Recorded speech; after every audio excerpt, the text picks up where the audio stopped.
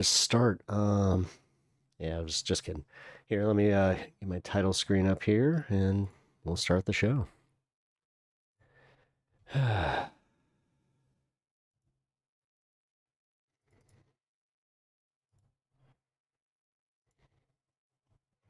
All right.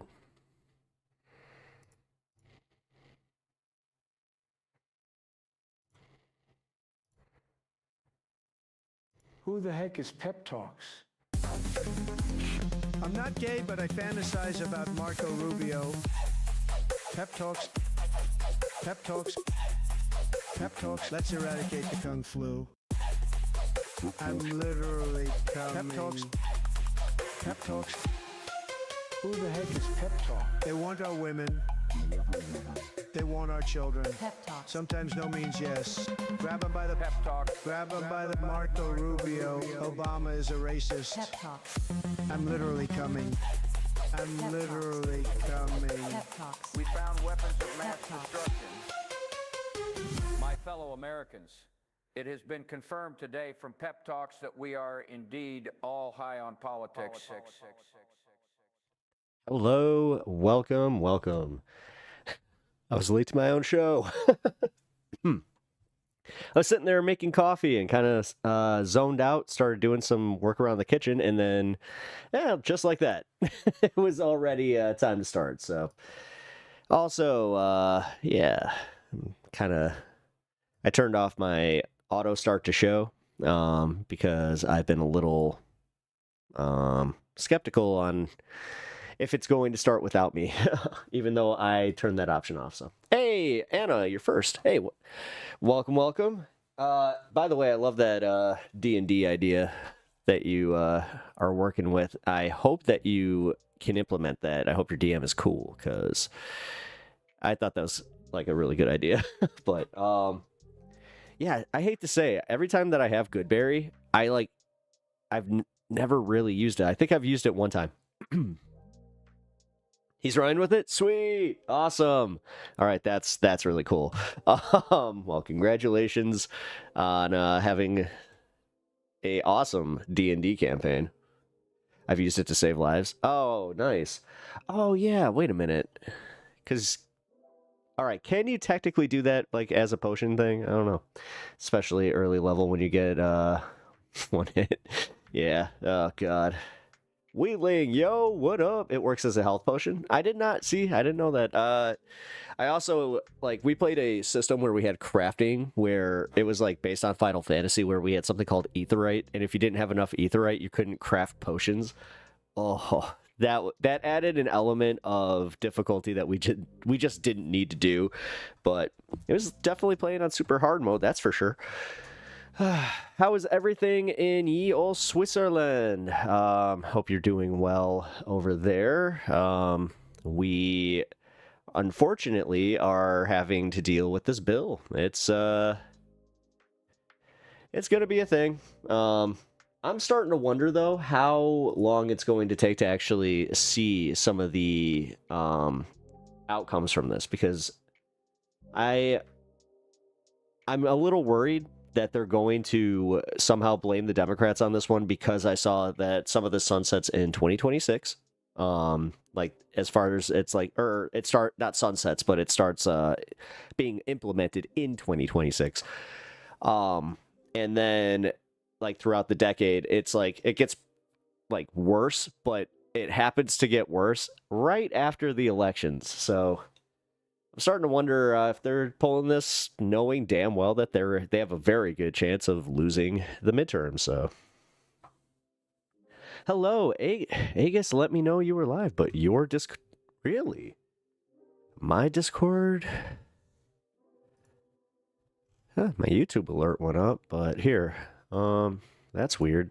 This is why I keep doing the @everyone, even though I have had 2 people now tell me that that's a little annoying, but come on, guys, really? One extra notification on Discord, you guys are gonna get, bent out of shape about it? I don't think so. Plus, I've been using it. Yeah, just do it. I'm doing it. Yeah, I'm doing it. It's one of those situations. You know what? No, I'm just doing it. It's been a thing. I've been doing it almost every single stream. I'm going to continue to do it. You got it. All right, there we go. Boom. So just wanted to say, as you guys get welcomed in here, you know what to do. Come on, I don't even need to say it at this point. Yeah, I do. Hit that like button. Hit the like button and help me out. I really appreciate it. Guys, I have some exciting news. Yesterday's episode was the 400th video on my channel. So guess what? Guess what? You know what that means. After this one, 19 more, and then we're going to have a celebration. I know, I'm so excited. I kind of noticed it yesterday where I was like, I've done 400 videos? Holy shit. Like, that kind of hit me. I was like, wow, it's kind of new. What's going on there? I just noticed that I'm having like an intense, oh, it's my sign in the window. I was like, what the hell is reflecting there? Yeah, it's John Cena and Donald Trump, which somehow kind of makes sense. Alrighty, but yeah, it's gonna be cool. Do a 420th celebration video. Get involved. Is that Vince McMahon? Oh boy. Oh, yeah. Hey there, pal. I got some news for you. Did you hear he's trying to start a new wrestling company and it's real? Like, this wasn't just... I thought it was a meme. Nope. It turns out that he actually has funding too, which, I mean, I knew that he would, especially like if he self-funded it, but... He actually has like outside funding, which I kind of thought was odd. And then on top of that, you have Hulk Hogan and Eric Bischoff trying to start a wrestling company, but it's not... Okay, it is one of the weirdest forays into wrestling that I've seen, because they're trying to do the thing where they're using a literal square, like a square circle, but then like the circle. And they're doing real Greco-Roman wrestling, but with personality. So I'm like, I think they tried that, and that's kind of why it evolved into what it is. Okay, that's okay, whatever. Good luck competing with WWE, which has taken off since he left. Yeah, it has, but it's also not doing well under TKO because of how much they spent on it. So they should do Swiss wrestling. Is there? I mean, you support your indies, man. Like, go see some indie wrestling. Indie wrestling is some of the most fun shit that you could ever do. I'm not even kidding. All right. I need to do the open ear thing because I feel like I'm clicking. You know what? Here.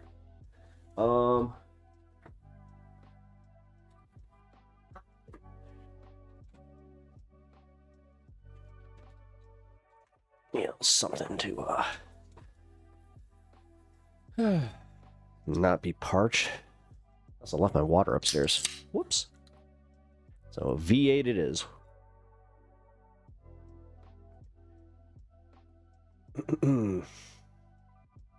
Get special pants and give each other wedgies. Alright, that's pretty funny. Also, Angela, I think that you just hit number 1. Yeah, you did. Cool. Angela. I just realized I didn't give you your proper greeting there. All right, guys. So, sorry that I'm having a little bit of a disjointed start to the show. As I said, I did have like this little bit of a situation where, yeah, I just kind of lost track of time. Haven't had that happen in a long time, but it happened, and I was in the middle of chores and just, yeah. I thought I had another hour. It turned out that I was minus a minute, so I ran down here and just started stream. So, sorry if my mind's a little disjointed, and if I have to run upstairs to take some laundry out, that might be a thing. But, alright, well, I do have bad news. The bill passed, and it is going to the House, so if you guys don't doomer just yet, it's not going right to Trump, because it's not the same bill. So they're sending it back to the House to get passed there and then go to Trump. So, well, I mean, it's the same bill, but it has been tweaked a little bit, but not great. Also, I got had today. I hate to say, I saw a tweet where they were talking about how the parliamentarian had shut down the what is it called, reconciliation process, because they tried to do a special deal with Lisa Markowski, and I bought it hook, line, and sinker. Turns out I was totally wrong, and they didn't. It was fake news, so I fell for some fake news, guys. Donald Trump now wants to deport Elon. I think we should have age limits for presidential candidates. Yeah, I saw this as or you say that as a conservative. Yeah, I agree. I totally agree, but we covered this yesterday where we can't get very far when, you know, this is a bipartisan issue where they constantly talk about us like we're children. I mean, I can speak for myself. I'm 38 years old, and yes, if you take one look at me and everything here, might be easier to do, but just on the merits of, like, when you see my age and then, like, I still, like, over the phone, I have had this happen where they'll still, like, call me kid, and I'm like, this is odd, because realistically, like, my grandparents, they didn't make it past 69. Actually, ironically, both my dad's parents passed at 69. So it's kind of funny to me when I see all of these old fogies that are just acting like they're going to be here forever and still treating us like we're children.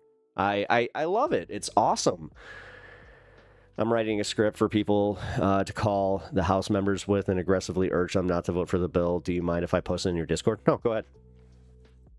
No, I'll probably even use it. I mean, Dick Durbin already is voting against it, so I don't know how... Or Dick Durbin, Jan Spakowski, she's already voting against it, so I don't know how much that's really going to help, but...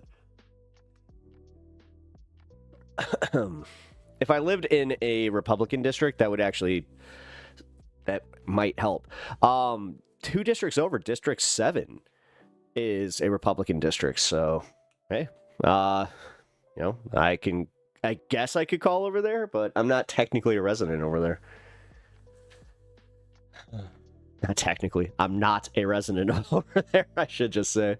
But no, hey, awesome of you to take action and also help us all out. I love that it's just a little script, so keep it simple though. Keep it so I don't like stammer on it, because I'm very bad at reading off a script. There's a reason that I don't do that. Democrats need to know people are supporting them too. Yeah, okay. I've never thought of it like that, where it's like, hey, you know, you might want to like say some nice things to these people. Really? In District 9. Yep. Yeah, no, it's hilarious. When I saw that I was in D9, I was like, oh, that's kind of cool, because District 9 is a great movie. You know, but we got that pesky bug problem, which is a little bit of a... But don't call them bugs, because that's derogatory. Zadrocot.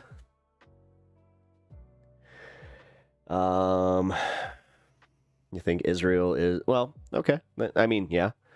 It's just one of those things where... Listen. I learned this from 9/11. Be very careful with denigrating everybody from one nation. You will find many people agreeing with your politics and policies from these regions, especially now online. So it is kind of counterproductive to constantly do that, because I also am experiencing that now with Donald Trump, where I, as a streamer who streams to, you know, international communities, when, you know, conservatives or even the left of other countries, they will start coming after me like I somehow voted for the policies that led to this, and I didn't. Now, if you want to argue that I voted for Biden and in turn that did lead to that, I will have that argument, but I did not vote for Trump. So it's kind of the same thing where it's just like, you're holding me to a standard that's not fair, because I also am anti, Trump. I'm anti his policies. I'm anti the Republican, cruelty. I'm anti ICE. Like, there's so many of those things where I'm just like, and somehow that just gets lost. They do genocide. Well, yeah. Are you? I'm assuming that you're not English or American or sorry, man. I don't want to be mean, but is English your first language? Yo, Kirk, what up?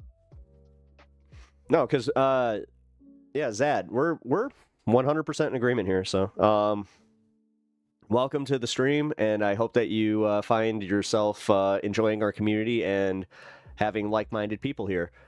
I'm just saying you're not going to have anybody debating you on that point because we all agree with you. So, no problem. It's no problem. But, yeah. But welcome. Also, hit that follow button if you haven't already. I appreciate it, and it really helps me out. Like I said, guys. Oh, you guys are already on that. Look at you. I appreciate that, too. Man, you guys rule. I really do.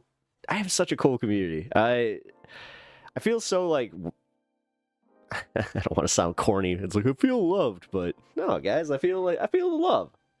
I feel the love. Can you feel the love tonight? Not my best. Also, the only reason oh god, the Lion King.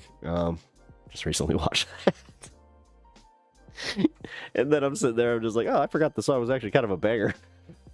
Whatever. Oh, no, I did that with Tarzan. Man, I don't know how I did that, but like when I watched Tarzan, I was just like, this is one of the best soundtracks ever. I unironically kind of had that playing, and yeah, it's one of those moments where I was kind of like, I don't have children, and I'm literally listening to Tarzan. But it's Phil Collins, let's be real. And Phil Collins, Genesis, come on. Love some Phil Collins. I mean, can you feel it calling in the air? Come on, that's one of the best songs. Angela, hey, well, I mean, yeah, I guess. Sure. Is that praise? What does hail actually mean? Heil? Like that, or does that mean hail? No, that means hail. Oh, okay, fine. I'm not very comfortable with idol worship, even though I don't actually believe in that shit anymore. It's just like there's something like residual there. Where I'm just like, yeah, like come on, yeah. Don't get involved. We all know it. We all do the thing. It's one of the best drops. And underappreciated is the like what when they go back to it's crisp. I love it. Oh man, I'm a dork. I really am when it comes to like my musical taste, because like I find myself listening to like the stuff that my dad used to play in the car, and like now I enjoy it, like Steve Winwood. Yeah, I used to just be like, my dad likes this song, but now I'm just like, I like this song. Because come on, Valerie, let's go. You are a massive dork for sure. That's all right. I'm used to it, man. I'm used to it. I mean, come on. The first time that I got a little bit of money, what did I do? I went and bought a bunch of Warhammer and some cards and some Gundams, and like, I am legit trash. It's okay. I recognize it. It's okay. Oh, hey, it's 420. Let's go. It's gonna be 421 for me because I'm dumb. Sad part is, I was like gonna plan for that too. But, like I said, I was in the middle of cleaning my freaking kitchen.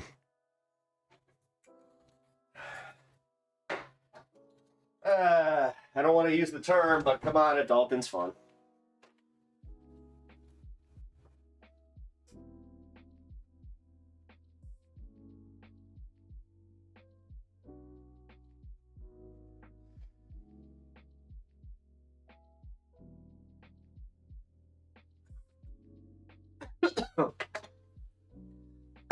No, but that last conversation kind of led to something funny. We were at a bar recently, and I saw that they had, you know, the little digital jukebox thing, and immediately I saw that Ace of Base was on there, and I was just like, you know what? Let's play some Ace of Base, and I just put the entire CD on. It was really funny how many people, like, you could audibly hear, and then, like, by the end of it, everybody was just like, this is a really good album.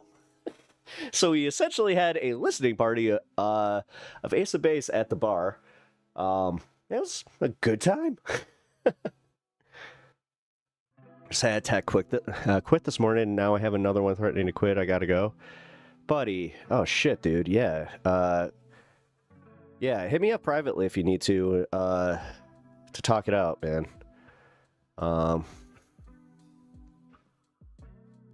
Because, yeah, dude, that sucks.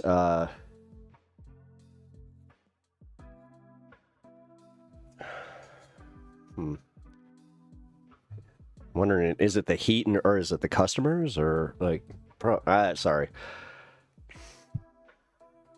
Yeah, take care of yourself and take care of your biz.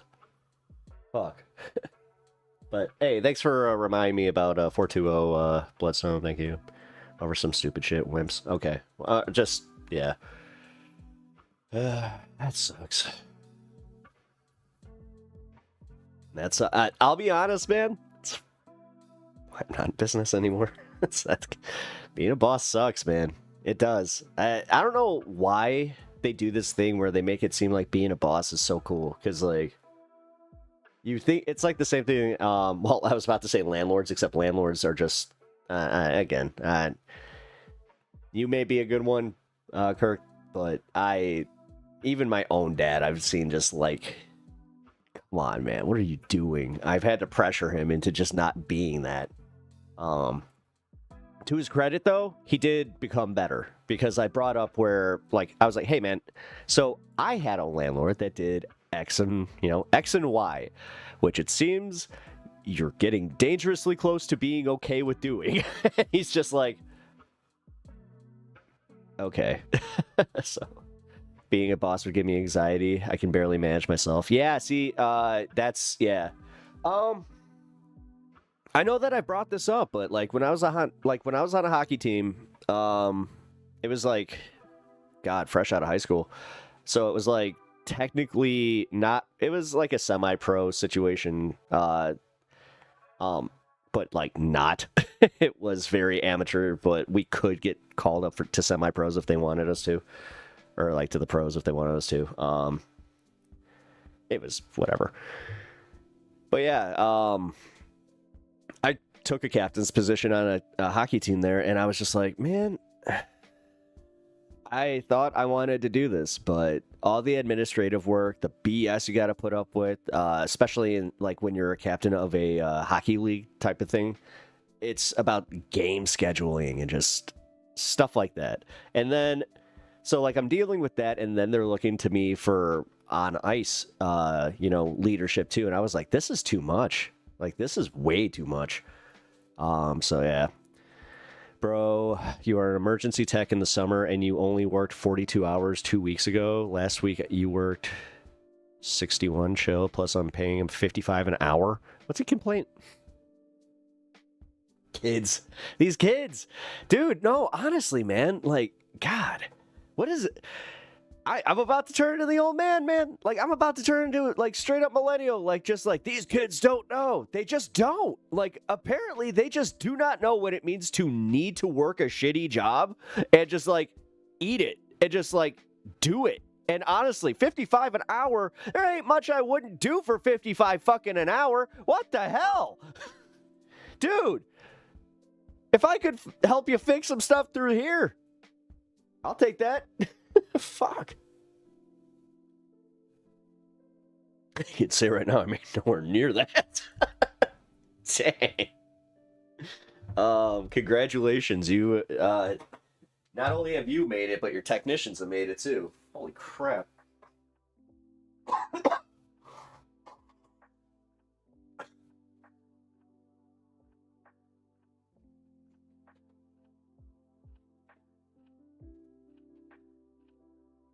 Someone trying to quit in this economy. Bold move, Cotton. Yeah, let's see that work out. Yeah. 55 an hour is good. That's good pay in America. Like, that's good pay. Do you do it independent contracting style? So how do you like, how's that work with insurance and all that? That's insane. Dude, I'm not even kidding. Like, if I lived in Maine, I'd come work for you. That's nuts. That's...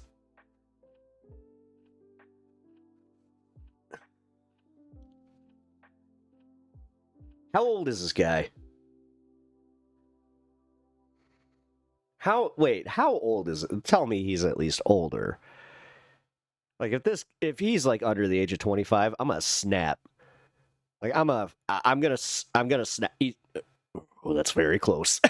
That's very close. I should have put under 30, but okay. Oh, no. I wanna. Ooh, Homer Simpson. That's infuriating. Yeah, and you said it. In this economy, you're making $55 an hour. You're only putting, I mean, and if he's bitching about pay and he's only putting in 42 hours to 61 hours, what? I mean, 61 hours is a lot, but 2 kids, but it doesn't matter. It's summer. I gave him 40 a week usually. We all knew he'd be working late for a few weeks. You know what? I'm wondering if this has a little bit of that social media anxiety shit where, like, I know this sounds stupid, but do you know how many parents get anxiety and then, like, feel like they need to go on vacation with their kids when they definitely cannot afford it? I've seen this happen way too many times. Then they come home, and then they're wondering, oh, how am I going to pay for all the school supplies for this year? And usually they'll rely on the ye old aunt and uncle.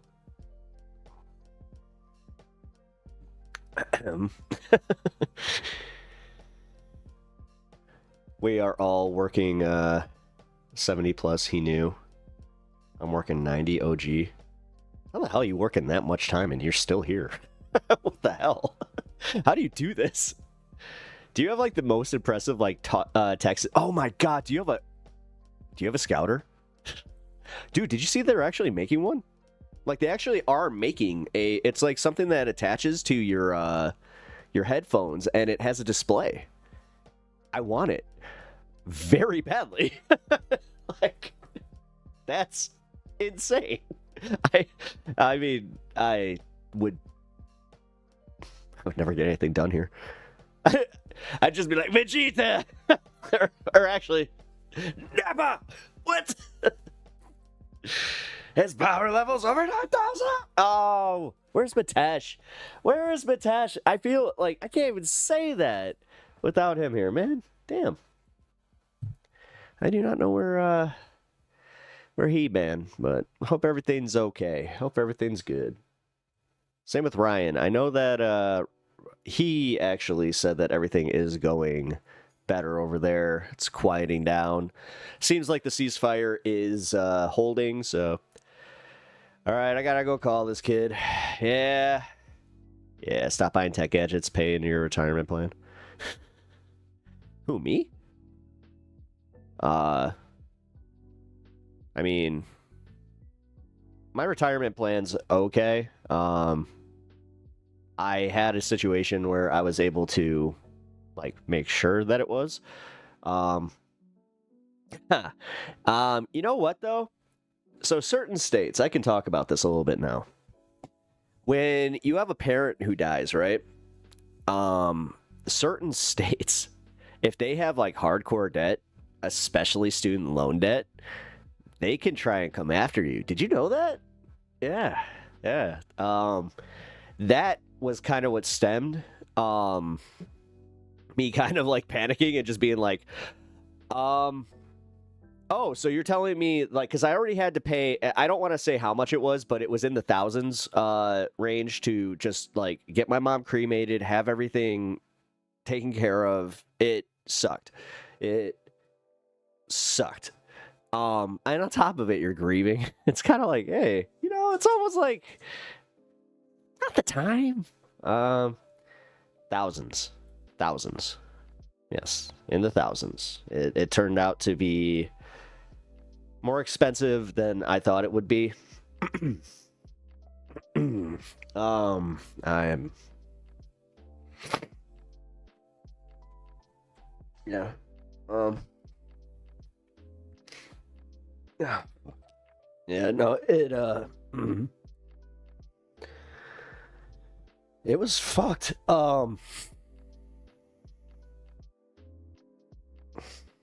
The way that they like. The way that they like come after you too, like where it's like right after. Man, I thought I'd be okay to talk about this now. Shit. Sorry, guys. Didn't mean to like bring the show down. But it was ridiculous, and it made. I keep saying this, like it really made me like go, what the hell? Like it's red states too. If I didn't get this shit, guys. If I didn't live in a blue state, I would have been saddled with her debts. It's only because I don't live in the same state as her that I did not get settled with those debts. They even and the thing is, they were just like, oh well, in a few months we're gonna assess a few things, and so here's the bitch of it. If my mom did have like a substantial estate, they would have garnished it all. But yeah, she didn't. So fuck. So that's so effed up. Yeah, sorry guys. Trying to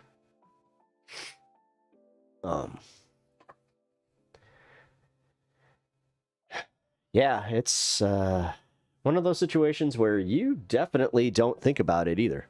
Like you just don't think about Mick Nathaniel. What up? You did make it. I was just talking about how dying in America is expensive. I know that I've touched on this subject quite a bit because of my situation with my mom, but I'm able to disclose a little bit more of it just because the bills are paid and I do not have any attorneys involved anymore. So yeah, there's no NDAs signed, so I can kind of talk about how ridiculously expensive it is to die in America, specifically Tennessee.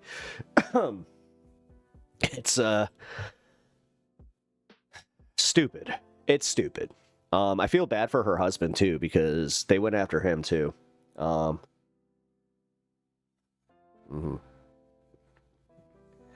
We're having a little bit of a problem with that right now. Because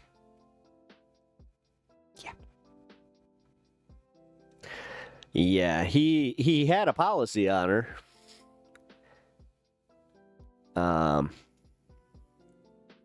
Yeah.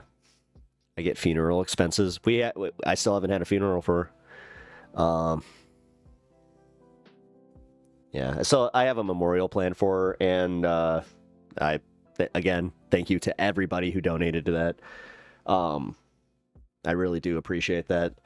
You guys made it a lot easier on me to make all the plans that I could. I think I talked about it a little bit because the big one is getting my family together to see her off. Oh fuck, I need.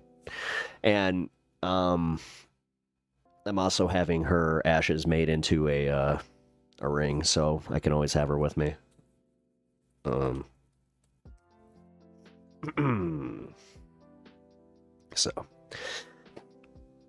yeah, I miss my mom, guys. I'll be honest. It's fuck it. It's therapeutic to talk about it on stream. I really do miss her. I missed her a lot today. I had a really, really rough day today with that. So it's actually kind of cathartic to talk about right now. because she was an awesome mom. She was an awesome mom. She was very, very. We were, I dare I say, best friends. Like she was awesome. I'm sorry about your mom. Thank you. My dad, I lost. Yeah, yeah, and Nathaniel, your dad passed away on December 9th. I'm sorry to hear that. Yeah, losing a parent, especially like, and this is the thing. I should. Like I started the show talking about it, how I don't like the way that we're condescended to, but because they did that, I think they also don't understand that they like may have also contributed to like, because I'll say this, I was way more emotional when my mom died than like my dad when his mom died, and it's not like they weren't close or anything. It's just like he was just like, yep, that's how it is. But yeah, man. Once my mom died, I moved overseas. Yeah, I think that the stream has kept me grounded, I'll be honest, because I could have easily gone a little, I don't want to, like, say nutty or anything like that, because that's not fair. But I could have been more impulsive, especially, like, because you do, it sounds so corny to kind of like repeat the things that like people kind of already know, but you start thinking about your own mortality. That happens, and then it hits me like, yeah, I'm damn near 40, you know, like it's, what do I want to do? What do I want to accomplish? What do I like, that kind of shit. What do I like, what's the stuff that I love doing and enjoying in life? That's why I love doing this. That's why I put so much time into this, guys. Like I know that it helps me build in the algorithm, whatever the hell. That's not why I do like the time that I do. I legitimately just love being here and doing this with you guys. So, I should be a little bit more careful about that, because, you know, it's kind of like saying the thing, like never tell somebody it's like, I would do this for free. It's like, immediately it's like, oh, really? Yeah, if you need to orient your entire life after a loss like that, I'm in the process of it. I'm expecting this winter, specifically Christmas, to be a living hell. Christmas was our holiday. My birthday's right around Christmas. And yeah, man.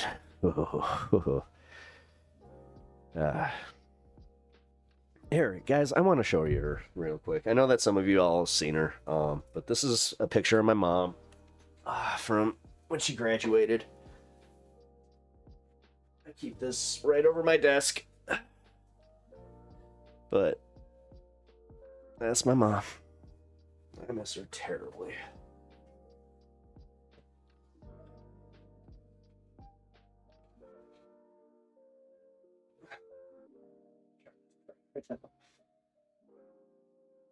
And I'm also trying to get this thing back on. Oops.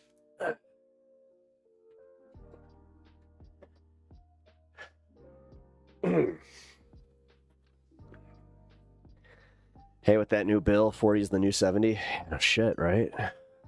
Yeah, right? I'm supposed to have I'm supposed to be like excited about, you know, future prospects and shit, and people are just like, oh, you don't want kids? It's like, okay, I still miss my mommy every day. Yeah, man. Somebody had said this, and I initially took it wrong. I actually took it like they were kind of being a jerk, where they were just like, it never gets better. And I was just like, well, that's not the right thing to say to somebody that's grieving. But the thing is, I'm kind of glad they said it, because they're not wrong. It doesn't. It just doesn't. It changes. It doesn't get easier to actually feel it. Like, for instance, I have I allow myself moments daily. I'll have shit, sometimes 4 or 5, where I just break down entirely. Just let it go. Just the big one is I am dealing with anger right now. I'm dealing with the anger at the American healthcare system, because that's the reason she's gone. is because she put off going to the doctor by 2 days, and if she had not done that, she would still be here. I'm mad at her husband for playing that game because he was very much about that, and he's very conservative. We're never. No. I mean, obviously, other people have like complicated relationships with their mother. I can only speak for myself, but I can just say that yeah, I was very close with her. Despite all of her flaws, she loved me very much, and I loved her very much, and it sucks. It just sucks. Like, it essentially happened like on stream, man. Like, I talked about how she was dealing with COVID. She hit me up while I was on stream. I had one of my last conversations with her on stream. I have watched that back a few times, I'll admit. And next day she was gone.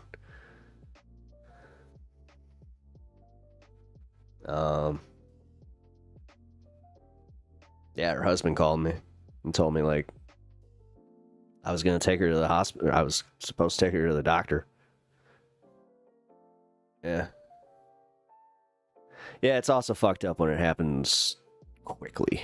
I've noticed this with a lot of like the grief stuff that I've been going through. That when I talk to other people, they're talking about like their moms and dads died of cancer and they watched them go long ways, you know, and they saw them deteriorate, which I mean, in a way, I'm kind of like, all right, I'm glad I didn't have that, but yeah, when it happens, there's no closure. There's, I avoid, my mom, you know what, thank God for her, my mom was very funny about this, where she would have full conversations on my voicemail. So, I have, I literally have, like, hours of my mom just talking. So it's something that it keeps me going. I actually have her singing me happy birthday, and that's the stuff that's fuck, man.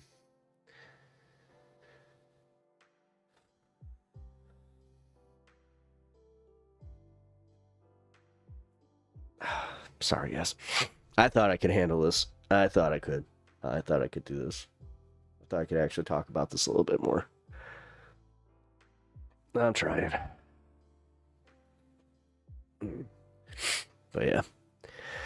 On a more interesting note, yeah, we have a little bit of something going on over her life insurance, which is fun. Things will be okay. Yeah. Yeah.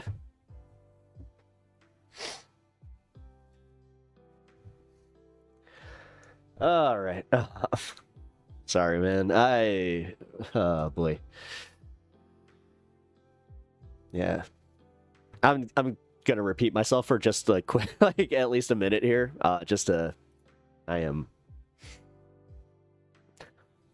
I'm not like you, man. I wish I had your talent. I really do.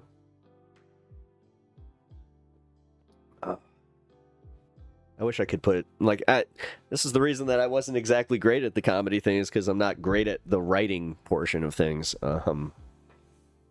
Actually, that's how I did this. I think I mentioned it, where I had an assignment from one of my therapists. He's just like, "Yeah, take a journal." I'm like, "Oh, I don't really like writing," and he's just like, "Video journal." I'm like, "Oh, okay. I didn't think about that." And then, yeah, I started doing that. And when I was playing one back, it was funny because I actually like found myself where I was like, that was vaguely entertaining. I was like, I had that moment where I was like, oh, I forgot I was watching me for a second. Like, it was meta as hell, but it was also like, huh. Like, it kind of clicked. And then I was having a conversation with one of my best friends, and it was funny because I told him that I was thinking about doing this. I was just like, yeah, man, I think I'm going to start a podcast or something. And he's just like, dude, you need to call it Pep Talks. And I was just like,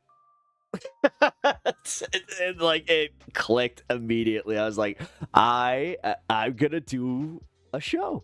Like I'm gonna do it. Like it was awesome.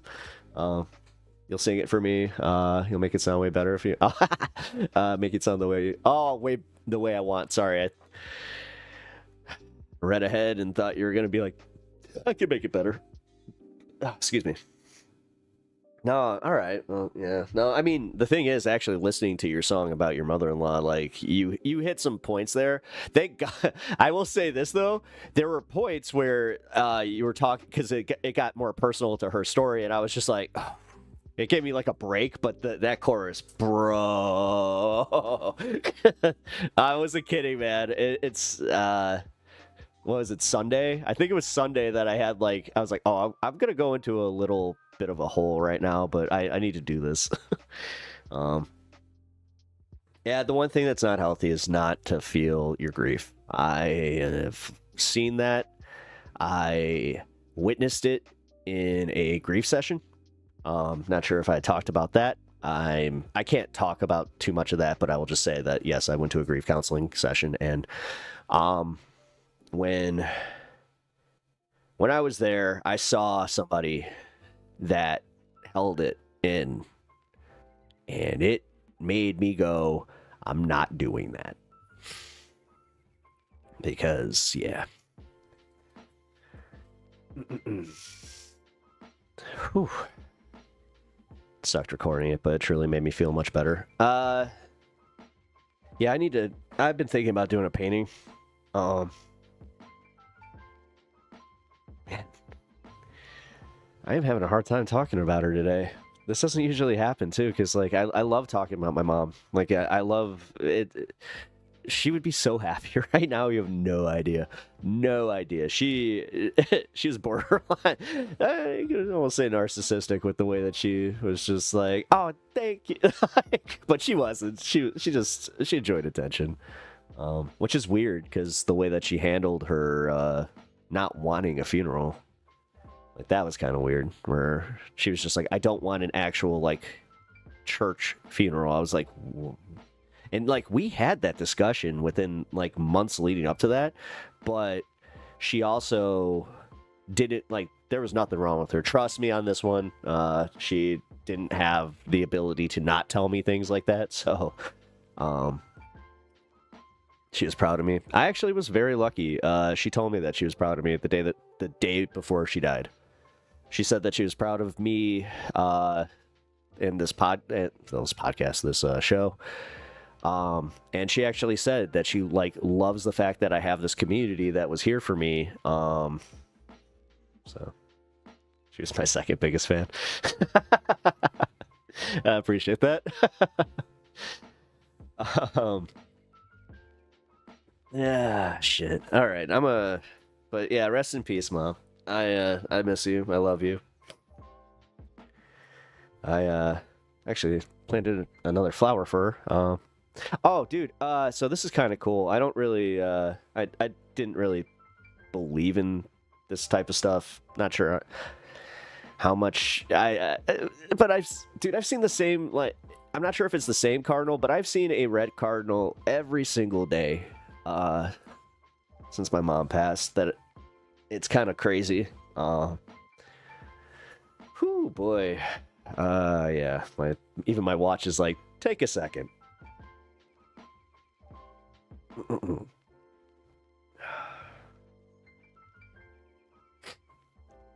Okay.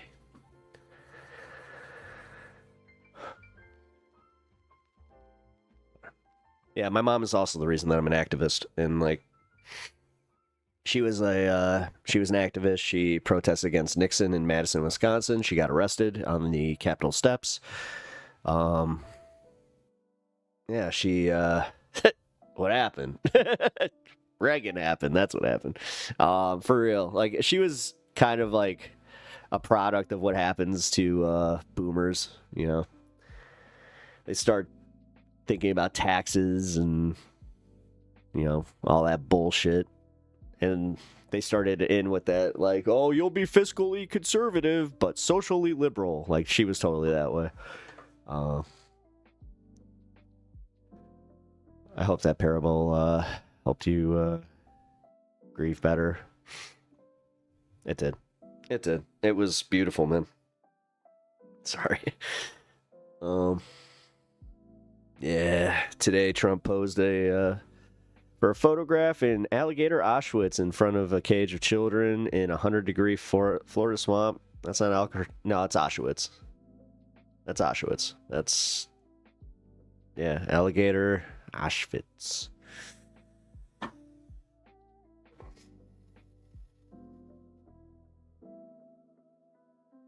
Yeah, this is somehow like I would be calling her about that and she would be outraged. And yeah, sorry, I'm gonna move on. Thank you guys though. Thank you. Apologies if anybody did get a little bit weirded. Like I understand how it goes. I understand. I kind of am still that way. Like where if somebody gets super emotional where I'm not at that level yet, and it's just like, oh. But then I have the ability to go think. I hate the fact that I have that, and that's why I am like convinced that I got a little touch of that, you know, where it's just, oh, either that or I just have like a processing problem where it's just like, oh, wait a minute, that's oh. He's trying to brand it Alcatraz so hard. I know. He wants it because he wanted Alcatraz before, and now, like, dude, he's so stupid and cruel and just.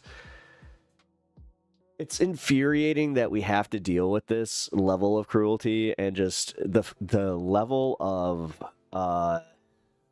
no care from their own constituency. I'm sorry, man. They're gonna stop notifying ICE related deaths soon. Once the alligator guards get their Trump merch.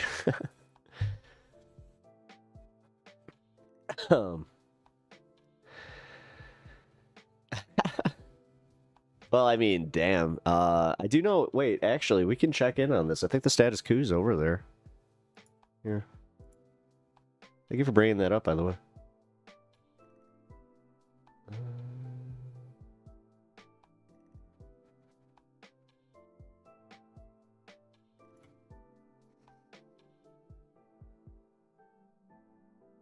Oh, they're on their way. They will be there.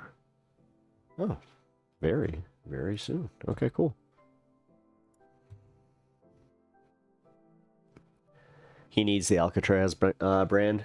Well, yeah.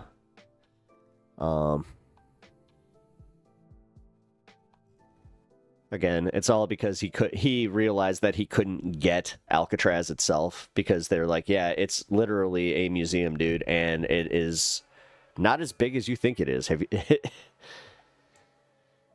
But I saw the rock. Sean Connery had a hard time getting out of there. I gotta tell you, if Sean Connery had a hard time, then that's exactly what we need. Listen, you asshole. You have absolutely no idea that was an actual movie. Oh, that'd be so funny. If Sean Connery was still alive and he was just like, does that man know that was actually a movie? Although, have you seen the theory that Sean Connery's character in The Rock was actually James Bond? Like the original James Bond? And there's a lot to support that. I was just like, shit, dude, that's kind of a cool little nod. Because he uses one of his aliases that he used as Bond.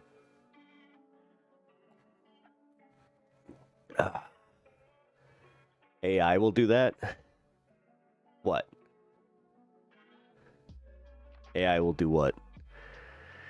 By the way, guys, I think that the latency issue on YouTube should be fixed, but if you guys can help me figure out how much lag there is with Sean Connery voice. You're the man now, dog. Oh, are you telling me that AI is gonna just like put me out of work entirely? So They could just have an AI pep talks that just does all the impressions anyway. I mean, you could theoretically do that, just program a pep talks that it's just like Macho Man, Sean Connery, Donald Trump, all walk into a bar. That'd be, ooh yeah, wild time, These guys know how to party. I can get down with this Trump fella. He knows how to treat a woman. Listen. I like this guy. He talks about, you know, if a woman needs a slap, dag nabbit, he'll give it to her. I mean, look at that. I swear to God, we're literally right there, dude. I swear to God, we really are. Fuck. I mean, Steve. Wait. What's his name? Crowder. I almost called him Chowder. Steven Crowder. He's already like that. That's all like the humor he does, or he's just like, oh yeah, and if she gets, you know, tell her to go back to the kitchen. Yeah.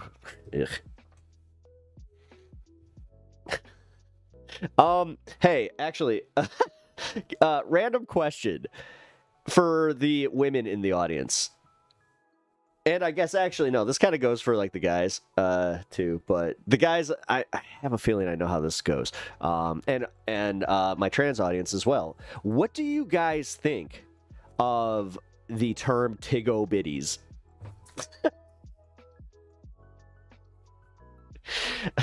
Is it like one of the biggest turnoff phrases? Is it one of those things where it's just like, oh, she got some Tiggo Bitties? Okay, so we got one funny. I seriously thought about that earlier today, where I was just like, I wonder if women are just repulsed by somebody that uses that term openly, like some bro douchebag where he's like, oh man, do you see it? It tells me you literally think like a 5-year-old that can't rearrange letters.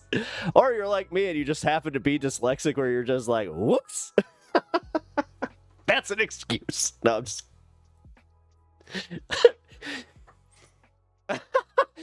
That would be funnier if I just had like a deadpan response to that as a kid. It's like, oh man, she got some Tiggo Bitties. It's like, do you have dyslexia too? Although I didn't get diagnosed until I was like, oh, God, I was like 35? It's like 35 or 36. Favorite Your Martian song, but not in real life. They had for real, then ick. Okay. So you're literally like, if somebody says that to me, you're just like, okay, I know I am not screwing with.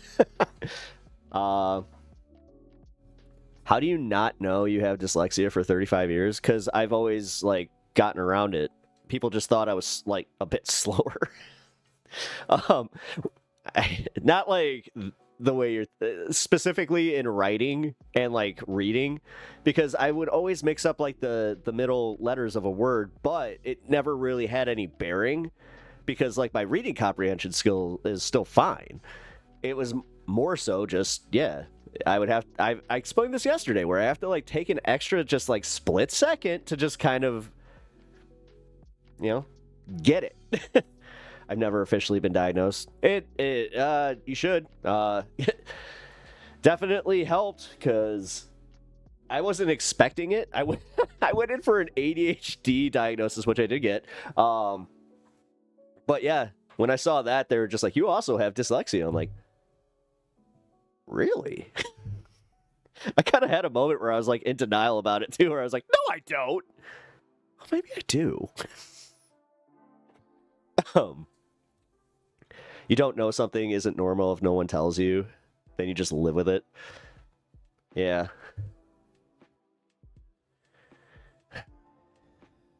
If it's a joke, then haha, but if it's serious, then no. But it does remind me of the funny scene from Duckman. Yeah. Duckman. Wow. That was a show that, wow. When I went for a checkup, they told me I'm just built different. You're just built different. Did they start recruiting you for the Imperium? Like, they start measuring you for your cyborg armor?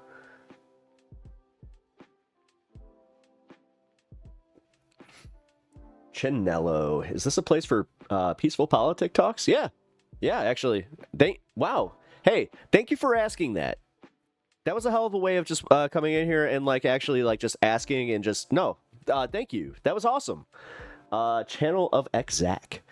I need to see other people's side for some topics. Well, what's the other side for you? But no, for real, I'm not even kidding. Thank you for coming in here and asking like that. Because I had that happen yesterday where somebody, we ended up agreeing, but they were just like, oh, I feel like I got chastised. It's like, oh, because you came in here just like, are you a leftist? It's like, why are you asking like aggressively? I don't. It's like, can you just say hello? Introduce yourself. Like, yeah, I come from an old school generation where it's just like, that's yeah. If you just come into a conversation and you're just like blah blah blah blah blah blah blah, it's like, I don't know who you are. What is your name? Hello, my name's Pep. Nice to meet you. Yeah. But yes, Channel of Exact. This is a chill ass place to talk politics. I have a bunch of people in here that have different positions in politics, as far as, you know, I think that we might even have a Trumper in here. But I know that we have more conservative leaning people. We got a few libertarians. We have Democratic Socialists. We have members of PSL, or, well, a few members. Right? I think we got more than one. Actually, I've never really thought about that. Do we? I mean, it's well represented. I know that for sure. But what's your question, Zach? You could just say I'm a communist. All right, we got a communist. Ah, Angela. Based.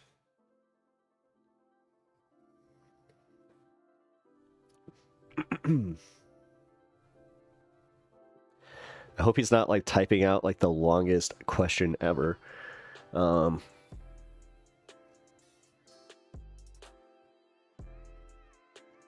Waiting. Okay. Sorry.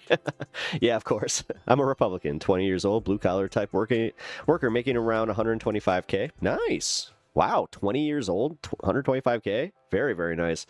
My side is, why would I pay so much in taxes for people's healthcare per se? Because so I can see why you think like this, because you really, like, 20 years old, you barely even have any idea what the medical system really is. But trust me, 10 years and you can mark this conversation with this streamer, Pep Talks, hi, that you're gonna start like feeling it. Like right around 28 is when you start getting the little it's kind of like a car where you start hearing like a little squeak and you're just like, that's interesting. But then you hit about 33, 34, you're just like, yeah, that joint feels like it's going. And trust me, I was athletic as you can be, and also I took care of myself. It happens, man. I used to be so arrogant about it, where I was just like, "Oh, it's not gonna happen to me. I do yoga. I do all my stretches. I've never really had a broken bone. What are you guys talking about? I'm fine." You feel actually. That's the other thing I learned, is if you have the option, I guess, is to break the damn bone and don't go with the sprain, because holy shit, sprains they hurt so much worse. So, timer. Oh, I mean, sure.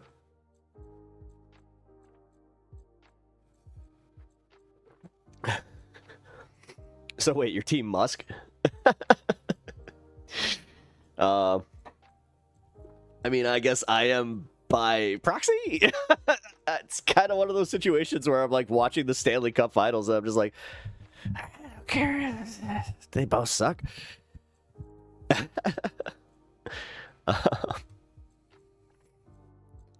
Why do you pay Wait, why do you pay you online billionaires' pockets, but you have a problem with paying for everyone for... Yeah, no, that's exactly it. As a big supporter of natural selection, if you can't afford healthcare, you failed. That's my personal view. Oh. Okay, so you like that is actually kind of a POS position. I will just say that. Like, you have people on your end, that would look at you and just be like, "Oh, you suck." Do you have people that you love in your life? Like, do you have a mom, or do you have a dad or a grandparent that you like feel that way about? Like, if they shouldn't have healthcare? Like, holy shit, this is a privileged position. Like, this is a privilege and a half position. This sounds like somebody, again, 20 years old, never had to go into the healthcare system. They had a pretty good childhood, you know, obviously were never sick. I heard stories Musk is going to rat on Trump for cheating on the votes. Imagine the world will go crazy. Really? Damn. Well, hey, let's see. Also, Timer, welcome. You can live off grid and not pay taxes if that's your worldview. Why would you be part of society? Actually, that's a good point. Why would you even, why would you want to be part of a society then? Like, if you're such a fan of natural selection.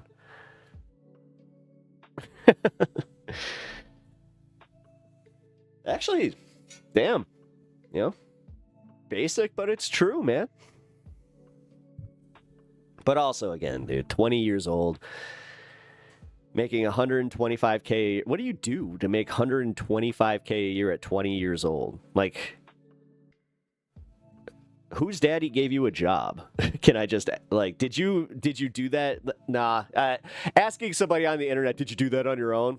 Yeah. He's a lot lizard. Wow. Yeah. I mean, they pull it in the big bucks. One income household of 32K a year. I got off my ass and working to where I am. What do you do?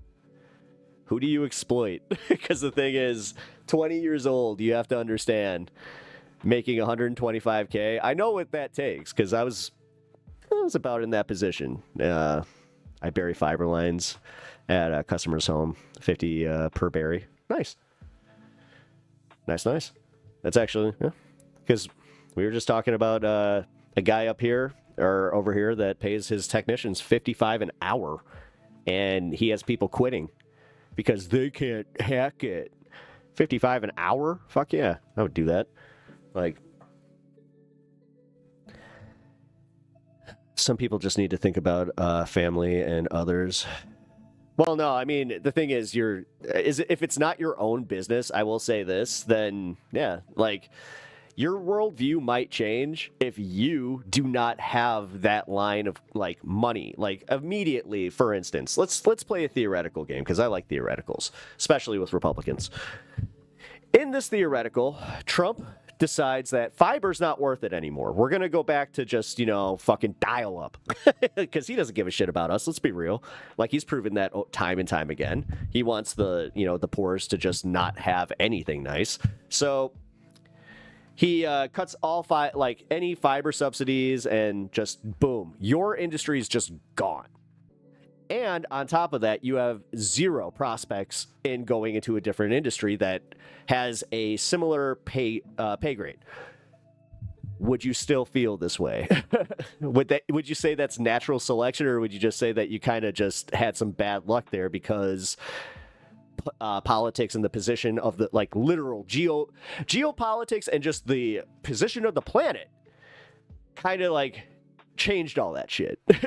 It's the same with COVID even. Like, are you saying that the people who lost their jobs to COVID, that was natural selection? I don't know, man. This kind of explains a lot, though. And this is where, like, I say the brain poison of, like, the Andrew Tate generation really does seep through. I mean, you can try and get your bag, bro, but just remember, man, they come for you. Like, you're not going to have some adversity in your life. And if you do not prepare for that, I honestly, I'm just kind of happy that it's going to hit you that much harder, because, like, you say that you grew up in poverty, 32K a year. Actually, funny enough, that's not even poverty. I can tell you what fucking poverty is.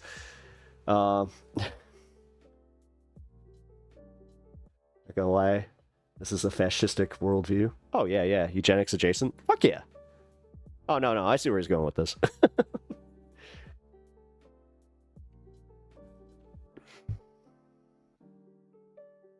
Tell your garbage man about natural selection. It's not natural selection when when the billionaires are the ones that are creating the situation. I mean, Congress literally just took people off their health care. So are you telling me that those people, that's natural fucking selection? Like, come on, man. Right? I can't wait for life to hit this kid. No, I cannot wait for life to hit this kid. Like, seriously. Whether it be a car or... I'm just kidding. I am so kidding, bro.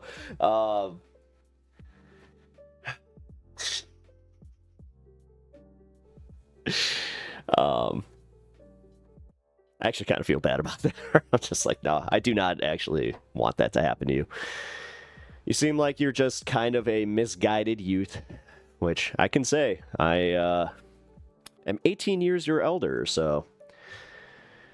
God, I was legally smoking when you were born there, whippersnapper, so maybe take a little bit of a piece of advice from somebody that moved left from the, I grown up by myself. Oh, no, that makes sense. That makes sense. No, you kind of seem like you never had like a lot of love and guidance. Which is unfortunate for you, man. Because like, yeah, I guess I had a pretty, stacked life in that regard. And dude, trust me, my audience here knows. I talk very openly about my mom and my dad and the shit that I went through. I could just tell you right now, Karma is laughing her ass off. Yeah, bro. I like how you speak facts for those people who think they are so rich and don't care what happens to anyone else. I hope that one day... wait. I hope that one day they reach out for help and nobody will help them. Most Republicans. Haha, yeah. I used to be a DEM, moved to Florida, got in construction. Oh, you live in Florida. Oh, burying fiber? Oh, dude, you're not going to be able to do that much when the swamps actually, like, take over the entire state. Like, dude, you do realize at 20 years old, by the time that you're 40, you're probably not going to live in Florida anymore. So, I'm just saying, man, just be aware that these are, like, because... based on your line of thinking, everybody that just got politically affected, like disaffected, or politically affected, I should say. Wait, which one is it? Is it disaffected or affected? No, because being politically disaffected means that you just don't pay attention, right? No, so it's politically affected. I'm working that out in real time. My work can move me to anywhere, any state they want. I'm telling you, what if your company and what if they just stop burying fiber? What if we move on to just all satellites because, tech. No, dude, your short-sightedness is kind of fun to watch because, like, again, you're only 20 years old. You do have, like, the air of, like, better. Sonny Jim, as somebody who has made way more in a lifetime than you're, like, you're doing well. You are. But I will just say... like, and also as somebody who has seen I have literally seen that. I have been at the peak, but I have also been at the valley. And because I was humbled when I was at the valley, I can tell you right now, it's not always going to be sunny fucking sunshine and roses for you. Especially, trust me, dude, like, if you have this attitude, karma will come back for you so much quicker because it seems like you're a little bit bitter, and on top of it, you don't have a realistic perspective of, like, going back to poverty. Like, you can have the whole, I will never let that happen to myself. Yeah. Again, you lay fiber. What if you get electrocuted? Then you need to have, like, natural selection? What if an alligator bites your hand off? Like, all right there, chubs. I did get lucky with my job. My job put me in a condo rent-free multiple cities. Again, this is where I have to ask. how did you find this job? Like, was it something that they were like advertising for and you were just like, fuck it, I'll go do that? Because you said you moved to Florida, so. Let me speak like the way this stupid person would speak. I'm so rich, I would make so much money, I can afford healthcare. I don't care if nobody else can. That's not my problem. Just do better in life. Well, then they complain about taxes. And then they complain about like the fact that the roads suck. And then they complain about the fact that they can't get anywhere comfortably. Like there's so much of this where, again, it's short-sighted selfishness where that's fine. You can continue to think like that. But again, once it starts biting you in the ass, this is where I will say, I'm one of the types of leftists that, in my form of contributing to this movement, I'm saying, like, I'm not the soft leftist, dude. If you fall on your ass, you said it. Natural selection. I will literally just be like, cool. And if you go, well, the tolerant is such a tolerant leftist, it's like, the cable companies hire these fly-by-night subcontractors, and then the tech with real training have to go fix their messes. Yep. Yeah, actually, that is true. That happened to me. They didn't lay my line deep enough, and yeah, they had to come out and fix it. So that was kind of funny. Also, what I will say, again, layoffs are a thing. Injuries are a thing. I know, you're 20 years old, dude. Trust me. I'm going to keep repeating this. I thought I was fucking invincible too, dude. I play fucking hockey. You think that I got into a sport where we hit each other all the fucking time? Hitting pucks off? Like, I was a goalie, for fuck's sake. Like, trust me, man. I thought I was invincible.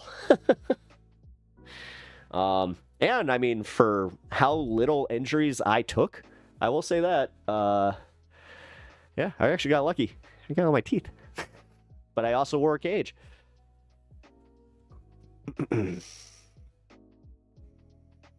Like me hitting a backflow preventer, $1,400 mistake. That was my fault, nobody else.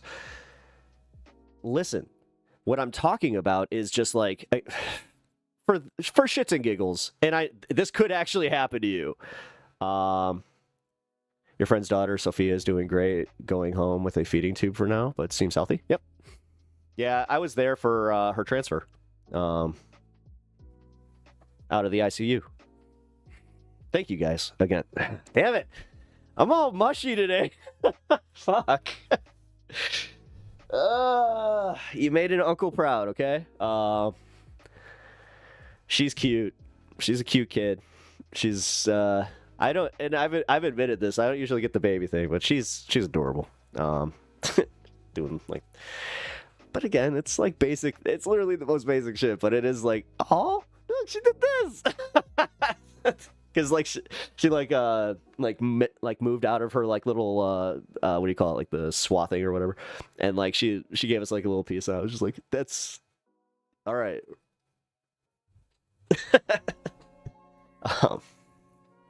Anyway, yeah, Zach. Again, man. For this theoretical, an alligator. Because this could happen. An alligator gets you, right? You got my gator. Sorry, I couldn't even get that out. But then what? Is that? I mean, that is literally the definition of natural selection, I guess. Hold on, this is a bad example. Well, that went down the tubes real fast.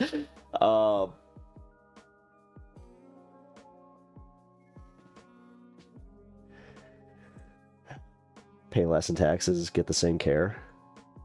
What do you mean pay less in taxes? And you do realize like that this is actually part of like the way that they're proposing it is that you would be able to pay to get expedited care and you can still do whatever the fuck you want. They just wanted they want a better public option because healthier people tend to cost society less money in the long haul. The thing is, this is only subsidizing insurance companies. So you do realize that's the biggest scam here. Swamp puppies ain't never hurt nobody. Oh, he's just a cute little gator. Why should people die because they can't afford it? Again, why do you live in a society? Go live in your swamp. I mean, they do have a point here, man. Like, why do you even want to... Like, you sound kind of antisocial, I gotta be honest. But that's like a professional diagnosis that I'm not comfortable just doling out, so... Man, YouTube is quiet today. Actually, here, Angela, if you don't mind testing something here, hit 1 when this gets to you.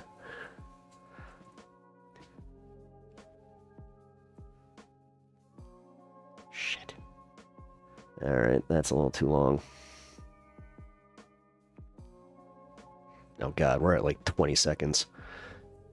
Yeah, 520 or 421 here. Oh my god, I'm at a minute? No. All right. Go.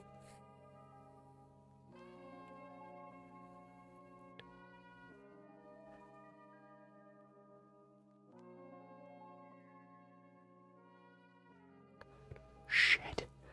Oh, man. 16 seconds, guys. We're at 16 seconds. Yikes. Yikes. And this is better. Like, this is better than what it was yesterday. What is going on with YouTube chat? Dude, Political Punk, he went on like a long tirade on his channel where he was just like, I was so ready to just like abandon Twitch, blah, blah, blah, blah, blah, but oh my god, YouTube chat. I was like, yeah. It's pretty bad, man. Holy, which sucks because YouTube is like awesome. I love my YouTube chat. Also, yeah, it seems faster today than it was yesterday. It is because I put it to super low latency, so shit. I don't know how to fix that. There's no other way. I'm on ultra low. I don't know. There is no more lower. We are at the bottom. You should do an auditorium channel in Discord. I mean, I kind of have, like, if you guys want to have private chats in Discord, you guys are more than welcome. I don't know, between Twitch and this, listen, realistically, I'm working on trying to have a website, in the vein of Vosh, because that is one of the easiest ways to have all of this in one spot, have a priority chat, have people, because the best way that I should be, like, I would love to see this work is where you guys get memberships to the priority chat, to the main, like, chat channel, the way that they have been doing, but I also kind of like this. I personally also like having my YouTube and Twitch chat mixed, and yeah, it sucks. Still trying to figure it out, though. Yeah.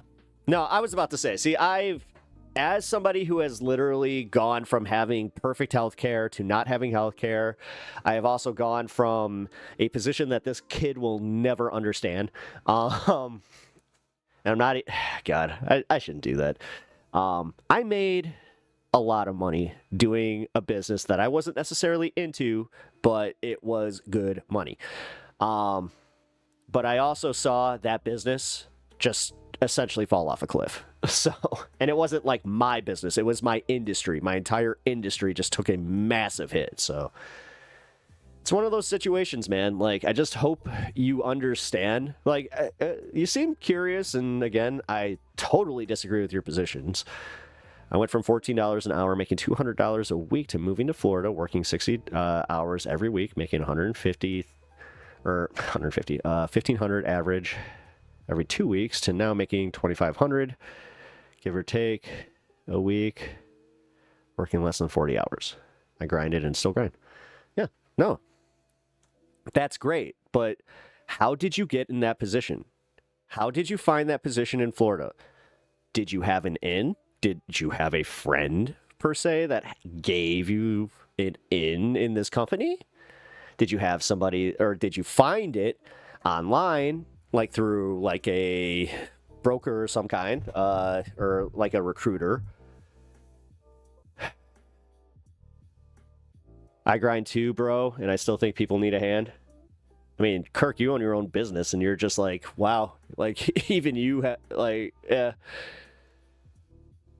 like you have more incentive to think like this guy.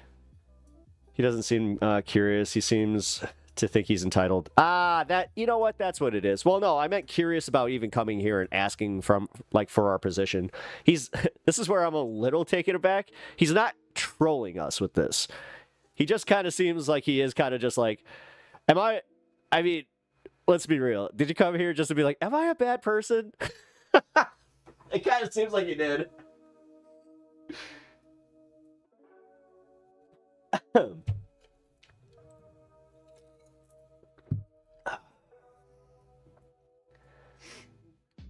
And I have skills, but I'm a front-end developer, but my disability is literally ruining my life without meds.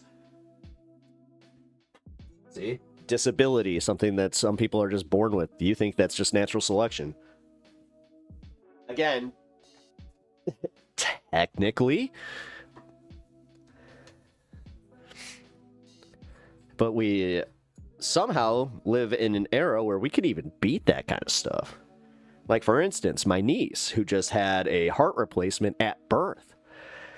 So, per your thought process, should my niece not be here? Because she had a life-saving heart transplant? Honestly, based on this answer, you might get banned.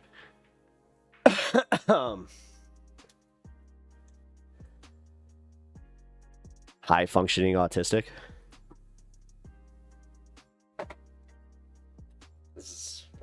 I guess when you say high functioning, immediately I go to, is that a disability? I am too. But,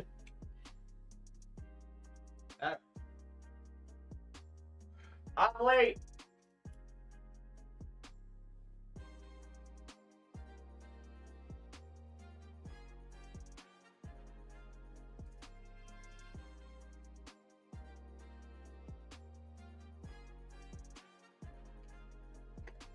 Happy celebration, guys.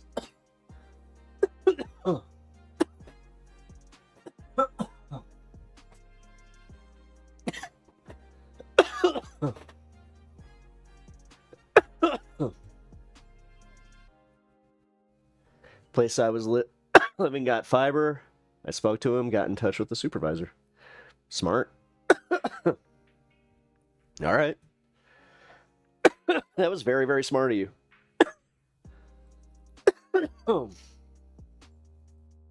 Which, I'm not even trying to inflate your ego, but I gotta give credit where credit's due. You went out of your way, you asked somebody, you didn't know the guy, so hey. Honestly, I would be happy and proud of you if you had a better outlook on life, if you weren't such like kind of a shithead. But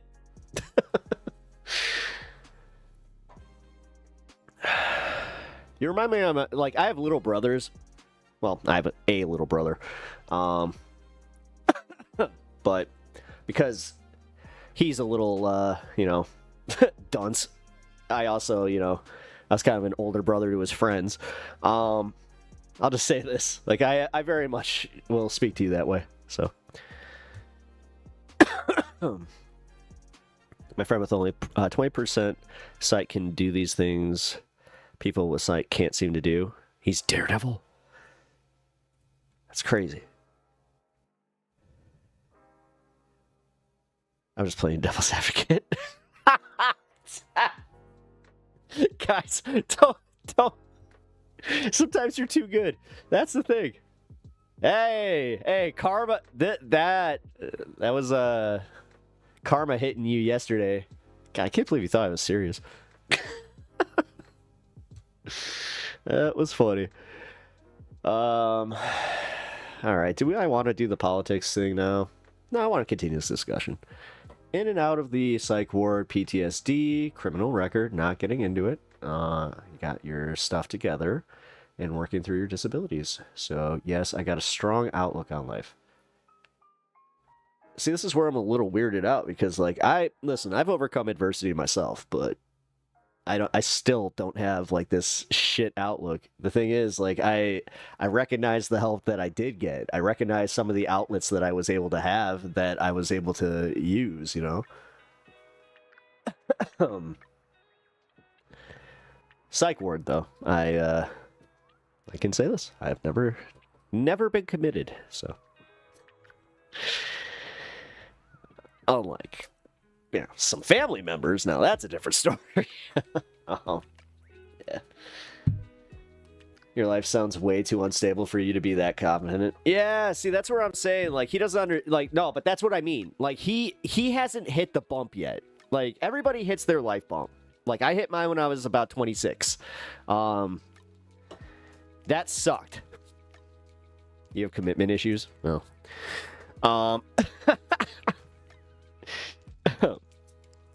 But no, man, I gotta say, like, that's a good assessment of you. You're way too confident in this, like, idea of all, like, and maybe you'll change, because I'll be honest, man, I was a shithead when I was 20.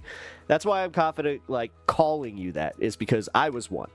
Up until about 24, I was an overconfident, I thought I knew everything. I was like one of these chatters we have, Panic Studio, if you know, you know, who is just contrarian to, like, the bone. That was me. And then I just realized, oh, I don't know anything. I don't know shit. Like, I thought, and I was kind of like you too, because I was very young in the industry I was in. And it gave me a lot of false confidence. Coming from sales, I can tell you a lot of people find grinding to be a virtue. It's a super toxic mindset, and it's also not sustainable. Also, these guys are trash. Yeah.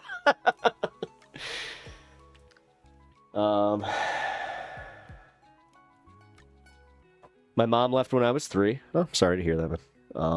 PTSD for that reason. My dad has mental... Well, I wish Auto Mod didn't catch that, but your dad literally has, just say a mental disability. It's fine. We get it. I pay for my family's bills and back in New York. Grinding is fine. It works. Wait, why do you do that? Wait, why do you do that? Wait. You just actually fucked up because you just opened up about that. Why? Why? Don't pay their bills. Natural selection, dude. Like, why can you pick and choose for your family but not other people? Also, are you your dad? Are you happy that he was able to claim disability? I'm assuming he claimed disability if he had that. Like, that's wild. I gotta say, like, that kind of changed the tone of the conversation a little bit. I knew there was something. I knew there was something there. There was something not right, where I was just like, Yeah, Grant Cardone. Yeah. No, again, grinding is fine. It works and it does it, but most, like, yeah. It mostly works, though. No, I mean, it does. The thing is, the overcommitment to the grind, and on top of it, it also depends on industry, man. Like, dude, if the economy collapses, the real, like... Just, again, based on your thought process, you're just like, oh, well, I guess that's natural selection for everybody that's affected, even me. My family claimed SSI for me. Then wait a minute. You are the product of you're literally the product of these social safety nets. How do you not... Oh my God, this is the one that bothers me the most, guys, is when they take advantage of all of this and then they're like, we don't need this. That's crazy. Even though I told them not to. Now because I make so much, I got to pay back 10,000 plus to the government. Well, what about your family though? Like, even... Okay, well, I'm just saying, like, what about your family? Like, what about, like, why are you paying for them in New York? It makes no sense. Let them fail. You made it. Why the fuck do you need to carry them? No, I mean, you want to match energy here, bro? I'll match energy. I will make it sound like I will apply your shitty thought process to your family. I know it sucks. It sucks when it starts hitting you personally, doesn't it? It's almost like you want a little bit of sympathy. It's almost like you. It doesn't suck. Then stop paying for them. Like, stop paying for them altogether, bro. Like, what's your problem? What's the problem? They'll be fine. Literally, your dad will be fine, right? Also, make sure he doesn't claim anything. Chillin' Jazz. Who, me? Wait, Chillin', did you just get here? Because I was actually doing an impression of this chatter. So... I hope that you didn't just come in here and just be like, oh my god, is that the streamer's thought process? Cause holy crap.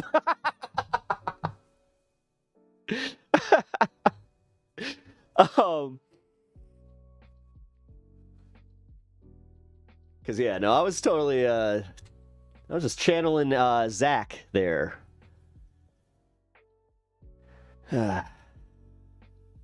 See, that's the weird thing. I don't claim that stuff. I don't have kids, but I'm still fine with paying for this stuff.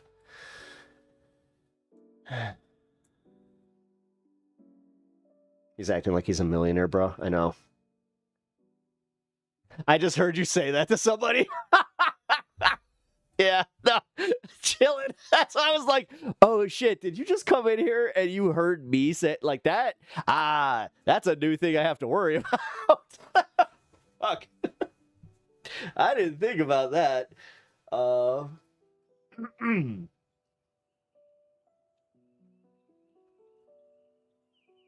No, that's not natural selection. No. You don't get it. You need to apply your thought process entirely. You don't get to pay for them. You believe in natural selection, therefore empathy has no place in your mindset. What are you talking about? You should literally be putting your family into, like, they should be grinding for that money. Why should it fall to you? Why should it fall on us to pick up the pieces for them? In New York, especially. Like, we live in a society of humanity. This guy don't want to. This guy wants to live, like, dude, seriously, he just, natural selection, the strong survive, the weak dies. They are strong because of me. No, that's not how that fucking works. That's not how that works. I know what you're trying to do, but you are a bit of an R word at this point because you're just putting the mental block up because you don't want to. You don't want to apply this because you know that that's shitty. You know that's saying that because your family cannot do things because of disabilities and because of circumstances that you have to pay for them. They have to suck off the government tit.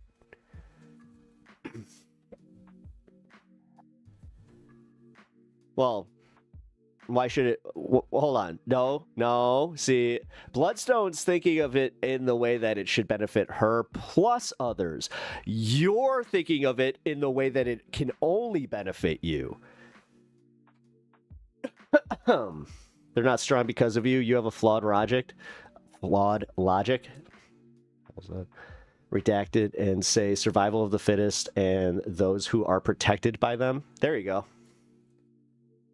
Yeah. Actually, yeah, Kirk. I think you nailed that.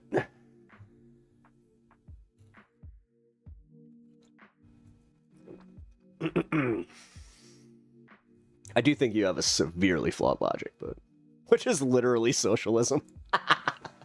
Yeah, socialism for his parents, but not anybody else. Anywho, no Dr. Stone, the anime? No, I do not.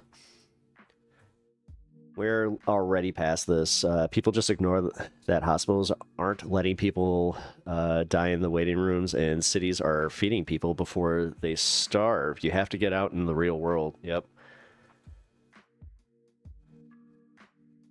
If I come across it, I will check it out, because I know Kirk here loves him some anime, so.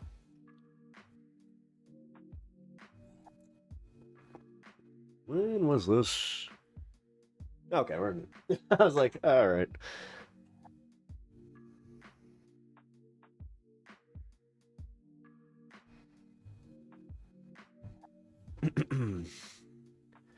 Pretty sure there's a survival character exactly like this one on Dr. Stone. He's a dumbass. How come Musk is such an emotional man-child? I think it's hilarious. How come Trump is such an emotional man-child? How come these billionaires are such emotional man-children? I thought that they were big, strong men. Emotions. Everybody said that. I said that women too emotional. They're too emotional. We can't have a woman in the presidency. We couldn't. Absolutely not. They might do something irrational. Like, I don't know, put random tariffs on some countries that causes a trade war that was completely unnecessary. Maybe start World War III, maybe not. Who knows? Maybe in 2 weeks. Who knows? Who knows? I don't know.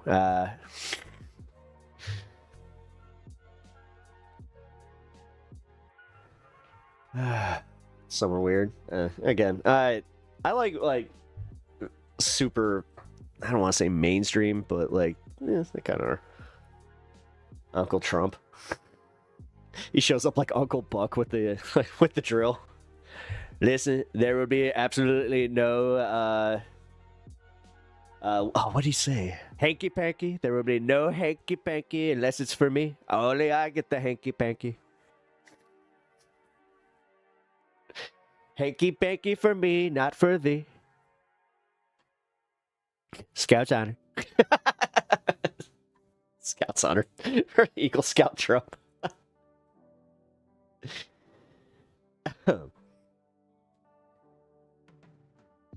They told me to start knocking these rocks together to create fire. I started bashing my head against a rock. It didn't work. But I would rather have Trump than Hillary or Kamala. Hillary, nah. Kamala, I don't. She would have been milquetoast, but honestly, I mean,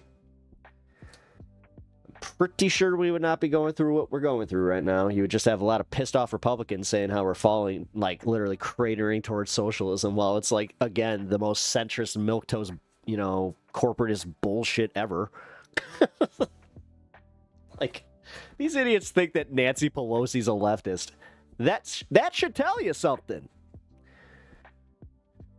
They give those vibes often, but I mean,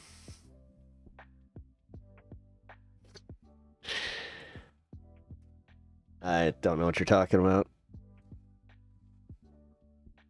As someone who was a bit of a mama's boy, I deferred to my mother, so my mom was a strong person who, yeah, I just don't understand this idea. Like, it is so sexist, man. Where it's just like, yeah, we can,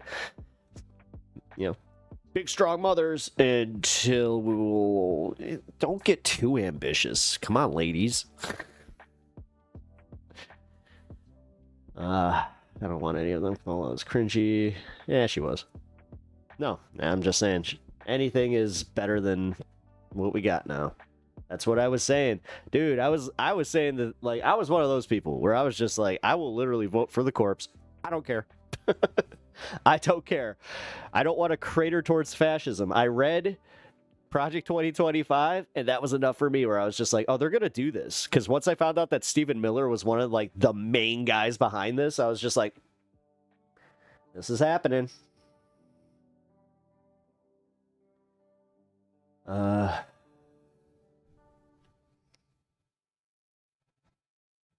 thing is, they could actually be productive members of society. I have the hottest take here on women for president. Uh-oh.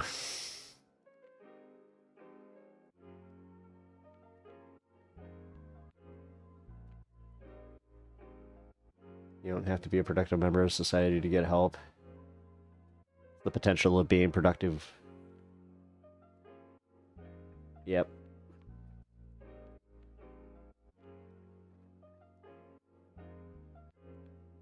Yeah. I don't know, guys. This was when, like, again, I said this about myself when I was 20. I was a shithead. This guy definitely is exuding excrement out of his ears. Yeah,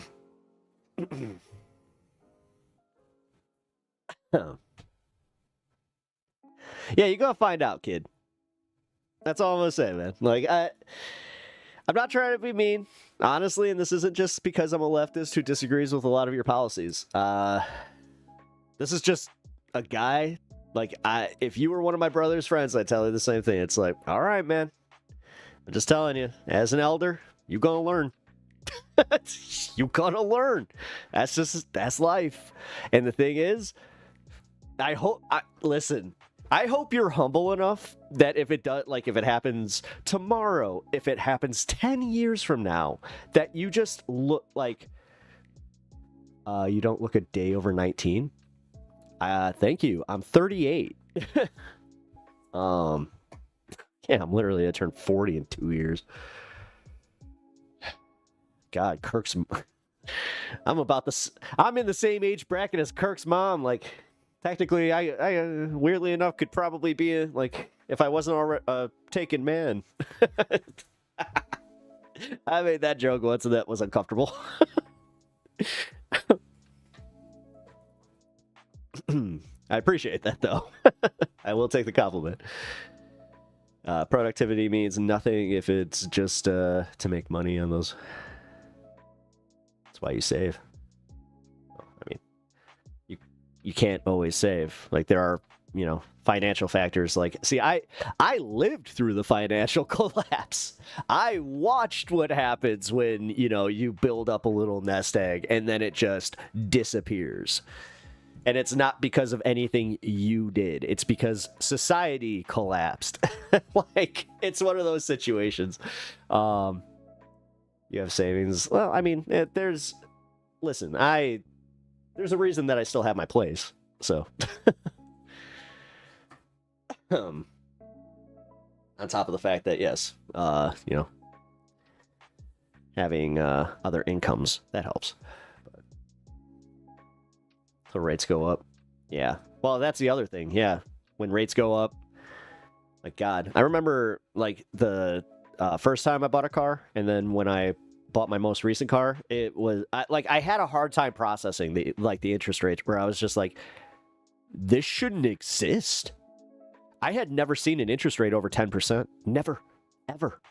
And it blew my effing mind when these guys were talking like 28, 30%. I was just like, what? What are you talking about? They're like, yeah, that's like an average car loan now. I'm like, nuts. And if we have a financial collapse, or if you have an unexpected bill, you are lost in the sauce, bro. You haven't been an adult for very long. No, that's my point. And I, like, dude, trust me. Like, I don't know why I have this ability to remember, like, almost each year that I've lived, where I remember, like, being condescended to, who condescended to me, and what they said. It's like I hold a grudge or something. But for real, I do remember being that age and thinking that I knew so much better. So much better. That's also when I was super, like, involved with the 9/11 truth movement. All right, 20 years old, pay off my car. Check. You can lose the toys very, very, very quick, because also remember, though, there's upkeep on it. Like, the more you acquire at a young age, the more there's upkeep, storage. Like, trust me, man. Trust me. I live off beans and rice and ramen. I live bare minimum other than the motorcycle. Yeah, so how many years has he worked? Well, he can't have worked that many. If he just moved to Florida, he's just making this, so probably 2 years. You need advice from this dude. I pay $13K a month in bills. Yeah. Or I need advice from this dude. I pay $13 monthly. Beans and rice, bro. Beans and rice. I mean, more burritos, brother. Come on, man. The infrastructure. No, this job. You've had this job since you were 16? The infrastructure and security grid that allows you to grind isn't free. It's literally based on tax subsidies. Especially the fiber. Like, I know that, like, laying fiber, that's literally, like, they have people that are government contractors doing exactly what he's doing. Like, he's not wrong, though. He could probably go from, like, Florida to Ohio, and yeah, he could be killing it. Like, that's not wrong. Trust me. I know. I got a friend that does that too. He's 20. Kirk, he's 20. He's only 20. He is 20 years old, not even 21. Trust me. I'm telling you, man. Like, he's been on his own for, like, 3-4 years, like, actually on his own, like, as an adult, legally, that has been recognized by the rest of society as one. Trust me, he's probably got this idea that because, you know, of his adversity that he went through, that he raised himself, so I just know everything. That's how you should actually know you know nothing, because you weren't taught things. You didn't learn the ability to actually learn things. You just learned, like, kind of like like, you were kind of like Cable Guy, where it's like, oh god, was like, oh, it's the most depressing version of Cable Guy where he's watching YouTube and it's fucking Andrew Tate. Ugh. God. Oh man. At least Cable Guy had like this is like that episode in Star Trek, Steven. Oh god, I gotta watch that movie. I haven't seen that in forever. 20, I'm actually really surprised. No. That's why I am not trying to be condescending to him. As if he can keep this going but change his mindset, he will more than likely be very successful. But if he goes into this with that shithead attitude, he's going to have life hit him in the head really fucking hard. And the thing is, because he has this, like, it's all tied into, like, his adversity and overcoming it, and, like, he's already, like, put his crown on because he has a nice, like, a good achievement of making over 100K at, 20 years old, which is, again, that is a great fucking thing. That's nothing to be scoffed at. But you don't have any life experience, like actual life experience, where, again, you haven't really, like you said, you live off beans and rice. So what happens when you lose all that money? Like, again, what happens when the if the economy collapses and even your nest egg, even your little nest egg, unless it's in the Caymans, is gone, then what? Also, the big one, the actual most likely for you is because you actually do work in a pretty, like, high, like, it's not a high risk field, but it's a higher risk field. I would say that, yeah, injury is more than likely. Trust me, wait for the first time you throw out your back. That'll be fun. He needs to keep this up for the next 20 years minimum to get a house. Yeah, right now, yeah. You can say, when didn't you see the dollar collapsing? Many of us Americans ask the same thing. Madeline, why are Americans always talking about I'm doing well?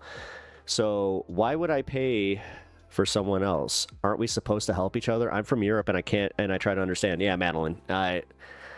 Awesome. Welcome, Madeline. I have not really seen you in chat much, so welcome. If you haven't already, hit that subscribe button. I appreciate having you here. I'm on your mindset, and again, it's because of my mother. My mom was very much in the European mindset of ways, and it wasn't just because of Christianity. It was literally just like, no, we should have, like, because she traveled, she saw like what socialized medicine did for like a society and just in general how much you guys like actually seem to love your families and love life. Americans have like progressively since the 80s, they have become more and more disassociated with the idea of actually having like a functional family, specifically with the more money they make. Like they did this social experiment recently where they found that if you make over like a $300,000 a year and you have like 4 kids, you're more likely to actually be more unfulfilled in your family life than the people like in the lower tax brackets, because they have a much broader sense of community, as opposed to where like these people, they have nannies and they have like disassociation from their kids. So yeah. And that has been a thing since like the 90s. So this is something that they could definitely track. My crib was listed at, when you bought it, it was the cheaper option around me. Holy shit.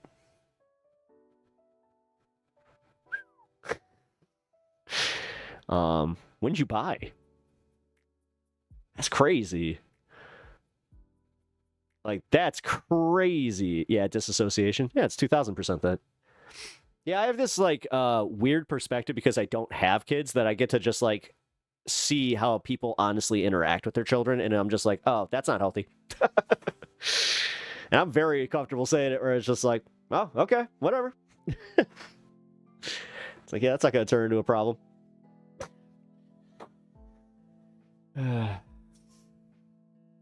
Maine is very I don't understand that. How is it more expensive to live in Maine than it is in Chicago?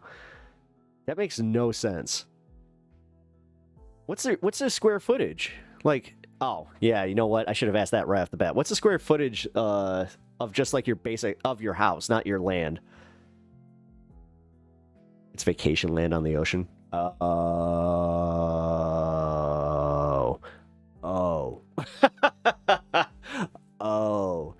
Oh.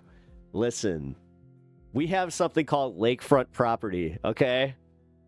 I know okay. That is a big increase, and you could have the tiniest place ever. Yeah. My sister actually, she for a little bit when she was living down like she was living off Lakeshore. I could actually she doesn't live there anymore. I was afraid of doxing her. I'm like, she doesn't live there. Yeah, she lived off Lakeshore Drive. And it was insane because she had the option where they had a apartment that was facing like the other like on the other side of the building, like towards the inner city, and then they had the lakefront view. I saw the difference. I was just like, it's damn near $2,000 in rent. That was nuts. And God, that was fuck. That had to be 10 years ago. Holy shit. Yeah, dude, the housing market and like it was a lot. It was a lot, man. When I looked at it, I was like, what's going on with your housing? Thank you. No, I'm glad that you're looking. Yeah, no. It's insane. Although again, Lakeshore Drive there's not a lot of buildings there. So I guess there is kind of like a lock on how many that I don't know. Man. Yeah. Just go stay in the hotel. Go stay in a hotel for a little bit, get the view, and then go back amongst the I almost said hot dog vendors, but we don't have hot dog vendors. We got hot dog stands. Well, not even stands. Can't even call them that. Well, no, I guess they are stands. But they had to make them into buildings because they used to be like, kind of little cars. Man, what happened to that?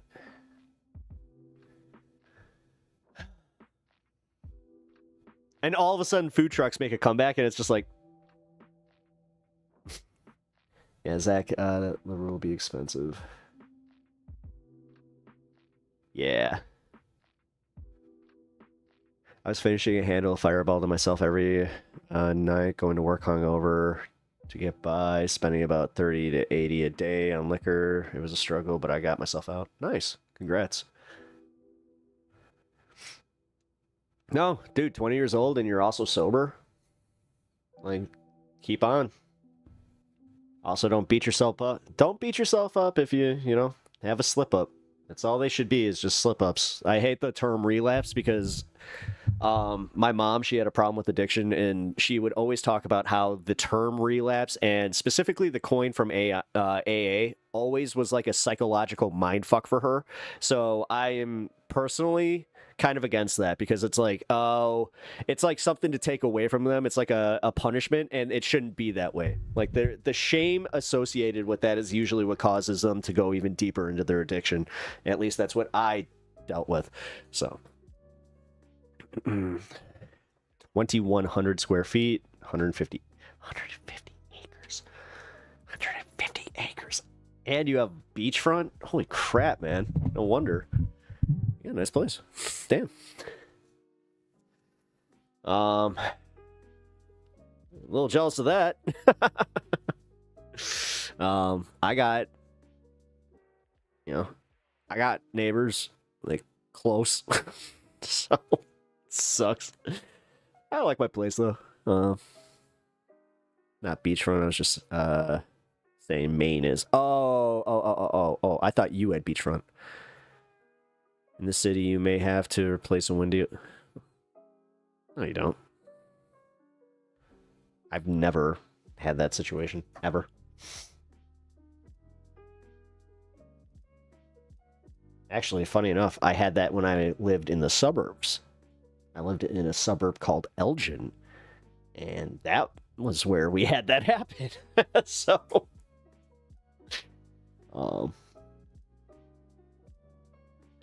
I bought the land after I bought the house. Oh, nice. $750K for the land, $680 for the house. Congrats, bro. That's, yeah. See, I was a little bit like our friend Zach here, where, because I made some money younger, I decided, I was like, oh, I'm gonna invest it. Like, I want to be smart. I want to buy a place. Yeah. You're not talking about the city, you're talking about slums. Yeah, I was about to say, man, like, I don't, that's, yeah. And it's nothing like Detroit. Like, people, somebody had said that too. They're like, oh, one day your neighborhood's going to go the way of Detroit. I'm like, no, no, it's not.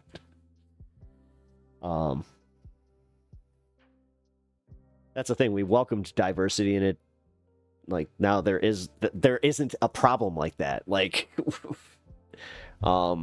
we have a stronger community too, where, like, as far as like gang activity, all that kind of stuff, it's very see something, say something. We got enough, rich old white ladies that are willing to make that phone call so I don't have to. Although we don't really have problems like that. I gotta be real. Like, we'll get the occasional, like, teenagers that want to, like, start some problems, but that's about it. It's pretty tame. I got a great deal on the land. Dang, dude. Man. Must have gotten a hell of a mortgage on that. And if you're not paying a mortgage, then yeah, then F you, you're not making as much as, like, holy shit. I felt that way before I made money, seeing how my family abuses the government. How are they abusing the government? It sounds like they were actually, like, entitled to that. And, like, when you're saying 32K, you have the idea of poverty, so you had the idea that they needed more. Wow. It's actually kind of like, that's almost like selective ignorance, I have to say.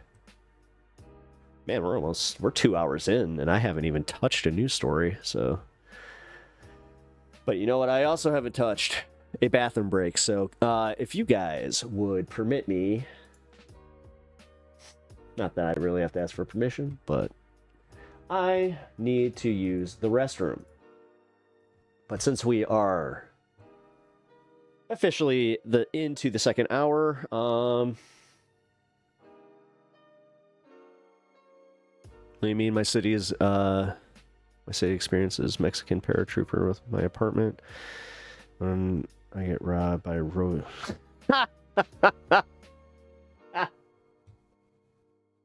All right, that was funny.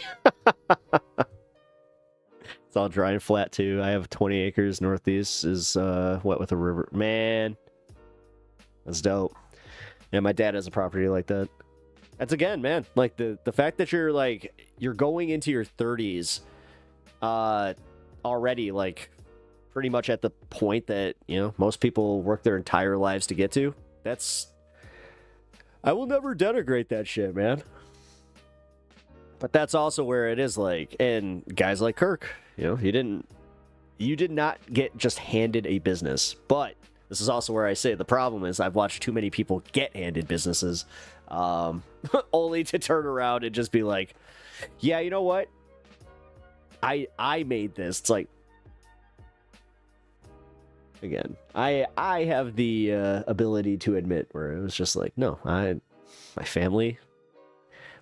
without my family, I would not have made what I made. That's why I always say it's like I understand privilege. So makes the Moose lottery worth winning here. Shit. I got handed more than anyone here has, just saying. Hey. Yeah, I started my company with no money. I made from tree climbing business started when you were 16. Yeah, see, the thing is, I feel like you have a kindred spirit here, man. And like, I also kind of feel like this guy might remind you of yourself at that age. So you're kind of just like, oh man, I was a shithead too. Oh my God, someone just posted in one of my groups that it's so hot out, they just hydroplaned off the toilet seat. All right, that's Zach Brain got taken over by nicotine. Okay. Didn't start smoking till last December. I mean, the newer you are to nicotine, the more it will have that impact. That is very funny. All right. Well, guys, I have got to take a little break here. So before I go, it's only going to be about 2 minutes, so stick around. Don't go anywhere. We're going to go into the news and a few segments. Also, here, let me do my live read real quick. If you guys would like to help promote the channel, you can hit that like button and also hit that subscribe button if you're over on YouTube. It really, really helps me out a lot. And also, I hope you guys are just enjoying the content. I've been having a good time hanging with y'all. So, just want to say, yeah. And then also go over to YouTube, hit that sub button if you're over on Twitch.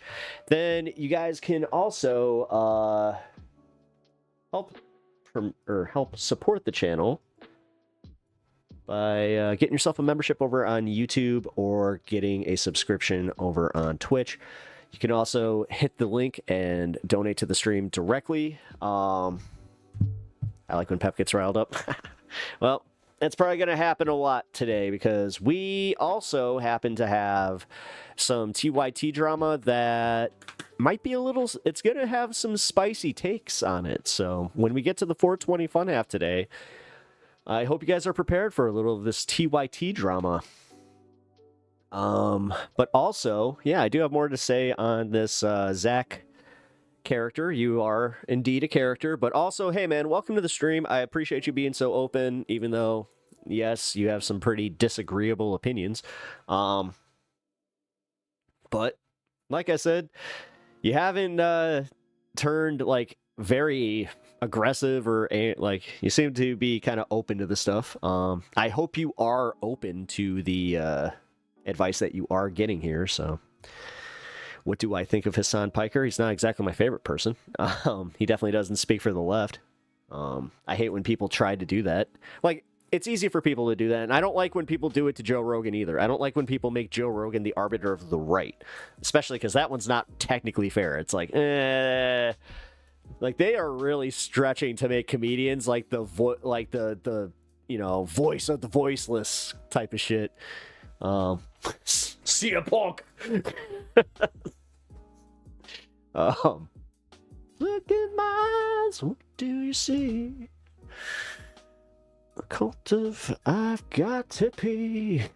All right, no, I'm gonna do that now. My dog is unfortunately not here, so y'all are gonna have to chill with Tim Pepper. But as I said, 2 minutes. Let me run an ad break real quick over on the YouTube, and I will be back.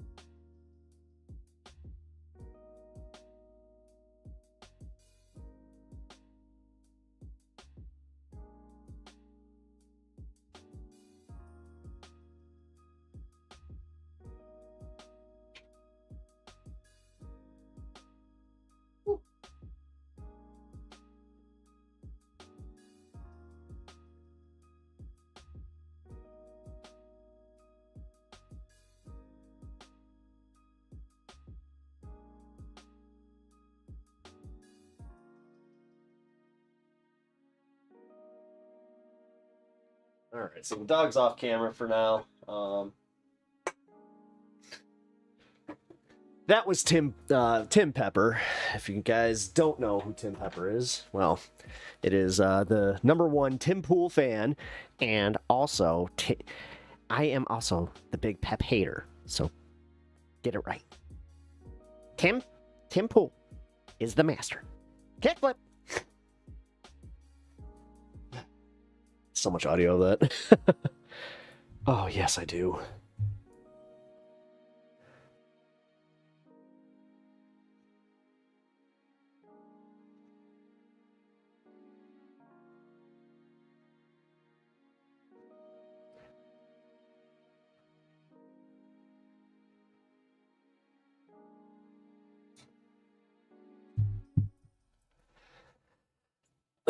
Oh, God.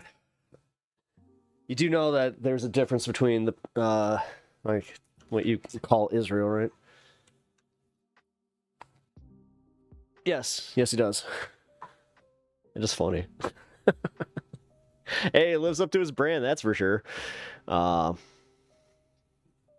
Is the deity verdict in? Is it? I don't know. Let's see. Ground News will tell me.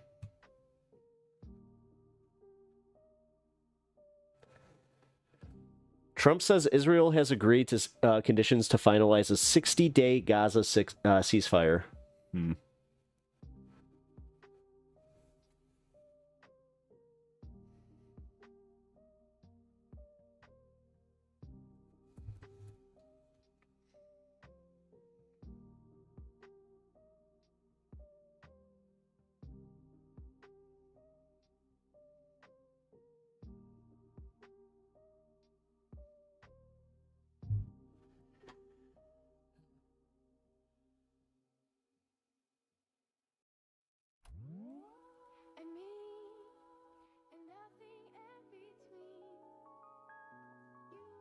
Sean Combs' jury reaches partial verdict. Will deliberate in the future.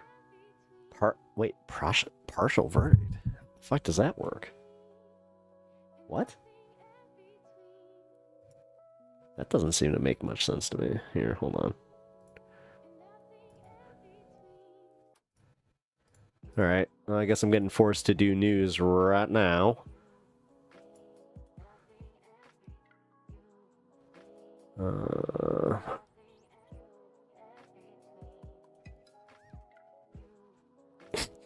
Bentley. Nice.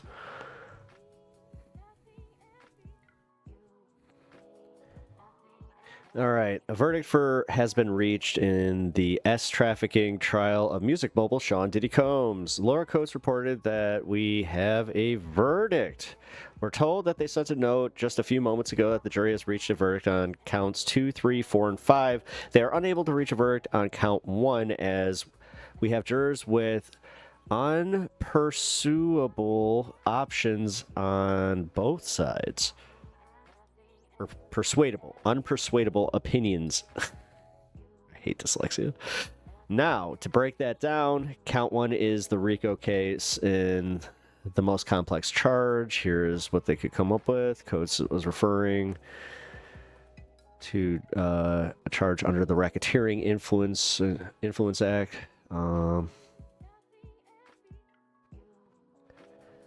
The remaining charges include 2 counts of trafficking, 1 for each victim. Cassie Ventura with a pseudonym named Jane. Man, I'm getting worse. Uh-oh.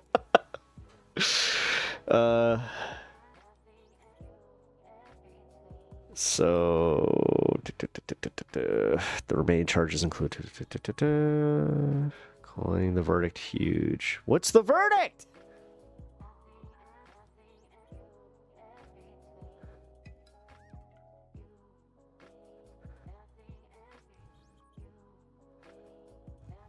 Nobody said what the verdict is.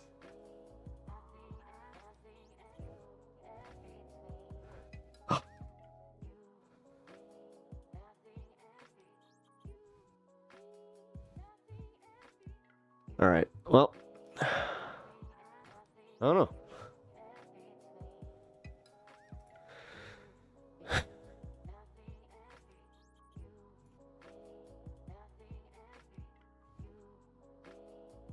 All right. Let's go over some of this news, shall we? I like how I'm saying that with, like, the zeal or the excitement of a very young child going to Disney World. Maybe a teenager. Yes, paying for health insurance, then getting denied is shitty.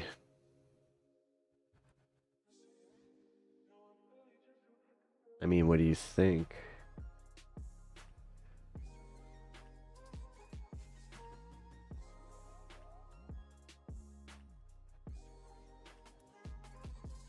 Okay.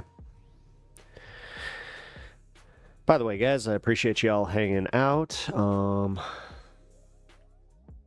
Here, let's go to this story.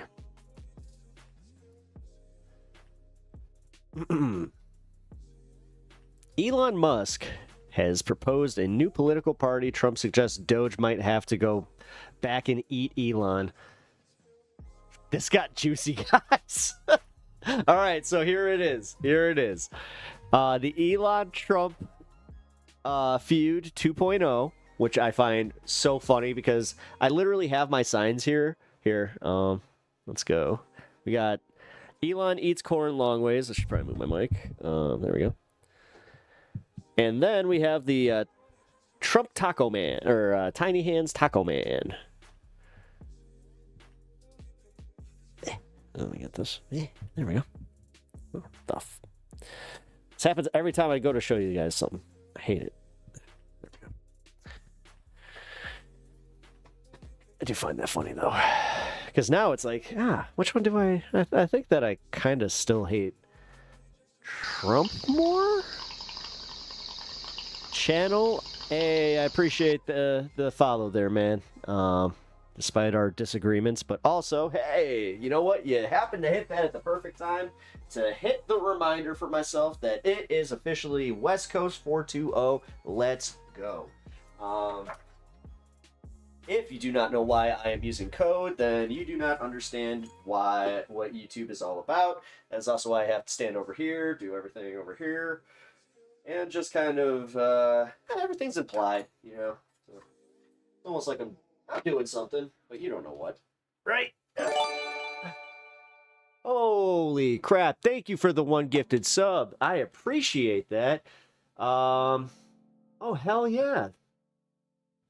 Tom Rex, thank you for the gifted sub, man.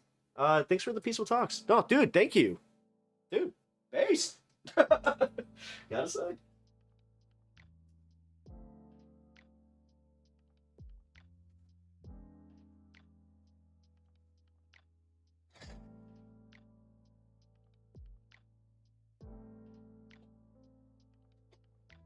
It was definitely an interesting conversation. Gotta say that much.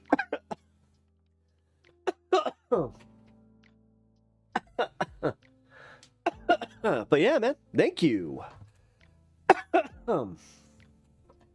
Also, thank you for anybody that dude, those are what made me smoke. Quit that. I quit smoking. So like, this is bad to say. I started smoking my like mom's cigarettes. She smoked Virginia Slims. I know, so manly. But it's all I had. When I was about 11. Or no, I was like 10. But yeah, then I tried one of those and it made me quit smoking until I was about 16. So, well, yeah, the thing yeah, yeah, that's good. Marbreds, occasionally I'll miss ripping a butt or two. But, yeah. Nah, honestly, you guys should not do that. It's one of my biggest regrets was doing that. And it's not like I have health conditions or anything from that. It's more so the fact that, let's see, I smoked for like 8 years. Like, just completely. And, yeah. No bueno. No bueno. Fat and growing. Yeah, nice. Yeah, same. But customer gifted me a cig from his home country the other day. That shit, it did. Yeah, yeah. I remember going to Mexico and buying a pack, and I was just like, what is up with this? Like, I feel... Gotta call that little wimp back? Alright, well, make sure you come on back now. We're having some fun today, man. Also, I do feel like you have a kindred spirit here. That's funny though. Red pack with gold lettering. Yeah. We quit. Yeah. I mean, I didn't do any. Like, I just cold turkeyed it. Just one day, figured out. Oh, I don't like this. I didn't like the taste of it. I didn't like smelling like it anymore. I was just over it. I was just so over it. And then the final straw was my dad. He got a diagnosis that could be, cancer related or smoking related. So it was kind of like, well, cancer related. It was cancer.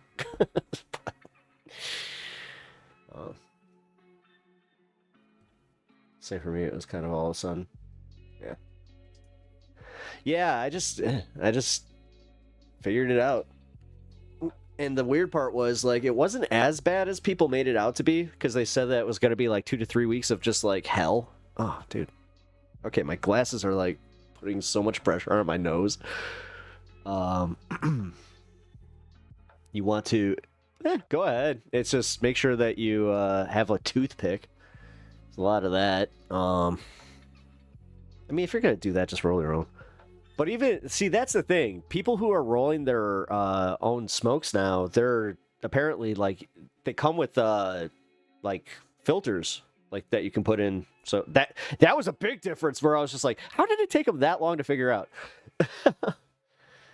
The day my dad died of emphysema was the yeah, see, that's, yeah, my dad, like, my grandpa died of emphysema, so I should have taken that a little bit more serious.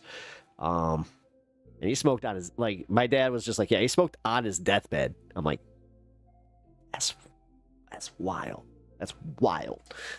Although you could probably say the same for me, although it'll be a little different. But they told me I should switch to edibles.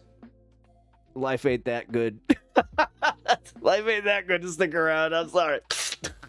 Nah, I'm just kidding. I'm playing. But I actually mean that. Like, yeah, smoking is not cool, man. It was amazing. I had no problem. Yeah. Oh, the thing is, you feel great, but dude, I did gain weight, but thank God, I did have a little bit of a lucky, like, happenstance where, I got really, really, like, big into playing men's league hockey, like, pretty much 3 to 4 times a week, and I worked out a lot. Well, that's how I, almost burnt out my kidneys on a creatine supplement. That stuff is no joke. And it's not, like, I was drinking more than enough water. Like, let's put it that way. Is it? Yeah, Eddies are... Oh, really? Well, I became a leftist once I thought about my values and questioned them. Yeah, no, and, like, the weird part is, like, through questioning my my Christian values when I was still, like, in the religion, and listening to people like Rush Limbaugh, and then they would talk about how they were, like, Christians, but then they were like, but we gotta do something about these refugees. God, I remember when I was, like, a little kid, it was like South Saharan refugees was a big one, and then they had Haitians. Like, Haitians was, like, a big one that, like, all of a sudden, like, my church, like, back then they used to have, like, a refugee program where, like, you would sign up your family and you would take in refugees. What happened to that? Merely an observer, learning the values of others and questioning them. Interesting. Yeah, you should always, I mean, as long as you're respectful with questioning people's values, that is something I've learned, because, like, that's something I've learned to do here, where I try to be as good faith as I possibly can. Every once in a while, I can be a little bit of, you know, a knucklehead, but I should say that more like, oh, what's his name? I'm already forgetting. Tim Walls. Well, I'm a bit of a knucklehead. Oh, you know, sometimes I'll say the wrong words and I'll just sound, I say the wrong thing. It's something. Cigarette breath is the worst smell. It is. It's bad. It's bad. Yeah, I'm not a fan. Yeah, it sticks in your hair. It sticks in your clothes. Like, I barely have a sense of smell, and, like, I can still, yeah, it still hits me. I love when people go knucklehead. I know someone who was getting blackout drunk every night for years. He went to an altar, turned his life around to God. He hasn't drunk since, with no withdrawals. Wow. That's lucky. That could have killed him. Also, let me guess. Born again, super churchy, because he replaced God with or alcohol with God, and very judgmental. Maybe a little capitalistic. Is he a business owner? God, I know the type. Golf, there isn't.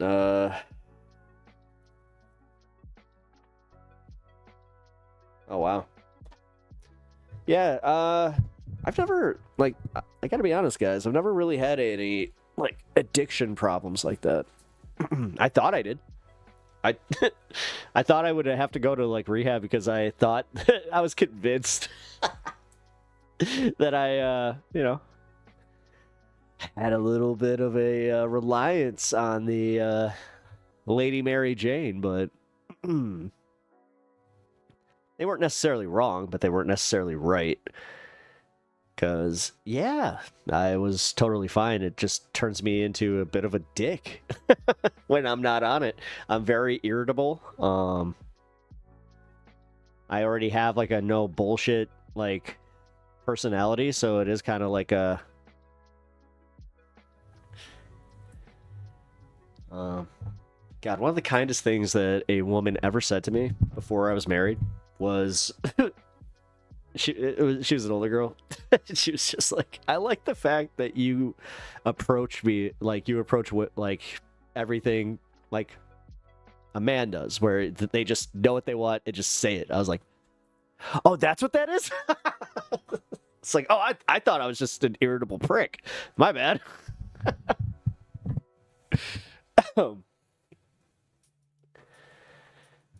God, that was one of my favorite times ever. Just chilling, just... Hey, what are we doing here?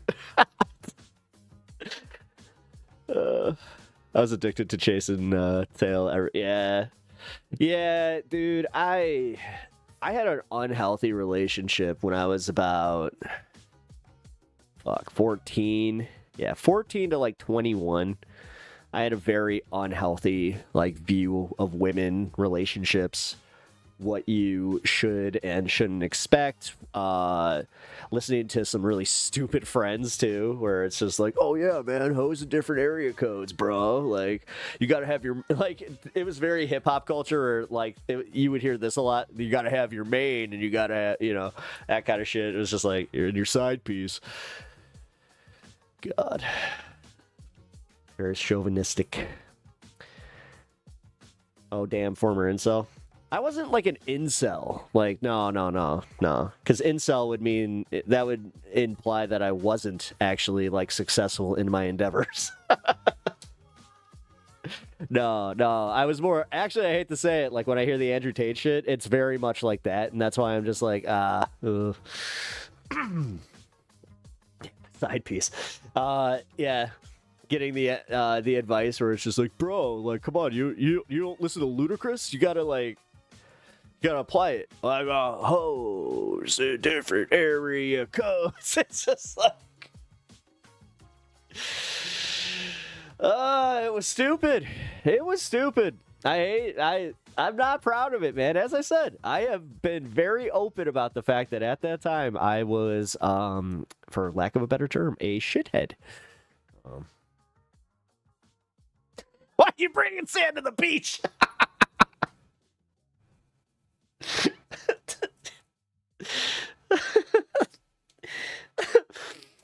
Oh man, as you get older and fearful of karma, conservatism creeps in.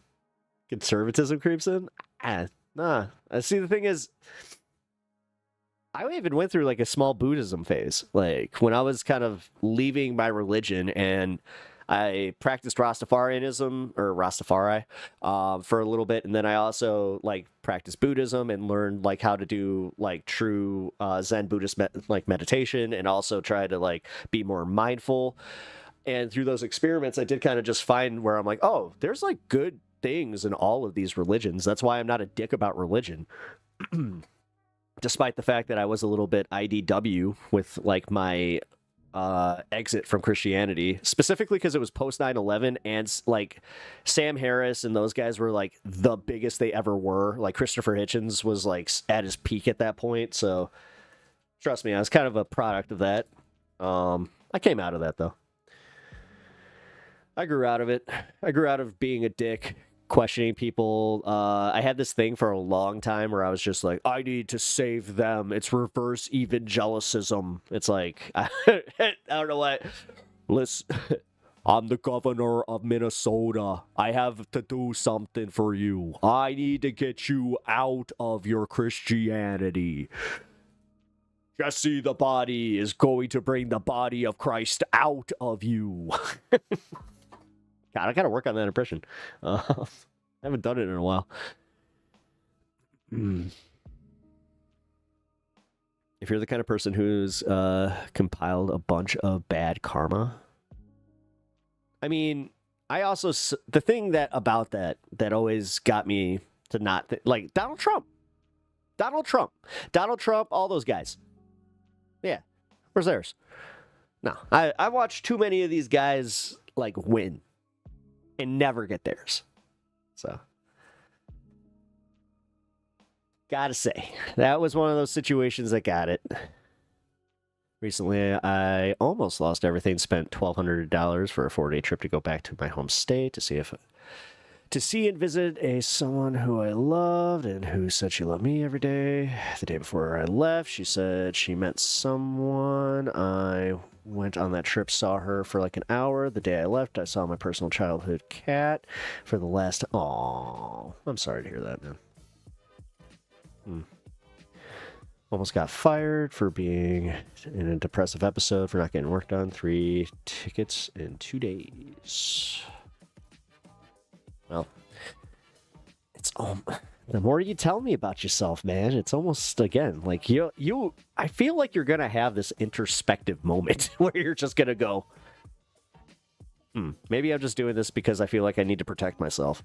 Because I do. I think that you're using a lot of this as a mental shield to make yourself feel better about a lot of things that are going on in your life. And also, like, it's not like a delusion. I don't want to call it that because that's not fair. But it almost is. Because I'm like, what's the other word what else could I call it? Like, because you are kind of deluding yourself into thinking like, oh, well, this will protect me from ever having anything, like, because, and also, man, just what my big thing is, it's a defense mechanism. No, it is 2000%. No, I recognize insecurity when I can see it. I mean, have you seen Slumdog Millionaire? He should. That would give him a little... Oh, wow, actually. I mean, specifically for his little love life perspective there, too. I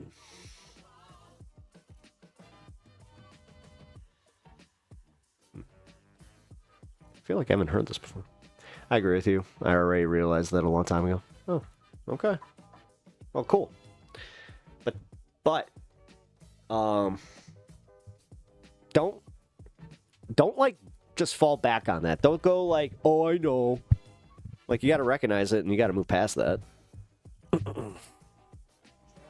But also, what I was going to ask is, what is the hurt in having some empathy and just applying some of this to, like, thinking like, oh, okay, well, I don't like the way that felt when I experienced it, so I don't want it to happen to somebody else. Like, I guess we'll have a much larger budget than our Marines. My mom is in the same... she's nice and all, but she, for example, despises charity. She grew up with in the literal jungle with only a petrol lamp. Yeah.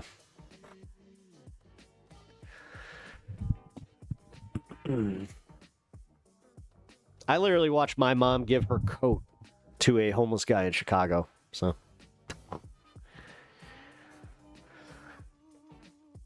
There's, I don't know. Different levels of humanity, and honestly, what I don't like is because it's almost like insinuating that people like my mom are stupid for even caring. And honestly, that's like, do you know how much strength it takes to do that kind of shit? And to actually move on it, too? Like, yeah. Sounds like trauma. No, it does. Yeah, my childhood cat was a birthday gift when 5th grade, 11 years old. He kept me sane. I've been on a crash out phase since. I mean, a kitten might not be a bad idea for you.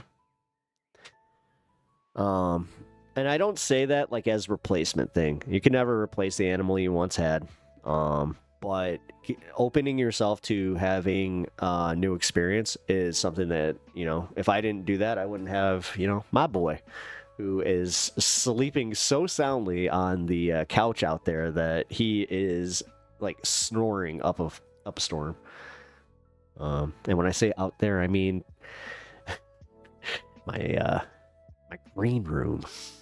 Somebody called it that. I was like, I guess I do technically have a green room.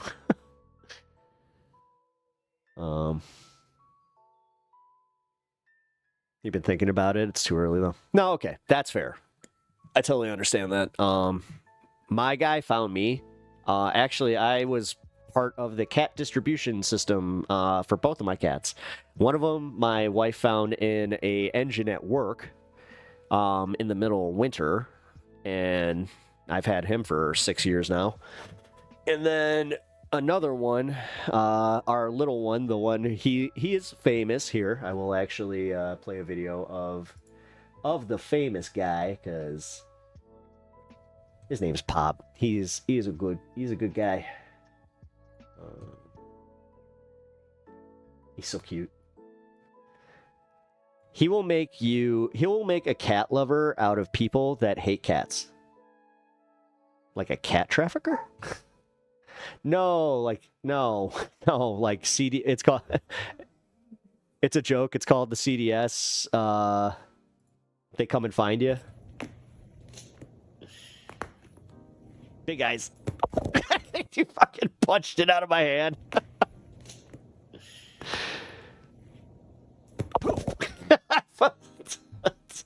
That was perfect. Dude, I posted that right after he did it because I was just like, that's an instant short right there. I barely had to edit it. I was just like, oh, that's going up.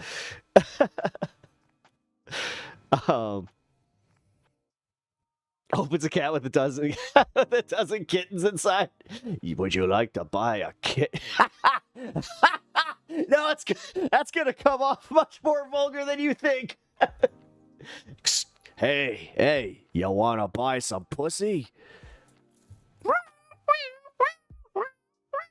And then it's like the most adorable thing you've ever seen. It's just like, listen, I've got them all. I've got an orange calico. I've got some Russian blue.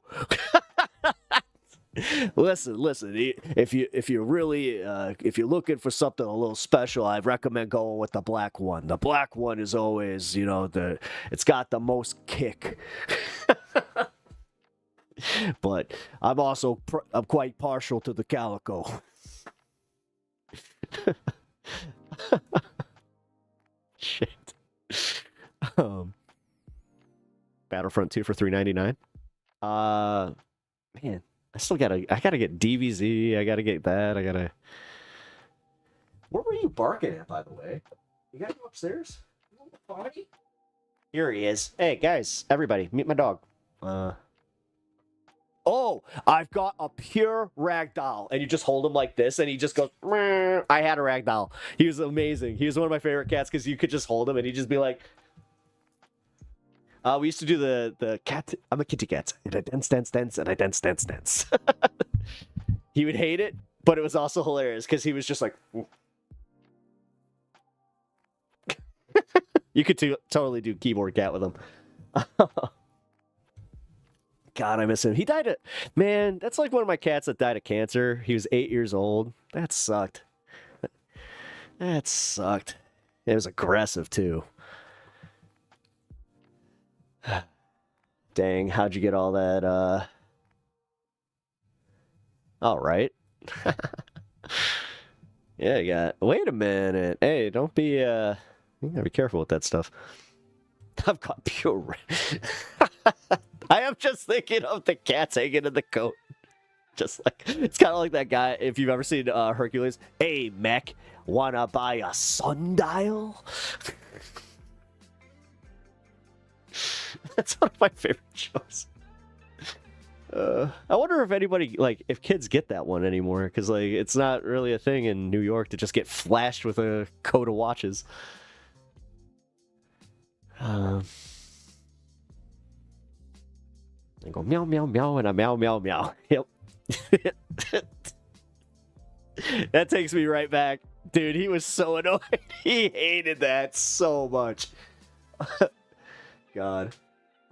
I kind of wish I would have recorded more of him. He was a very, very funny cat, man. My rat killer lived till 18. She was on the road with me when I was homeless. Oh, yeah, man. Yeah. I had a cat die when he was 8. I had another one live till 15. I had another one live till 16. I had another one. God, how old was he? God, he had to be damn near 19. 19, 20 years old. Holy shit. He was a Russian blue. Oh, thank you. Cool.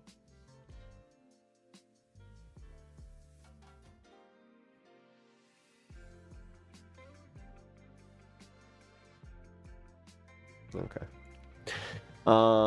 Here. Let's see. Do we got a news update here? When is this 60-day ceasefire? Let's see. Nope. We're not doing this. Trump claims.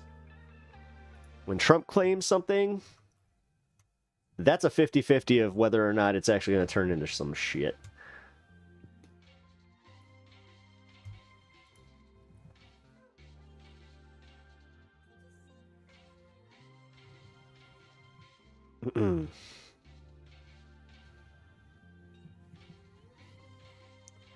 Also, guys, real quick, just want to say welcome to everybody that has recently joined us. If you haven't already liked the channel over on YouTube, please do. And also, hit the follow button over on Twitch.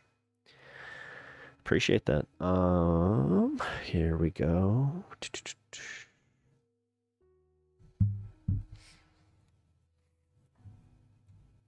Zach, I'm going to drop this YouTube link. Do me a favor. Sub to my channel. I'm actually trying to build my audience over on YouTube as well. So if you do not mind, I appreciate that. It really goes a long way. And yeah.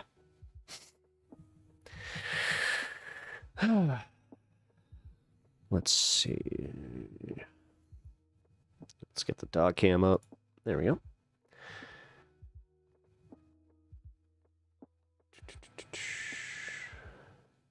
Ciao. Zach J. All right, I gotta let my dog out. I'm not sure if he needs to go out, but I got a yellow lab upstairs that is barking. So I will be right back. Once I get back, we will cover this story about Elon. Here, let me tee it up. There we go. All right, look at Discount Sam Cedar for a minute and just take it in. Just take it in. Oh, you gotta go too? No. Okay.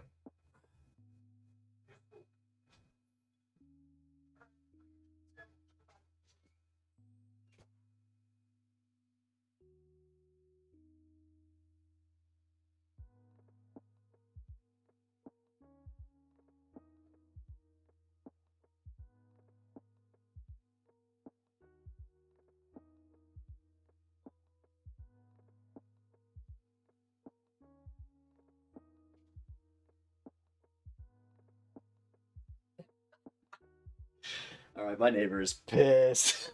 That's funny. They're chilling in the backyard. He just like running up to him. One of the guys, you just heard him audibly go, "What the?" Oh, dude, that was funny. All right, as I said, Discount Sam Cedar is disturbing. Let's see what he's got to say, though. Pause it. Elon Musk and Donald Trump are fighting again. They had a big blow up a few weeks back. They seem to have patched things over, but now, once again, they're arguing over legislation that Trump wants to see passed. Hassan okay? Why? Are you saying he looks like Hassan? Or, I don't know. In Congress. What's up with Hassan? Musk is upset because he says there's too much Everybody spending always asks me and about not Hassan. enough financial incentives for electric vehicles, which are produced by his company Tesla. Trump says Musk is wrong. He's threatened to harm Musk businesses, which receive a lot of federal subsidies.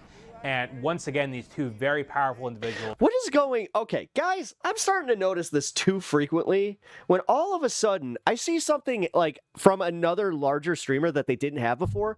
Okay, I've had this mic charm for, what? at least 4 months now. Now all of a sudden it's becoming a thing. I'm like, what the? Are sniping at each other. Musk says there's two reasons Did I accidentally like do a trend? he's opposed to this bill. One, he says there's too much spending and America is sliding towards bankruptcy. Secondly, more pressingly for his companies, he relies on a lot of federal incentives for people to buy electric vehicles. He runs Tesla, an electric vehicle manufacturer, and there could be a pretty significant hit to the You gotta love the AP where they're just like so factual that you're just like, oh, yeah, I know. bottom line if this goes forward. Yeah. Trump is not backing down from the fight. He says Musk should have known that he's always been opposed to these financial incentives for electric vehicles. And also he says that he could look for more cost savings by I can tell you right now, you can never prepare for the failure the way that you think you can. cutting It's just, it's an unfortunate fact of life, man. more But also, failure does not mean that it's all over or like that you can't just start literally from zero. subsidies that Musk has relied Like on.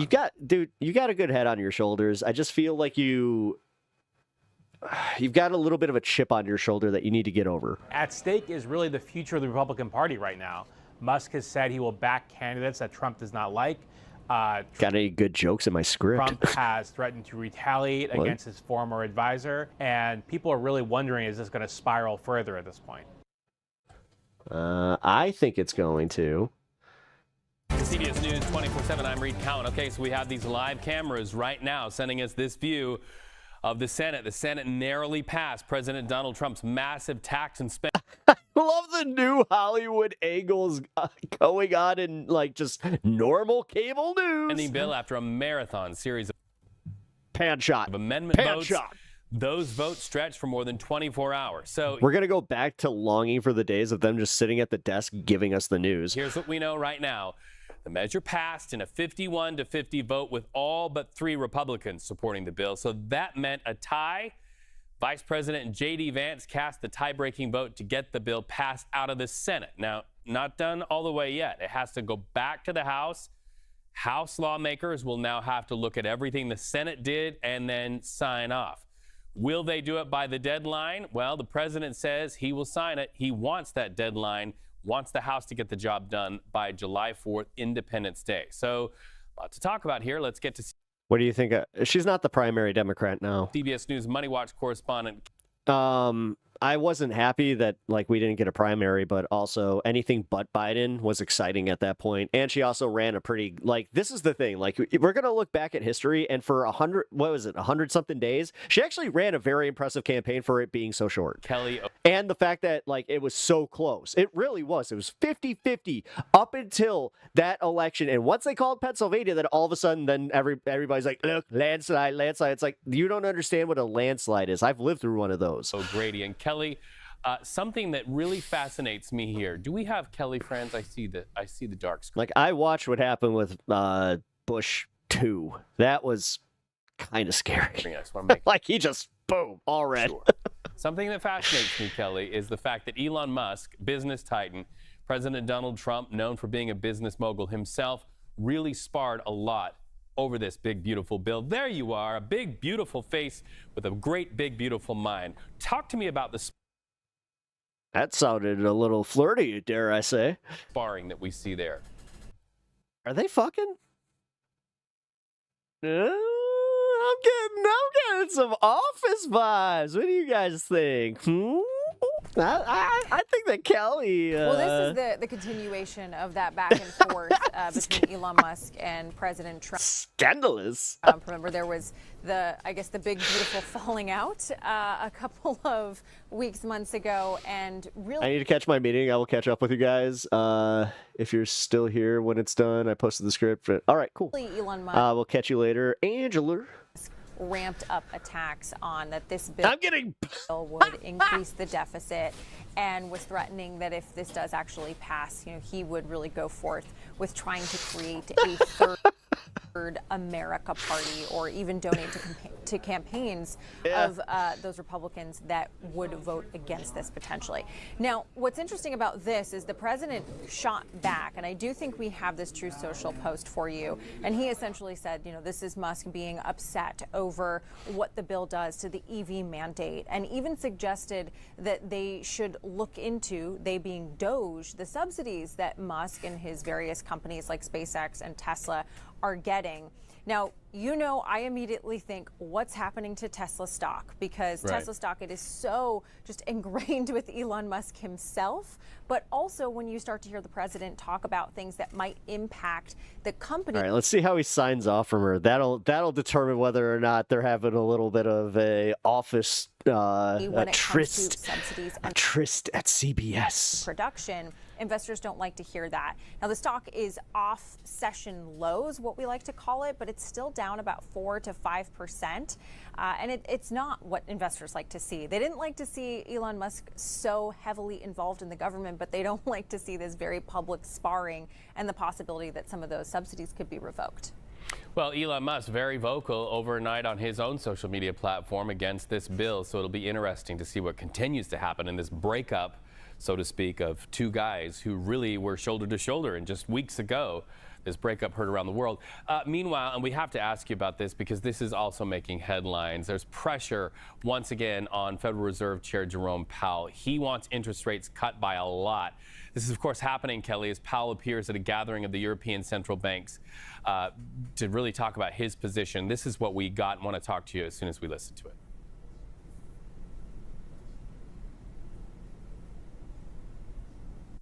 We're trying to deliver That was uncomfortably long. macro stability, financial stability, economic stability for the benefit of all of the people. If we're going to do that successfully, we need to do it in a completely non-political way, which means we don't take sides, we don't play one side against the other, we stay out of issues that are really not our bailiwick, and we just focus on those things. Really, we're trying to have it be so that the public lives their best economic lives, and so elected policymakers can make the really important decisions in a stable environment. So what he says there, Kelly, really is no surprise. He continues to hold a firm line. He seems steady as she goes, but this is in the midst of President Donald Trump getting very, very vocal once again about Fed Chair Powell. Yeah, he even sent him a handwritten note saying, you know, we need to lower interest rates, quote, by a lot.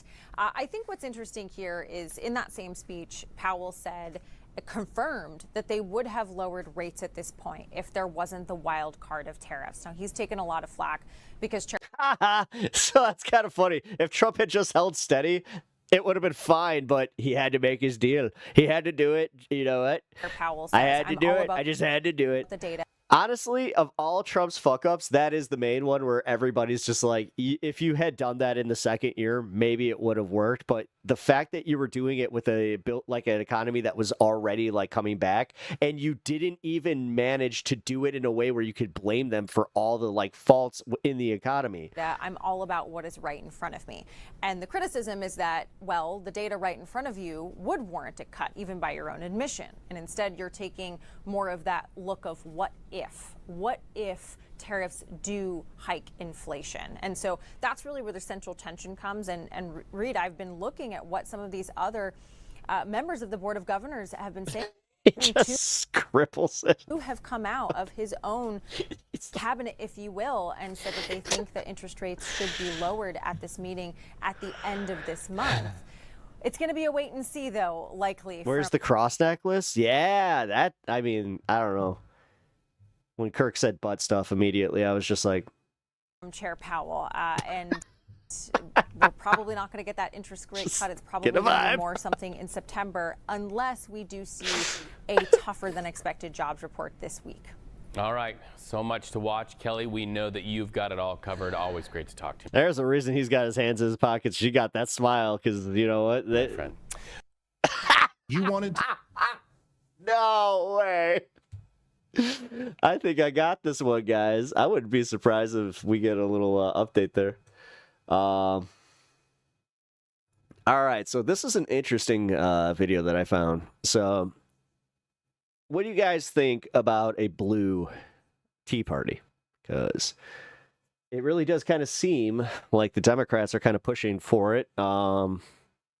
If this has any merit, we could see like a push for Mondani DSA candidates for this next wave, which we should welcome. We should be very, very, very happy about that. So, vote third party. They both suck. Hi. Welcome. I also like how you spelled that. Very on brand. I also like your name. But at the same time, right now, based on this video, you came at a perfect time. We might not have to vote third party after all, because having a DSA candidate like this, I mean, look at the way they're already slamming him as a communist. Like, they didn't even wait. Like they just skipped from socialist to communist. Like, they used the rare candy on him. So let's take a look at what this idea for, oh shit, we got a redemption. Hold on. Well, Tim Pepper's going to come in with his take on what Zoran Mondani's doing. This socialist? Oh my God. Oh my God, do you understand what's going to happen to New York? It's about to go into the bread. Gonna have bread lines. They're going to make everything so much more expensive. They're going to make community grocery stores. All I can say is we cannot let this happen. Guys, we know what movement it has traction. The one with the most cruelty. Ours. Also, all hail Tim Pool. Kickflip! God, I still gotta get that skateboard for him. If I could find like a skateboard that's like about this big, like it's not like a tech deck, but like a little bit bigger. Almost like a God, what would be like a race car size almost. All right, kind of berries. Oh wait, you guys are kickflip. Day 3 attempt. I am not panic. Dude. Oh yeah, where is Panic? Man, you guys had it out in Discord today. What was up with that, by the way? That was weird. And also, he thought that he like proved a point about the Mylar, because he's just like, oh, the plastic that you're getting is all from Indiana. I'm like, I understand where the distribution center is. I'm talking about where's the manufacturer of these poly bags that I'm buying. And then all of a sudden, I think he got it where he was like, oh. Yeah, I'm not familiar with the MMO market in the USA. Make sure you have a good host, though. Apparently. Yeah, dude, that guy's wild. But yeah, so back to this real quick.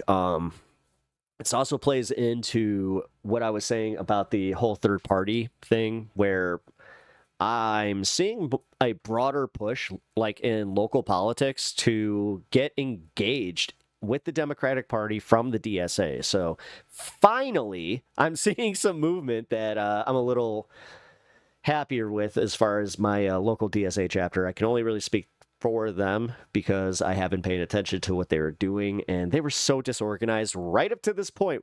I think that Zoran really did light a fire under their ass, because they were just like, oh shit, we actually have like support, so we don't want to mess this up. So let's get this take. Hey guys, welcome back to today's video. Today is Wednesday, June 25th, 2025, and what a crazy evening. Last night, Zoran Mamdani won the Democratic primary nomination in the city of New York to be the next mayor of New York, more likely than not, facing a general election against a wide array. It's funny, you got conservatives that are just like already conceding. They're just like, yeah, Zoran's going to win. Including the incumbent mayor. But Zoran Mamdani, in last night's victory, delivered what many people see as what might be the beginning of the Democratic Party's Tea Party movement. Now, one thing is certain, last night's results shocked almost everybody except probably those at Emerson College, who had a very, very strong poll, the only major pollster to dictate that Mamdani would win. Yeah, the new track is fire. Final I mean, I got to round. listen. I'm not sure if that's what actually booted me last night, by the way, because I didn't end up getting a hit from either side, so I don't know. Of voting in this city. It was a very substantive. Might have gotten DOSed again. That's and not very going to be a problem for very much longer. Advantageous poll for them because they've gotten it right now 2 cycles in a row, almost to the T. In 2021, they were also the most accurate pollster in the city of New York. So now a track record where they defied expectations. Oh, and shit. really I got to strong get my results. dog. I'll be right back. Crap. He's at the door. Give me 1 second.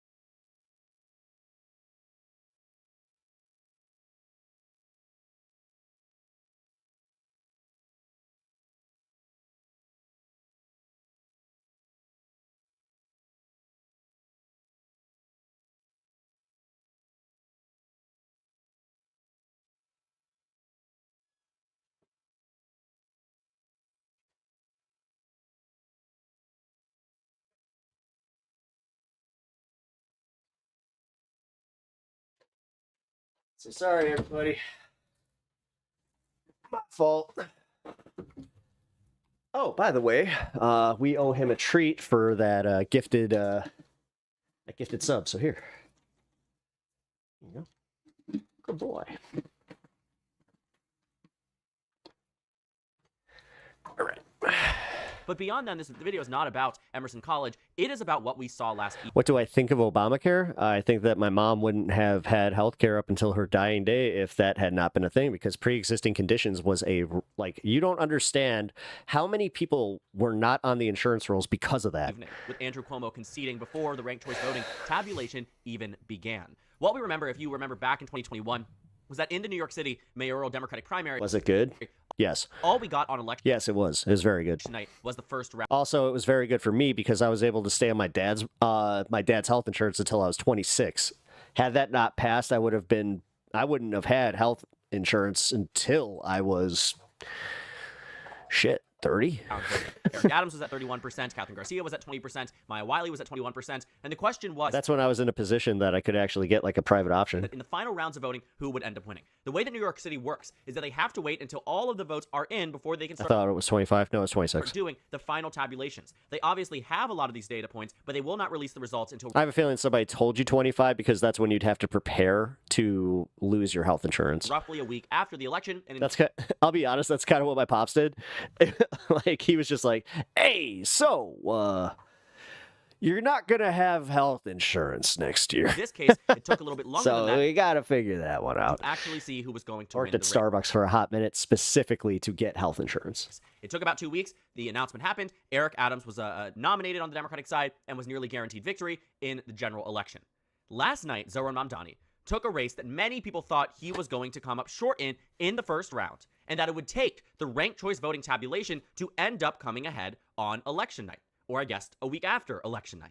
But what we saw last All right, my wife reminded me that, yeah, I did get health insurance through marriage. was nothing short of the most impressive victory we have seen in And I love it. She's just like, so yeah, just, we got married because you needed health insurance and you love me. recent memory in any I was Democratic like, primary, whether statewide, I'm not nationwide, saying that, like, what the hell? congressional. This result is one that is only possible Well, it looks like Phineas and Ferb. because of the campaign that Zohran Mamdani ran. And I've been saying for the past 2 weeks, the momentum was on his side, but Cuomo was the favorite. Evidently, Cuomo was not the favorite. The data we were working with was so far off, which is why I said this poll really completely changed the way I looked at it. That's why I made an entire video talking about it. There had been countless polls saying Cuomo was ahead, but for any major, also reputable, because just because you're major doesn't mean you're reputable. You can take a look at a lot of news agencies that do polls that get it off by 17 points. But in Emerson College in specific, It's funny. I remember my buddy is a insurance adjuster for a car company, and he told me that that was a myth, that women actually have, like, higher insurance rates because men tend to drive more recklessly. got it right in 2021. I wish I'd listened to them a little bit more, because yesterday I had said, right, the data had suggested, Also, it is true about red cars, by the way, initially speaking, at least in Chicago. that Cuomo would do well. He came in A month You ago, will pay this just is the a most little bit fascinating part, higher. I think. Maybe not to everyone, but definitely to me.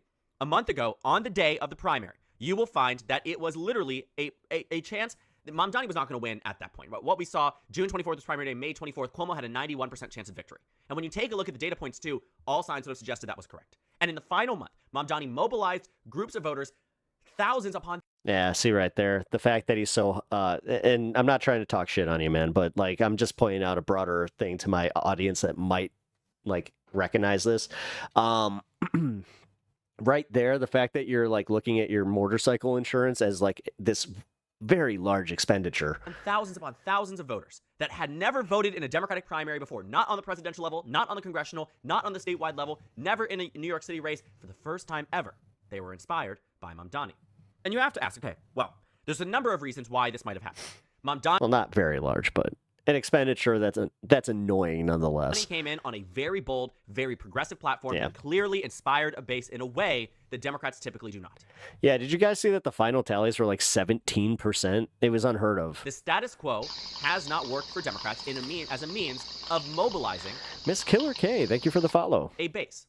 Appreciate Now, that. a Democratic primary, I do not want to conflate with a general election. I still believe that in a general election, sometimes mobilizing the base isn't the only way to win. In low turnout elections, yes. But on the presidential level, that's something to be tried and tested in the 2028 primary and potentially in the general election.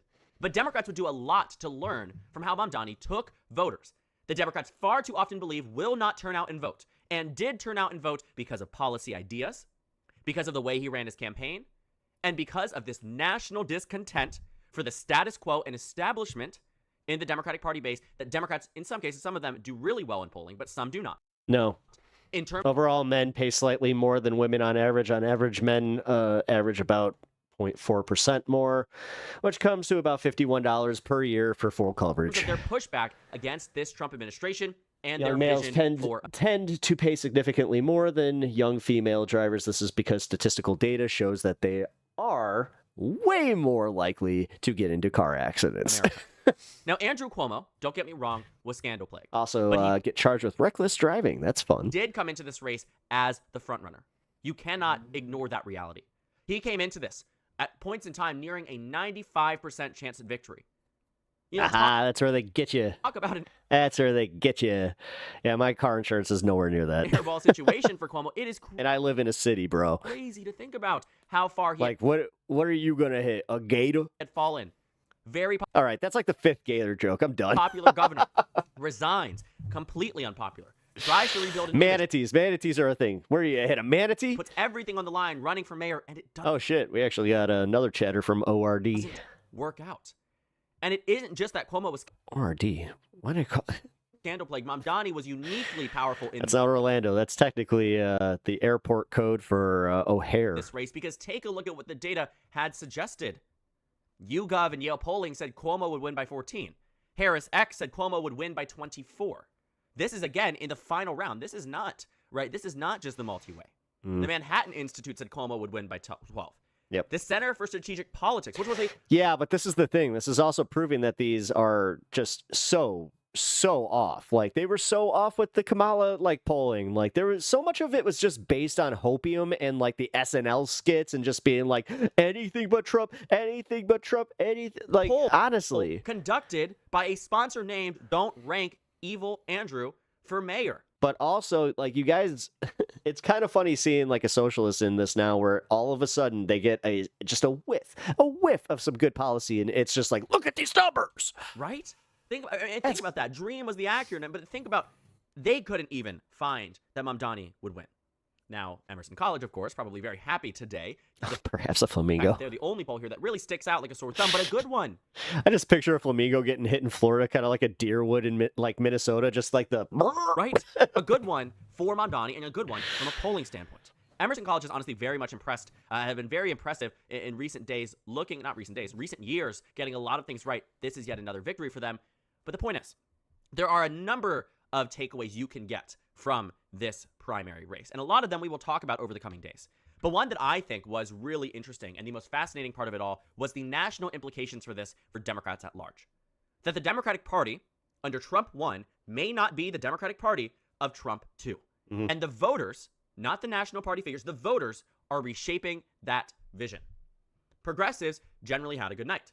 AOC's slate of candidates, nearly all of them won. And when you take a look at where they were in terms of primarying across the country, for instance, you can find that here in New York City, yeah, I think Vosh is right. They're going to try and capture the heat of Mondani without the fire. State, the progressive Democrats did well. And I know that's not shocking. They're going to try, but I have a feeling that also, like, the lack of pushback on Trump and all, like, we have to primary these people. Like, this is on us, man. Like, God. Progressive Democrats does well. It's on us to organize and actually, like, get this done. You think about it, it fits what you might expect for New York City and for New York State. But to understand what Mamdani was up against versus what was clearly more on the side of what voters wanted, you start to see exactly how impressive this becomes, even further than what you might have already thought of.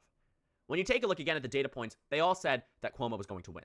Furthermore, when you take a look at the tens of millions of dollars invested in it's about raising your credit score. Anti-Mamdani most states won't let you get a house unless you actually have, like, some bill credit. Campaigning, it didn't pan out.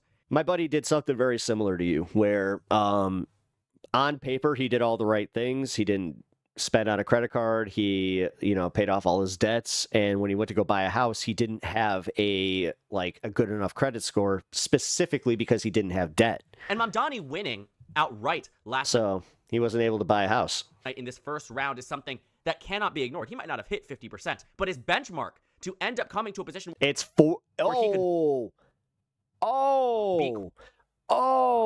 need to raise that. Even 600's, but I don't care how much money you make, dude. In America, anybody looks at a credit score that low, they ain't gonna do shit with you. Cuomo in the final round, he only needed to be down, or he could have been down 4 to 5 points. Yeah, bro, you got to get some credit cards, and you got to what you need to do to really get that boosted up quickly is make sure that because you have all this liquid income, is whatever you buy, get a credit card. I don't care how big the interest rate is, just make sure that it's 12 months with 0%, and just put your purchases on there and pay it off every month.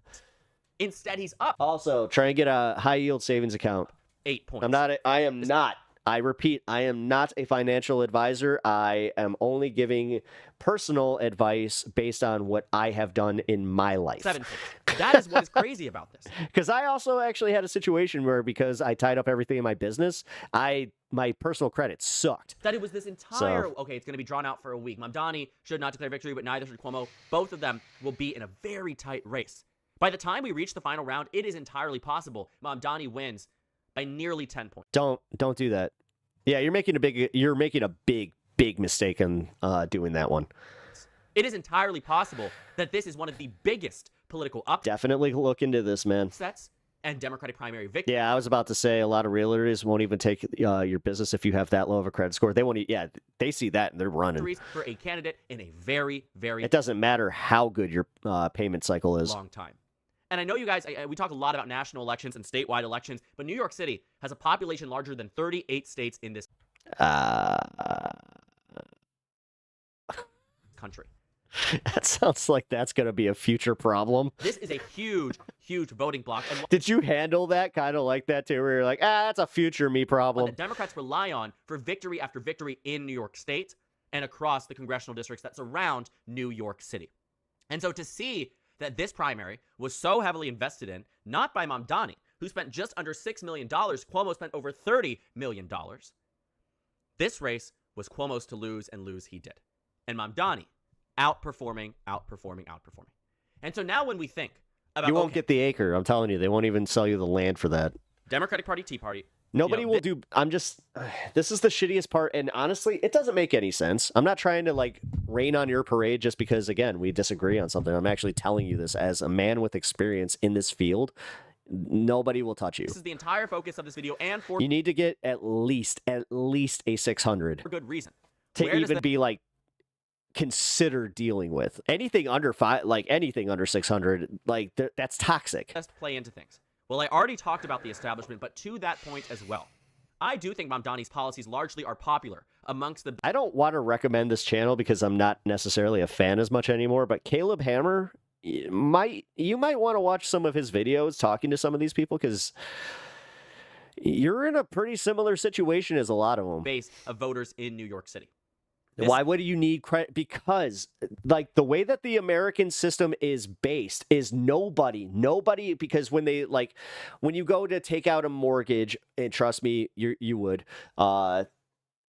this is where they're gonna not even allow you to pay with cash unless you're buying land privately through another person. That's the only way that could possibly work. This is a city where 60% of voters are registered Democrats, 11% are registered Republicans, right? So this is a very pro. You signed up for his audit? Democratic policy city. Okay. Don't get me wrong. At the same time, honestly, I'm surprised that you didn't get the same advice that I just gave you. That juxtaposition between Cuomo, who very much represents the old guard. No, he already did the audit, who was endorsed by the old guard, quite literally. Bill Clinton Smoke endorsed him, a number of U.S. representatives endorsed him, and to their point, right, they knew Cuomo very well. They knew he was scandal-plagued. But for many of them, Bill Clinton, for instance, had appointed Andrew Cuomo to serve in his administration in the 1990s. But again, that speaks to a point. Zohran Mamdani, who was in grade school at that point that Andrew Cuomo was serving in the administration, you're talking about the same people faced up against each other to meet the present-day moment. It's not really that much of a jump to see why some voters would prefer young blood. Once it's 421, then I'll smoke. Even if they didn't 100% start agree doing on this policy, on brand. were opposed to Cuomo, who represented a lot of what they did not like about the Democratic Party, including, obviously, have to mention, the scandals that surrounded his leaving of office back in 2021. And so I think that this evening cannot be taken away from Mamdani. Now, in the general election, I still think he faces slightly of a competitive, point. Maybe it'll be a little bit closer, Mamdani and Eric Adams, but really speaking, it'll probably be Mamdani, especially as the Republicans stay in this race. But, not probably, it will be Mamdani. But when you take it, just look at the way that this has really shaped the results of this primary that progressives and left-wing candidates typically had not ever been hopeful about. In 2021, they were defeated. They've been defeated before. New York City had a Republican mayor twice in this century, right? When you think about that, since the year 2000. So they're at a point where New York City has not always been as conducive to progressive candidates, to left-leaning candidates, and people who are more to the side of progressive than center in the Democratic Party. And Mamdani broke records last evening, turning out voters, turning out bases that we simply did not know would ever be engaged in electoral politics until now. And that's what I think about when we talk about this Democratic Party Tea Party. Nope. The Tea Party movement. Why can't I hear anything? A significant number of Republican incumbents enraged the Bill Brett. GOP base.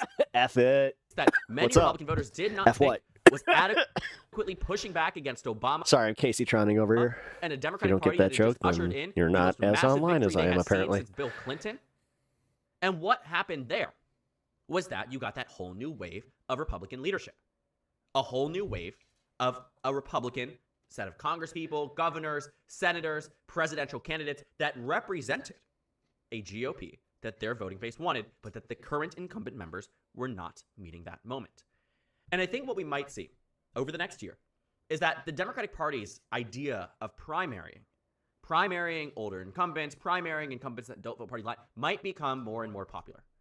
And while there will be electoral ramifications of primarying incumbents, undoubtedly, you are always in a better position, barring a few examples, but a few exceptions. But generally speaking, in Congress, the re-election rate in the House is 90%. Wait. Why? Because What do I think of what lawsuits? The Ethan lawsuits? I'll go over that in a minute. incumbents typically have a hold on their district that even if the district moves a little bit away from them, generally speaking, they can bring it on back. So maybe Actually, I covered the Denims one on the back half of stream yesterday, if you want to watch that. there will be some electoral implications. It was good. But at the same time, in good those same coverage. districts, you will very much see, If I with do say so Mamdani myself. as the example, a number of Democrats who decide to run that are younger, that look like the new Democratic Party versus the Democratic Party of the 1980s, and you will find that they will run, and many of them will win. And I think that this is the moment, not 2017 and not 2018. Yeah, they said the same thing about Obama, too. And honestly, it did bring a new wave of candidates in. Not 2019 and not 2020, and certainly not during the What are you Biden doing? administration. It is now that you are seeing a newly formed vision for the Democratic Party. How they will perform electorally, don't know. They could win, they could not win. But this is the moment that Democrats are looking for a new generation of leadership, and New York City was an example. It was It's going to change. Yeah, not the no, beginning, I'm and it's well aware. certainly not the end. It will continue. Primarying candidates has become much more common. Running against incumbents has become much more common. In the primaries, we've seen Virginia as an example. A number of incumbents faced competitive primaries. Why? Because Democratic Party voters are just simply looking for something else. They want a new party, to a degree, not a new party. I think that's putting it too extreme. But they want new leadership to some degree. And that doesn't just mean, congressional. It doesn't even mean that it has to be new leadership between Jeffries and Schumer. That's not the point I'm making. Leadership in general is how I think a lot of Democrats view their party and how they view their opposition to Trump. And right now, Democrats are discontent with their own party. Polling shows that the Democratic Party's approval rating is at the lowest point it has been in the 21st century. Not under Trump 1, not under low points of Biden and Obama, not under even the lowest points for the Democratic Party in 2001. Right after 9/11, the Republican Party saw the highest uptick in public support they have ever seen this century because of the rally around the flag effect for President George W. Bush. It's 2025. The Democrats have an approval rating of 29% nationwide, and something has to change. It's the worst. And It's the Mamdani, worst it's been in a long time, but it doesn't reflect on Bernie Sanders and AOC. Who I That's a think big factor. last evening inspired a lot of hope and a vision for a lot of New Yorkers and a lot of Democrats nationwide that they simply did not think was comprehensible or practical in this election, in this year, in this day and age.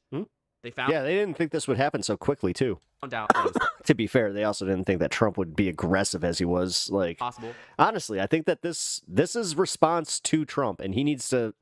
That is a reconciliation that they need to really like deal with, because short of them doing the thing where they just go, nope, we're not allowing that. Which, all right, And all They right. made it their reality. And so last night, I think, will be a lesson to be learned about the way Mamdani ran his campaign against the millions of dollars that were poured against him, against an establishment name, in a race where you have multi-way races, what coalition building means. Brad Lander and Mamdani's cross-endorsement, what that means.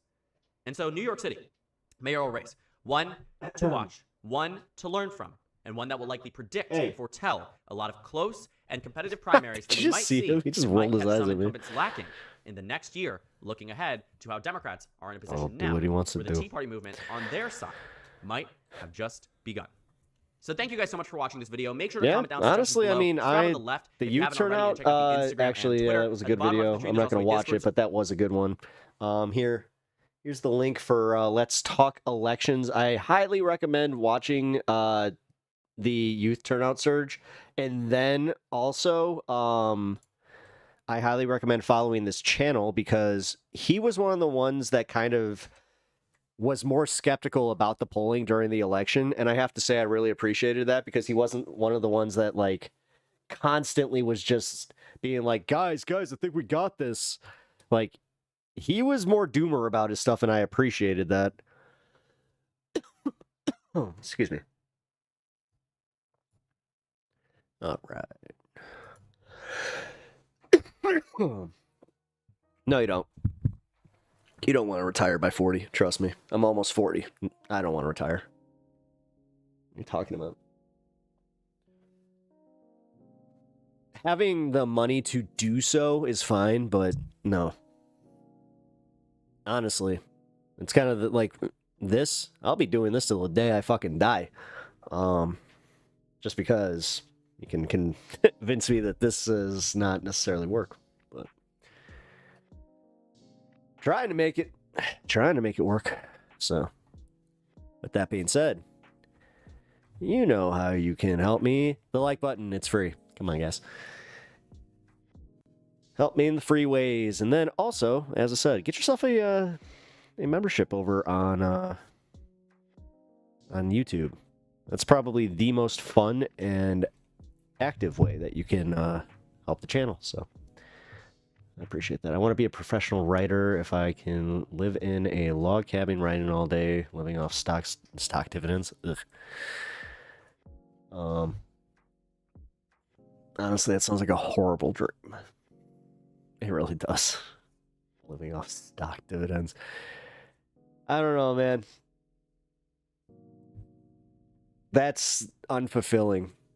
I at least need to do something fulfilling for my income, but that's just me. I think it keeps you honest. It also kind of keeps you at this point where you don't just constantly need to just be like, I need more. I need to have my space. I need to have it's like it's just chasing at that fucking point. It's the always never being good enough. But that's capitalism for you. Like, you've been trained for it. You've been trained to keep up with the Joneses. You've been trained to be told like what you're striving for right now, even though it is statistically completely unrealistic. But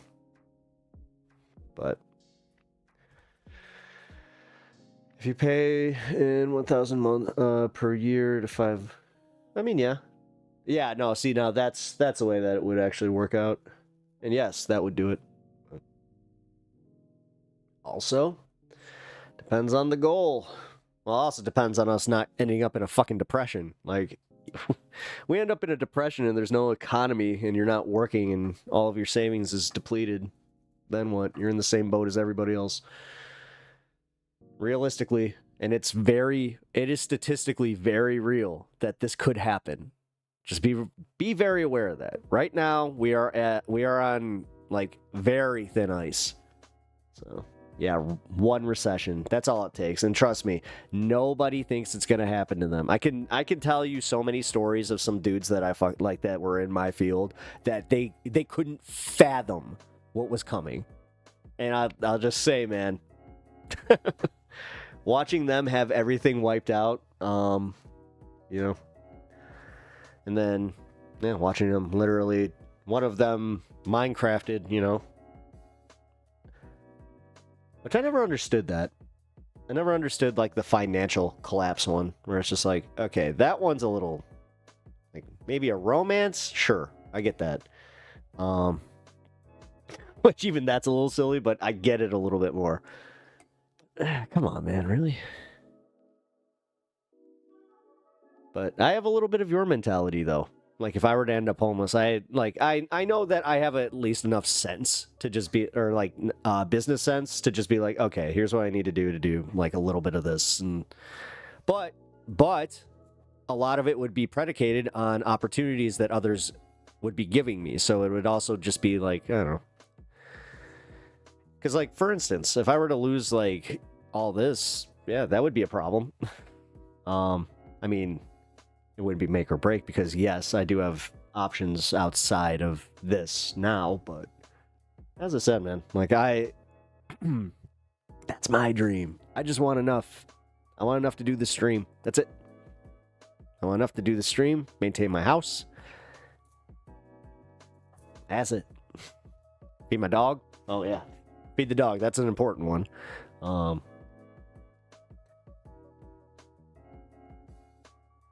I have so many medical issues. If I end up homeless, I'm just saying goodbye, probably. Yeah, there's like, and that's like the problem with, yeah, that I see with a lot of, like, I've talked to a lot of people like that. That's just not okay, I gotta say. Eat some hay, maybe play with some clay. It would make my day.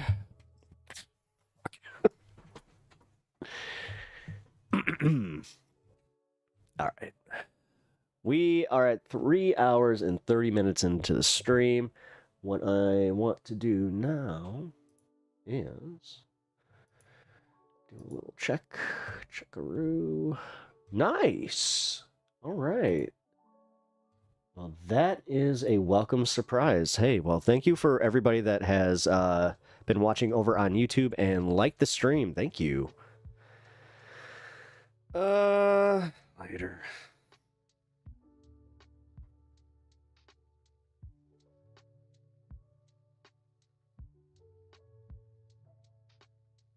I have a very good chicken salad sandwich waiting upstairs. I'm very excited for that.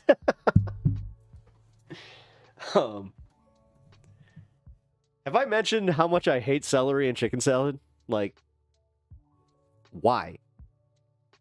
Why? Again, maybe this is like maybe a little bit of the tism, but who decided that they needed to like fuck up the texture of chicken salad with celery? Like, just asking. And if you put raisins in it too, you are a mad person.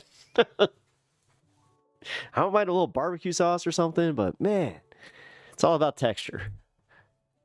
But I'm also weird, so whatever. Alva, you saw the craziest thing today. What's that? I pulled a dead bird out of my pool first thing in the morning, so is it crazier than that? Agree, no celery and chicken salad. Yes! Okay, we need to, like, all right, that needs to be a protest sign. Is like, we could have our, like, main goal where it's just like, no kings but then we flip it and go, no celery and chicken salad.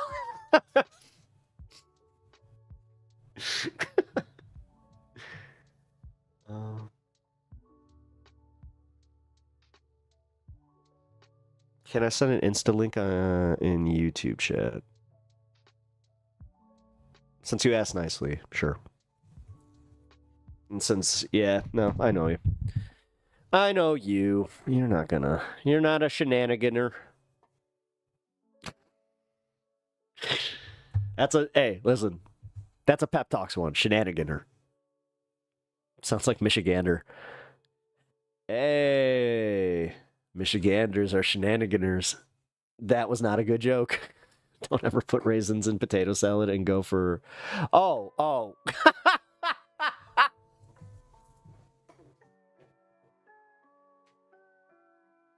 I can only imagine. They just throw it at the wall. What is this? God!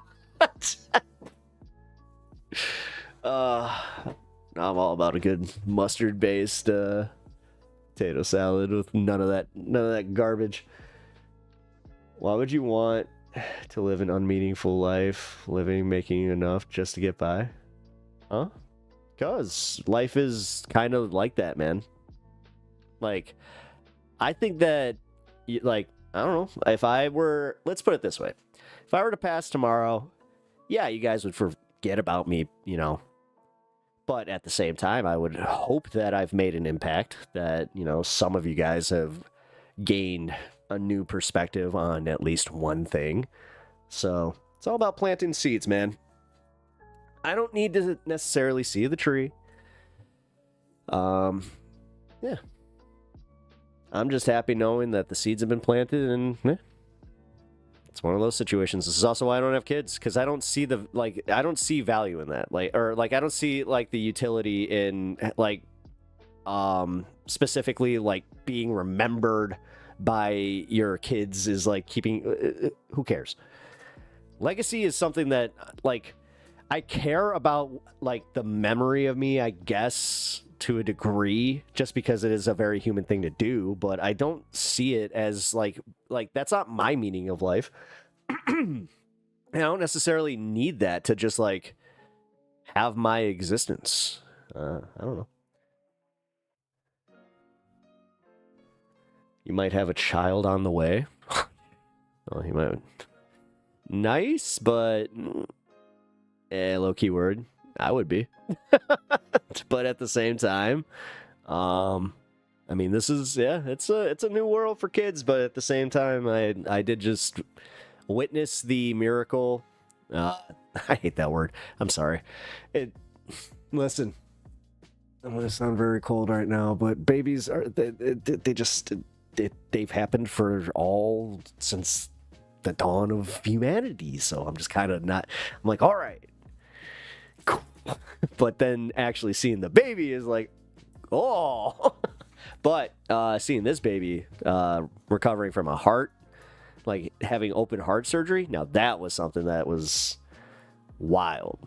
And that did, it hit me. Ish. Didn't give me, baby fever or anything like that. Just, I realized, oh, that's my little niece. She a little badass. So, I sent my link in there, by the way. Okay, cool. I'm probably not gonna... Wait, did you send it to YouTube? Oh, YouTube doesn't do Insta links, I don't think. Yeah, it doesn't. It doesn't allow them. Shit. All right, well, I'm sorry. You'll have to post it in the Discord. I'm sorry.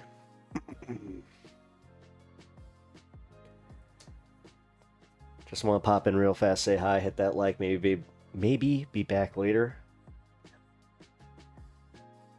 I gotta eat something here soon. When I start stammering, it's usually because I'm really hungry. Oh, it's fine. It's fine. Mifflin.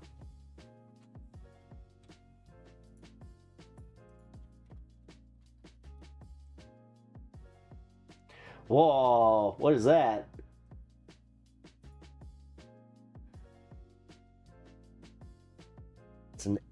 It's an AI tribble.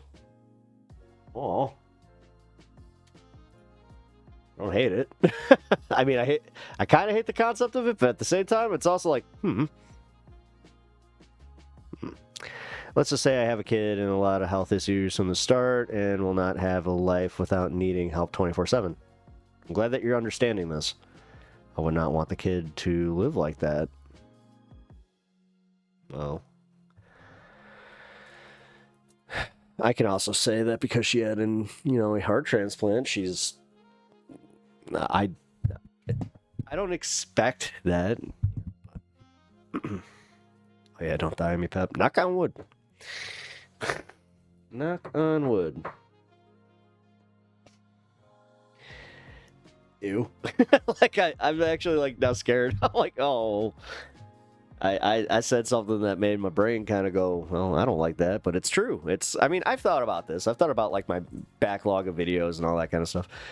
It is cool. Like I've left something, like I've left a record of myself, I guess. That's why you make one per year. I'm half Filipino. Oh, yeah, no. No, I just had a big family, man. I came from a big family. My youngest brother is 13 years younger than me, so it is just one of those things where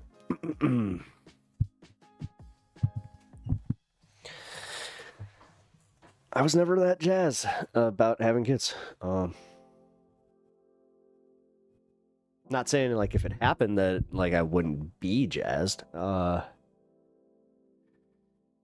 I'd also be worried and yeah, all that fun stuff. But realistically, I'm being real with you guys. I don't want kids. I like my life. I like what I have. I like what I have with my wife. I have thought about this too, where theoretically, like, because with my mom passing, it has kind of like given me a fresh like perspective on this stuff.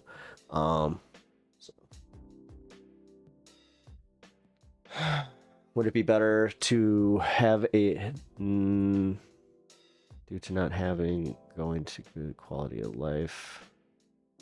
I mean, this is why I say, if you're not ready to be a parent and there isn't, and like if she like is in agreement, then you should probably not.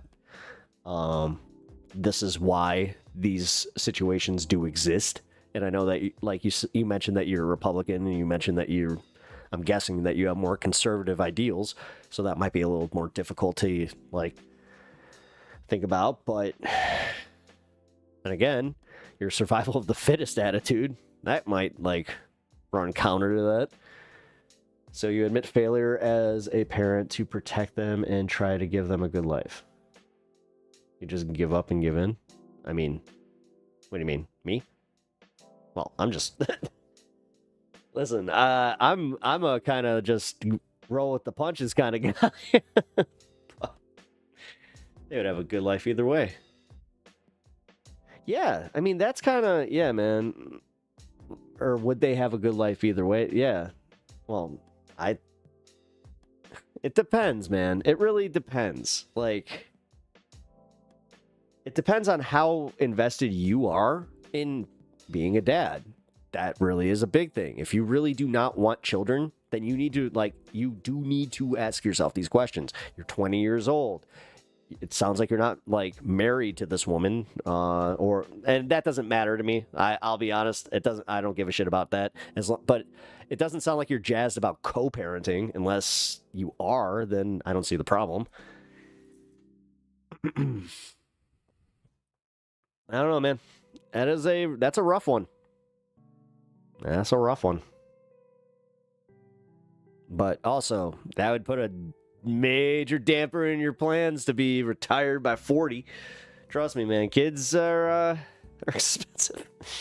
They're expensive. I saw that, especially with my friends when they had them early. But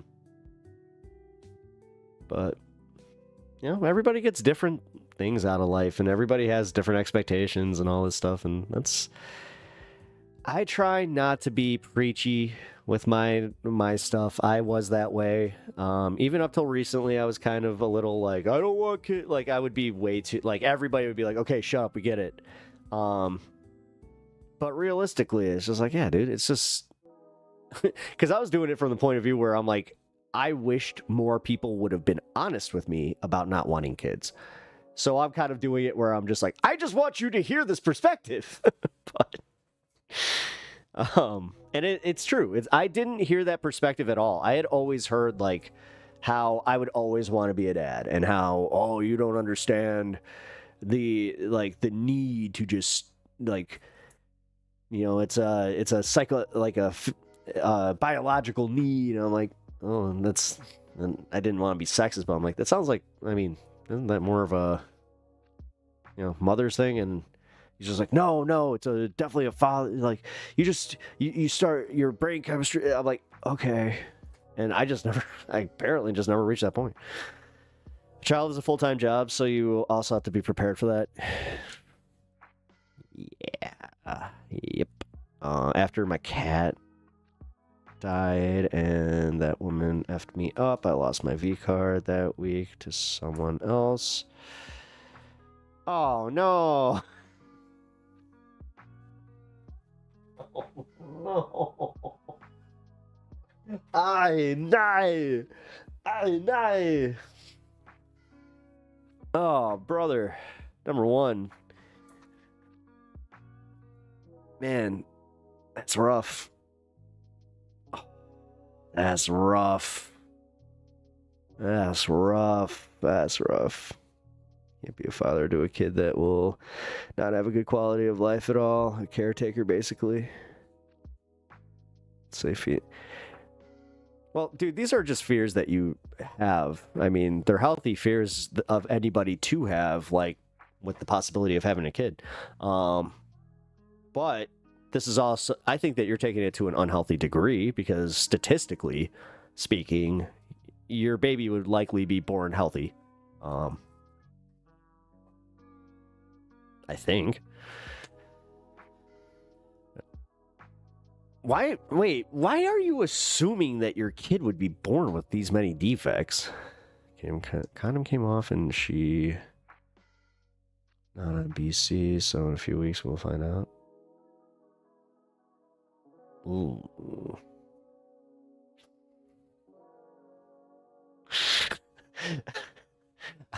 I'm about to ask a question. It's gonna come off a little gross. Did you incubate? Like, did you just sit there and like?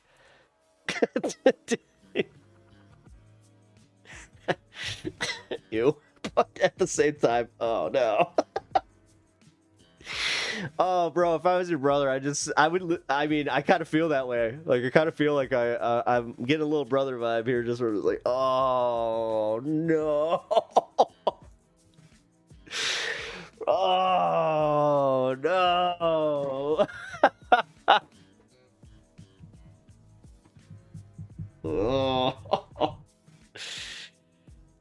Oh, that sucks. No, I mean, did you... Was it guaranteed? Have you checked your fertility levels? My brother, dad, mom, and has the disability, so it's in my genes, so yes, that's a huge worry of mine. Well, I mean, if this is a huge worry, you go to Planned Parenthood before they shut it down in Florida, and get checked. You might not even be fertile, bro. Like, you'd be surprised. You would be surprised. Why would you admit that?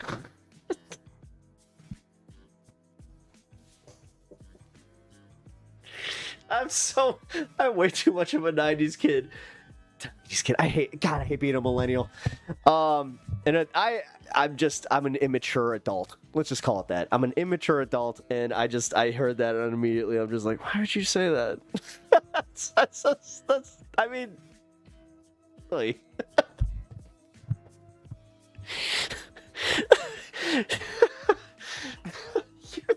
I'm just saying, you're like the opposite of what I grew up with my friends, where they'd just be like, "Oh man, yeah, you know what? It was just couldn't find a Magnum, you know, so I had to put on one of the little ones, and it just went pop pop." It's just like.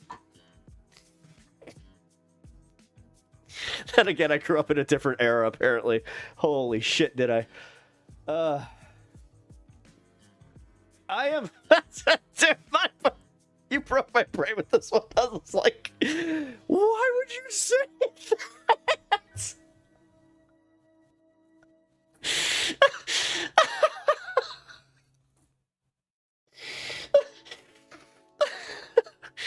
Oh, fuck. This one got me, guys. I'm sorry. Oh my god. That was just to quote Brooklyn Nine-Nine. Oh, self-burn. You don't see those often. Those are rare. Woo. Dude, I'm like sweating. It's fucking, and it's 65 degrees down here, so. Oh no! Just oh, please tell me you're trolling now. Oh my god! If it, oh no! The no!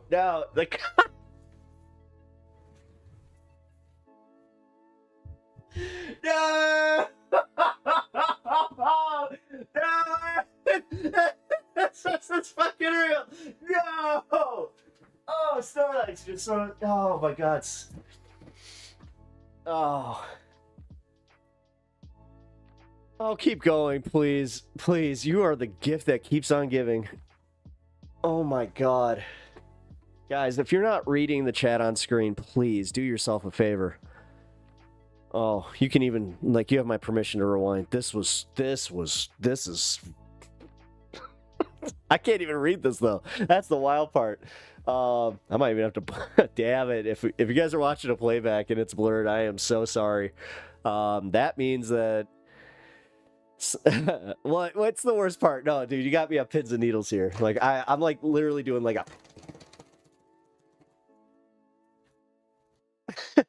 Drum roll, please, let's go! What was the worst part? It was dry.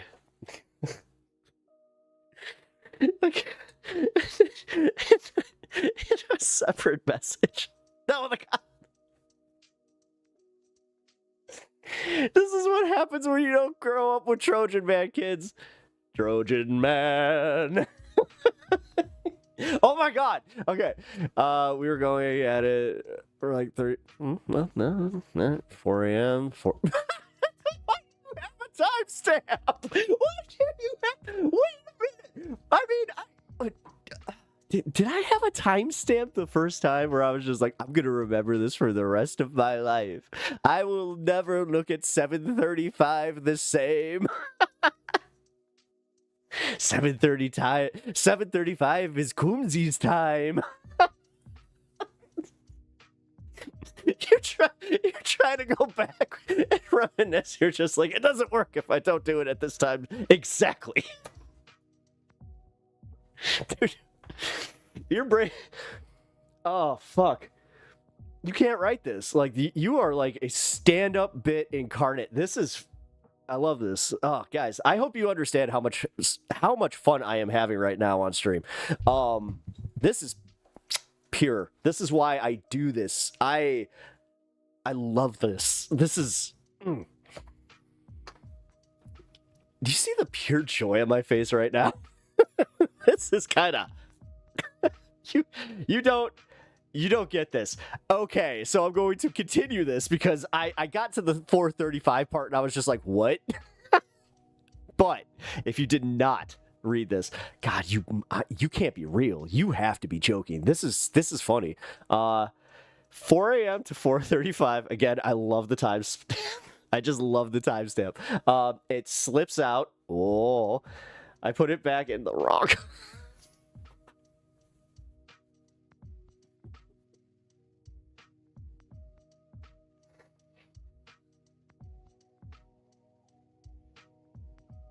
She screams, ah! And that's when I realized the... Well, wait, did you... Oh my god. Did you, like... Oh man, I don't want to like get like too crude about this because like, did you bust? Twitch chat is wild. Yeah, Twitch chat is. Oh boy. I'm not June 6th. Dude, this is turned into a noir story. June 6th, 4:35 a.m. I was bussing without any protection. Hey, you know what? I will say this. Most like first time, yeah, anybody that like tells you their first time was like this magical thing, that's all bullshit. Everybody's first time is like super fucking awkward. No, so like this. I'm glad there was a timeline, or else I wouldn't believe it. I mean, this is again the fact that he's just like. I mean, he mentioned that he has like mild autism, so like that was it for me. Where I was just like, I love the fact that you just came with the receipts. What did you? Oh no! All right, this stream took a turn, guys. This one took a turn. We're at the fun. Somehow we got to the fun half before we even like getting like to 420. I don't even know if I need to anymore. Like this is, dude. I didn't even really get to didn't get to do anything here. I was just like, whoa. You are a special human being. That's all I'm saying.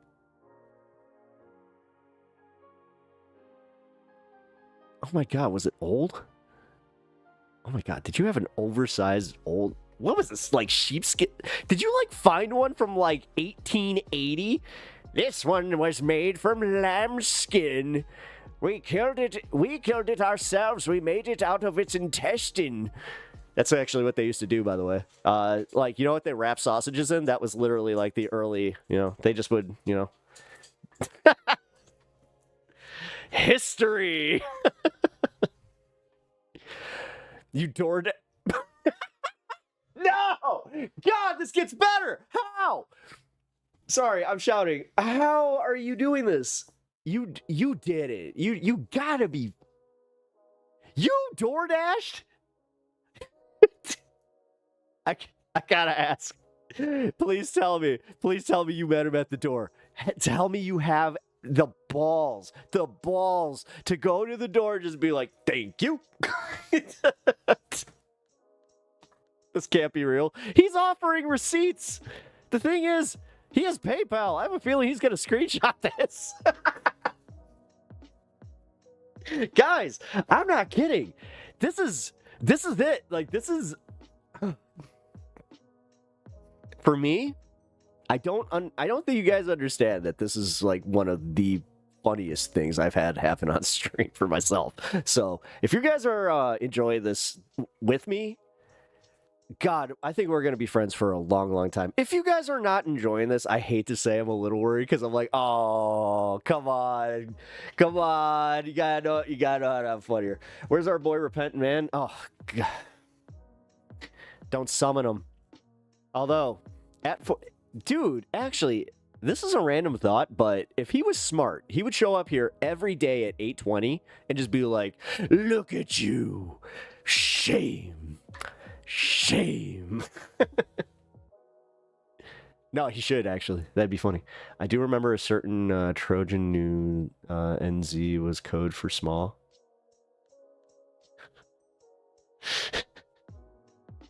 I told the DoorDasher, don't worry about my order. He said, yeah, no worries.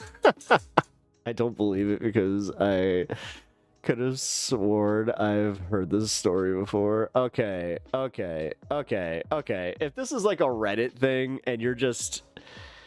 Whew. Either way, I mean, if this was like a Reddit like retelling of some kind, then not the worst. You want to go upstairs? Give me a second. I gotta take them up. Yo, J Politics now. What's that mean?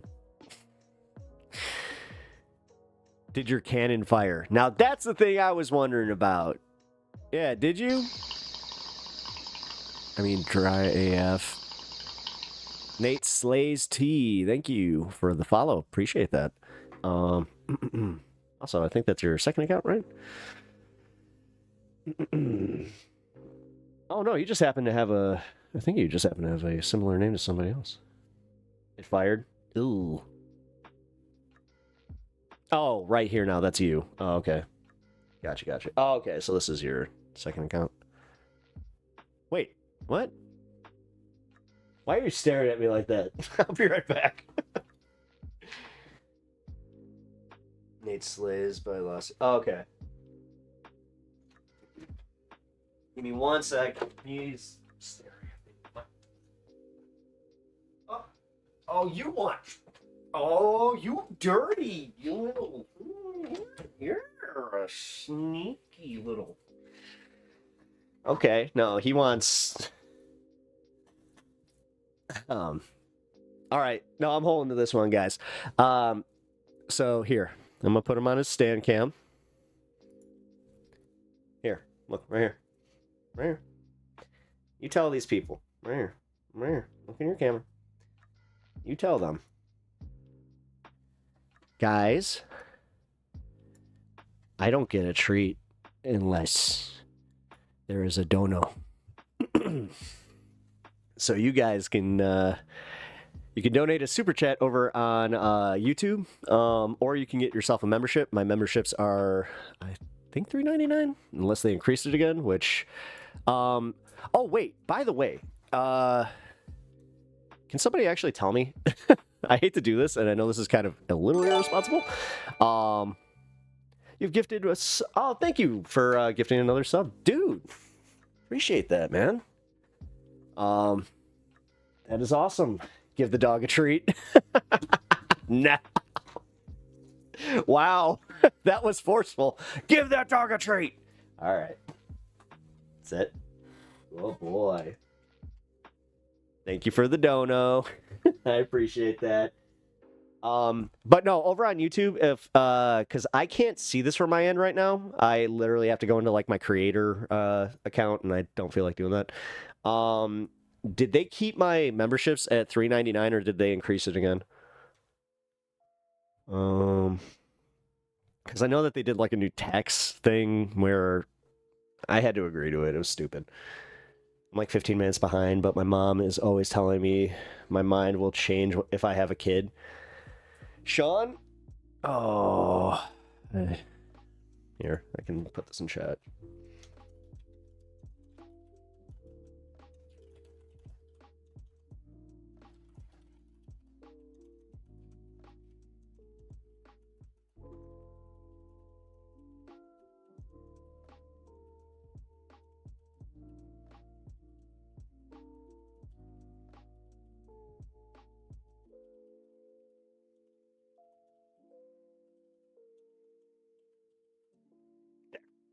I'll even add the little millennial LOL. It's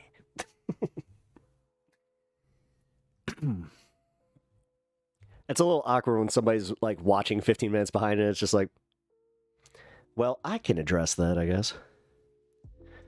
But thank you for giving the dog a treat. He is very happy. But now I am kind of thinking, because if you're dead serious about this and this wasn't like a Reddit thing, yeah, shit. Yeah. Yeah, you'll know in a few weeks, that's for sure. But, oh, wait, whoa. Is Plan B not an option? Oh, wait, you live in Florida. Well, that's a bitch. Oh, here. Yeah, you can definitely join the Discord. You've been cool. I usually do this on an invite-only basis, so you fit the criteria. I don't know why I was making that sound like special. No, you're good. Where's my stream? Here you are. Oh, geez. Hey, welcome, everybody. I didn't know I had that many people watching. Thank you for being here. Hope you're having fun. I'm having fun. Like, this has been a lot of fun. We're 18 minutes away from the 420 fun half, which, again, not sure how much more fun this one can get.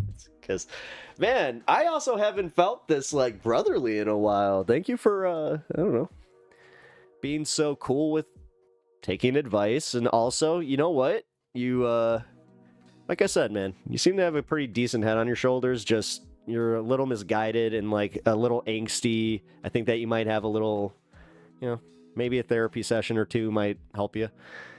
Help me. So, but, yeah.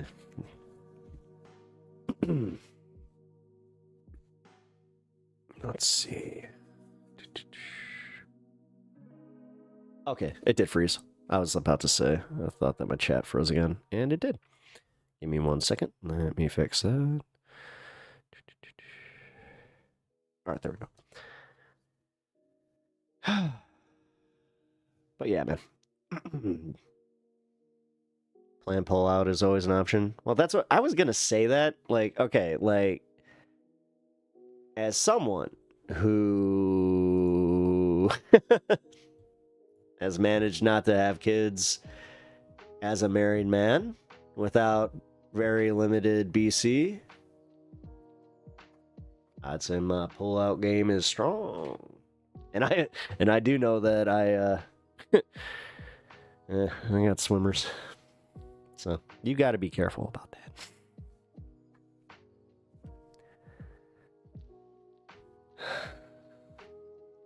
Also, but, you know, the vasectomies are always an option, guys. Just so you know, like, just sitting on an ice pack. These donos are not tax deductible. I don't know. Round one, I was so nervous I didn't even... Thankfully... Oh, okay. Oh, for Twitch. No. I meant over on YouTube. Sorry, man. No, my YouTube memberships are... So, like, here's how it works, because, like, I post, like, a lot of my VODs and shorts and stuff, like, all on YouTube. A lot of my stuff is, like, going to be members-only content, so... It's one of those situations where it's just, like... It really helps me with the algorithm, and it also helps me just... For some reason, they reward these systems differently, but I do have a... my link, which is technically a PayPal link, which I wasn't too jazzed about when Streamlabs did that, because they originally were going to go with Venmo, I think. Or they had it as an option, and then it just wasn't. I don't get that. Isn't your income from stream ads, so why do the donations count as taxable income? I don't know. Yeah, and technically, yes, you're right. That's also why. Anytime that I have me a little bit of a freak out when I say, hey, guys, ads got turned off, just so you know, like, that's why. Yeah. Can't go into numbers exactly, because that would be breaking contract, and I'm not going to do that, but it's enough for me to be concerned. And it's, like, enough for me to just be like, oh, essentially the entire stream. I want my tubes removed, hopefully sooner than later. My mom did that. She did her, well, she just did, like, tubes tied, but even, she did say, like, that's not guaranteed to work, type of thing. I learned what that was, because she was just like, you're not having a little baby brother or sister after this one. That was kind of funny.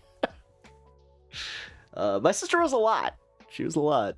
But then my dad got remarried, and then we got the Brady Bunch. And then some. Oh, actually, no. I think it was about the same as the Brady Bunch, wasn't it? Yeah, 3 sons, 3 daughters. Yeah.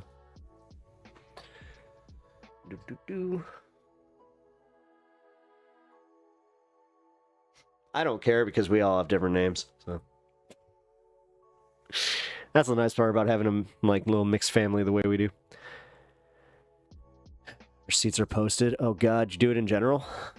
Where'd you do it? Or memes?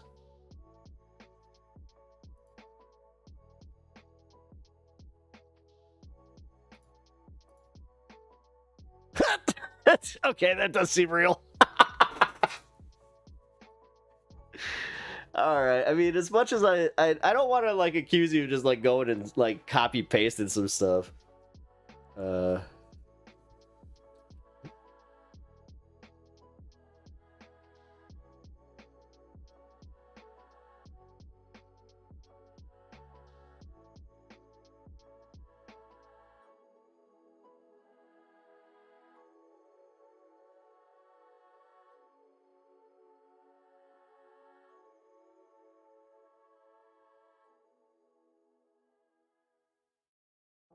What?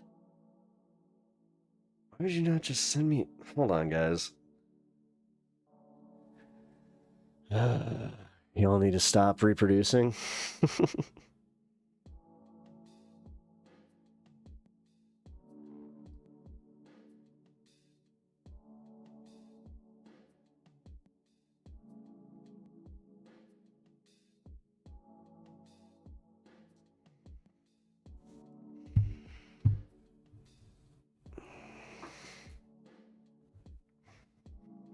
You don't understand that the entire retirement pyramid only works if you have lots and lots of kids. No, see, that's where I feel like I'm beating it. Like, I don't leave any new consumers. I just kind of, you know, piece out the way that I need to. Oh, why'd you delete it? I mean, I saw it, but...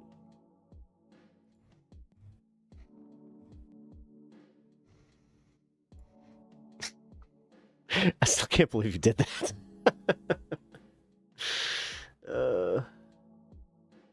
June 20th. Got my date wrong.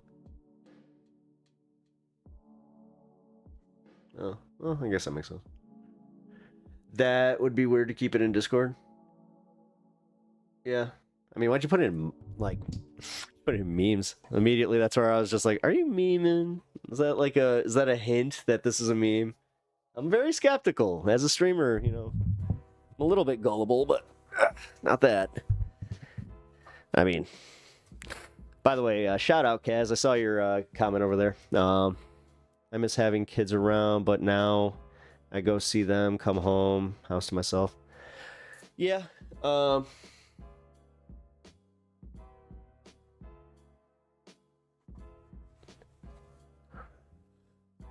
I'll admit that's like the part that like that seems like, yeah, I feel like sometimes I might be missing out on that part, like just the entire, like, you know, having kids, like just having the experience of having kids. But I also have that as more of a fleeting thought. So because then I go play some Magic or you know, come stream. Realistically, this is, yeah, if I had kids I wouldn't be able to do this, so just take someone else's kids and you can experience that, or be an uncle. I am an uncle, and I'm an awesome uncle.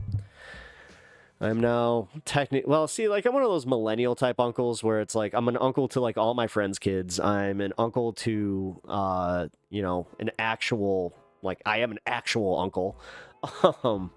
But yeah, I enjoy that experience a whole lot more because, number one, they think, okay, so I love this part where it is true. Like, they love me so much more, like, at least in perception, where they're just like, Uncle Pep is way cooler. It's like, yes, I am. I take care of my 87-year-old mom. No way I'm letting her go to any home. Yeah, that was actually my plan. So I'm not gonna do it because it's hit me a little harder today that my mom is no longer there. But yeah, take care of your elders. I do kind of still have like the same policy for my dad, but my sister even kind of said, like, I kind of got that. I'm like, make children so they can take care of your parents. Yeah, I mean, I've literally been told that, where it's like, who's gonna take care of you? I'm like, well, based on what I've seen in America, the same people that will statistically be taking care of you. I go see some shows, I come home, have a cigar in the living room if I want. Ew. Ew. You're killing the resale value of your home, buddy. Maybe you don't care, which would be cool. What can we do here for... Because I'm going to save this for a minute. We can, there's no rush. Alright, so we don't need to do that. I can cancel this. Do I want to do a Piers Morgan debate? Not really. So, you know what? This is appropriate. I'm going to go into the fun half. We're going to talk about the TYT drama, because why not? You know what? Zach, you were also asking what I think about this. Yeah, I know exactly what you do. Like, funny enough, I have... I just realized that's the problem. I never had that fixed. I have a line that needs to be buried a little bit deeper.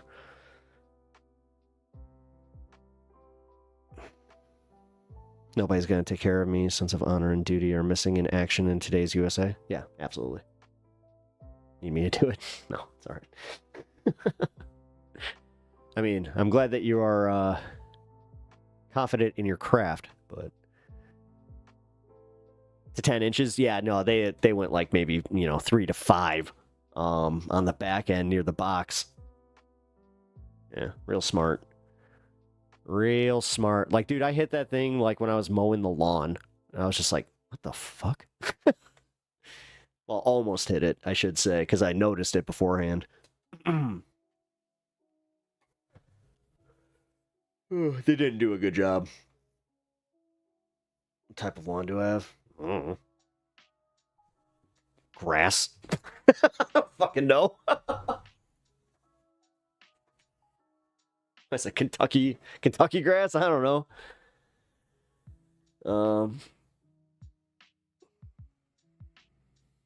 No, it's just there is like a bunch of like dead stuff over there.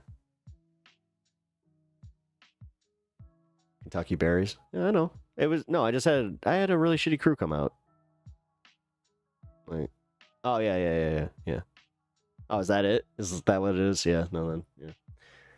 I do know that. Cause like no, I had it Metronet? No. Xfinity. Ew.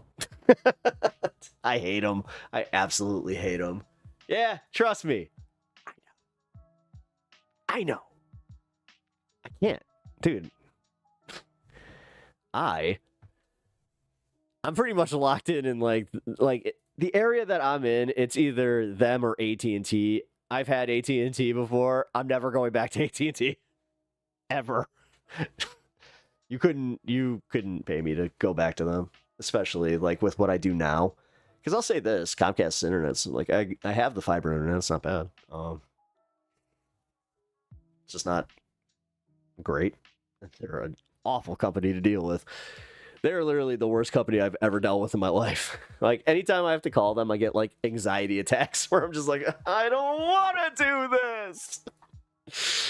But I amp myself up. I just, all right, I can do this. I'm going to get this credit. There he is! He beat us to it, guys! Your fundraiser has been stuck for days. Your pothead views spend... well, actually, to be honest, this did just get a boost that I have not put in there, so... Ain't that kind of funny that you reminded me? Thank you, Repent Man.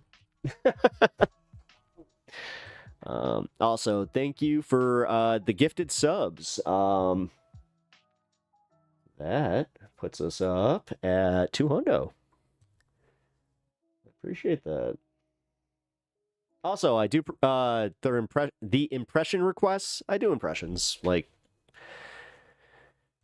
I guess. Although now I'm thinking about it, it's not really like I never wanted to be known as an impression comic, so. Ha, Comcast is by far. Shut up. I know. Trust me. I know. You don't have to tell me. You really don't have to tell me. God. Now we have a city option that is also like not good. It's good if you're not a streamer, but yeah. That's kind of the thing. I need to have enough to do this. Blah blah blah. 200. Oh. Again, thank you for those gifted subs, man. That really did help.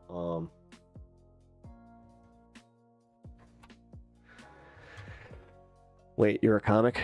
Well, not anymore, but I have done comedy. Are y'all ready for One Piece to end? Oh, is it ending? I thought that they were starting with a new show or something. My buddy was telling me that like they're doing like a Kai version of it, so I'll get to watch it because I've never watched it. So, don't you have to be funny? There it is. God, I love people like you. Make me laugh, clown. I thought you had to be funny to be a comedian. Waka waka.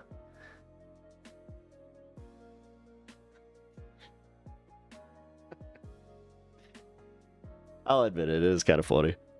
Trust me. Bombing to someone like you, repentant, is what I call an honor. Because you, I can only imagine, you would actually be one of those ones. Boo! Be more funny!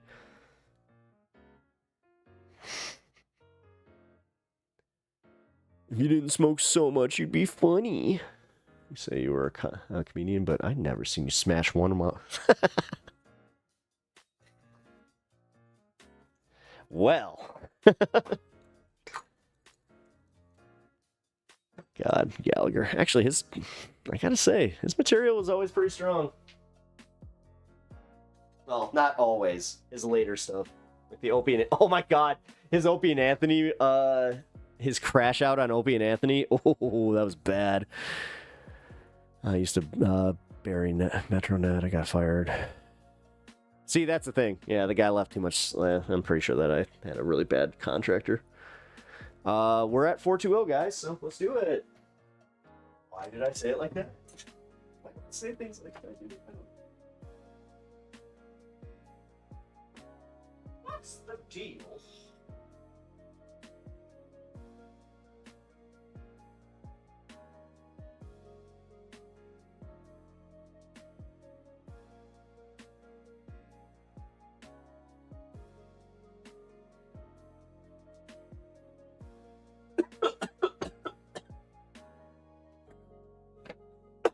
Okay, give me 1 second. I gotta run this upstairs.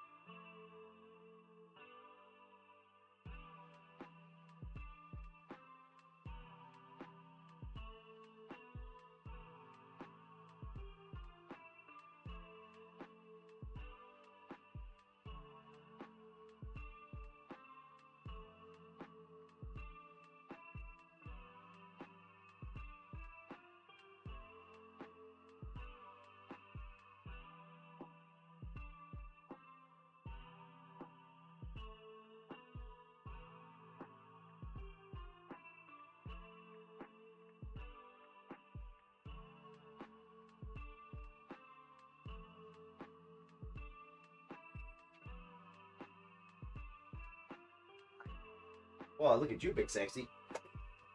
What are you doing? Oh.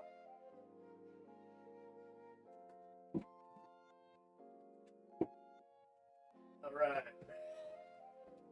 Let's let's start the fun half. Alrighty. Oh yeah, what's by God? By God! By God! I'm not from, no. I have Kentucky grass. I'm from Chicago. But I've heard by God because I'm a wrestling fan and JR is JR, so. By God, King! By God! Oh my God, King! He's broken in half! I got KFC and my, yeah, it's really friendly. Oh, dude, it is kind of funny. My cat, like, same thing. He stole a piece of fried chicken once, and it was like, he got violent. I wish I would have gotten it on video, because, like, I tried to take it, and he was, that's the only time I've seen, like, the devil in him, where he was just like, he's like, oh God, he's gonna get me. I still don't really get it. Oh,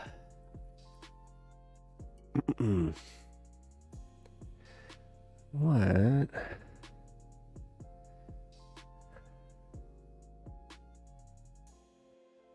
A by God is what you think it is?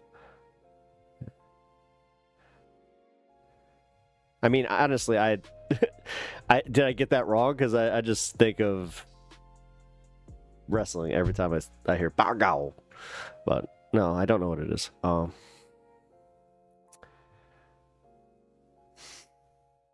You making me Google this. Man, I just did that out of habit. Like, wait a minute, I can't hear my music again. That's why.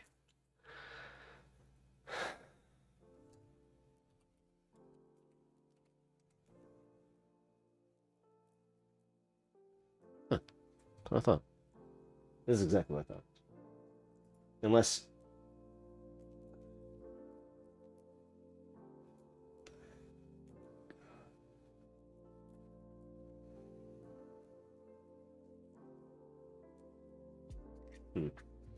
All right, well,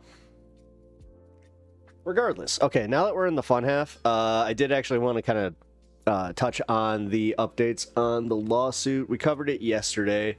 So, like I said, channel of, or Zach, I should just say, if you have not, which you more than likely have not, seen the end of my stream yesterday, I highly recommend you go watch it, because we did a watch along. I watched the Legal Mindsets breakdown of the lawsuit against Denims, and I have to say, it doesn't look good. And I think she should settle. Personally, I think she should settle so she doesn't take it to trial. Because if she does, and she loses, you had already kind of touched on the fact that it could affect every single React streamer. I don't care, politics aside, it could kill the entire industry. Which is funny coming from H3H3, who had already established this precedent that we are now living in. That if there's one thing I can pride myself on with this channel is I actually read the TOS. And I try to respect it as much as possible because I really, really care about this channel.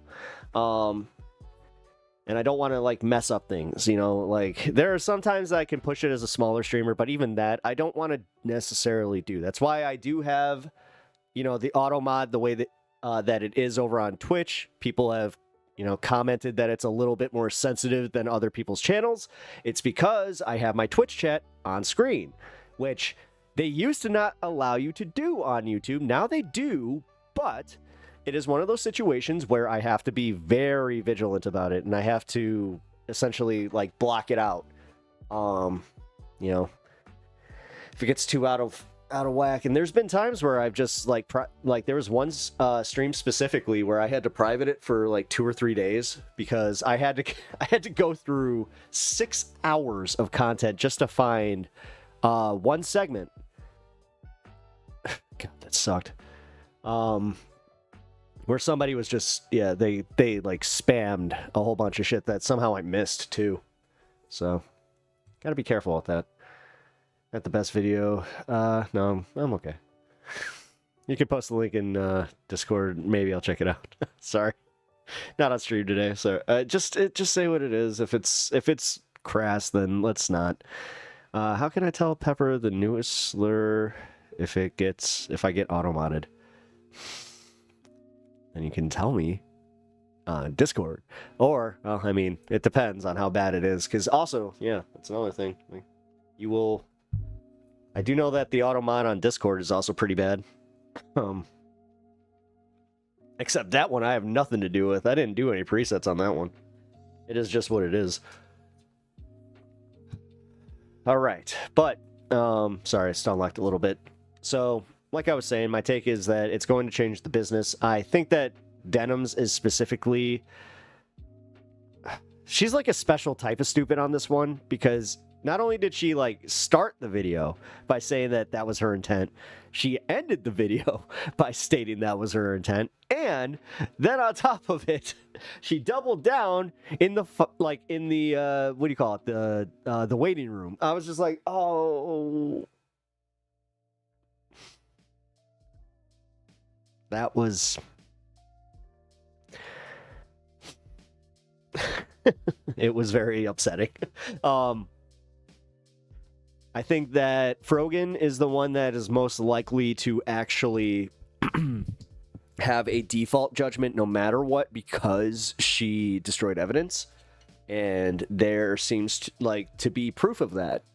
So that's a problem. They haven't come out with her lawsuit yet, but I would not be surprised if I saw like that they literally posted a clip of her, or like they posted like a before the news and then an after. Yeah, Casey did too, and she also did this thing where she the most pathetic thing is, dude, and so obviously I like to partake a little bit myself, and with that I have to say she makes us look bad. Like, I've had this opinion about, like, people like her for a long time, where people who abuse and, like, do it to a degree that's, like, it makes me uncomfortable, that's insane. Like, that's insane. I just gotta say.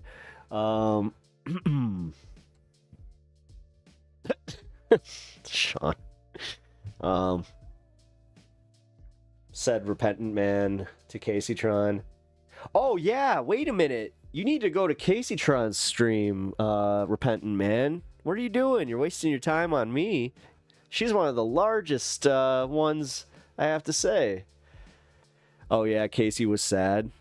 No, man, like that's what sucks. I gotta be real.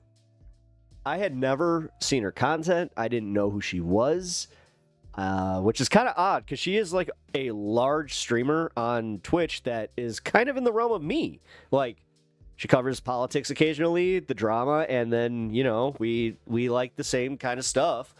But like I said, they counted it, dude. They counted it 45 times, and she's doing these like they're popcorn bags. Like, that's crazy. That's crazy, dude. Like, what are you running from? And that's what, like, I honestly kind of feel sad for her, where I'm like, oh, like, are you okay? Like, and it doesn't seem like she is. Because based on her response and then the Olive Garden one, somebody in my chat had said that, oh, I worked at Olive Garden, and a woman that, like, orders the drink that she drinks at the time that she ordered that's like, that's depression. It's like, interesting.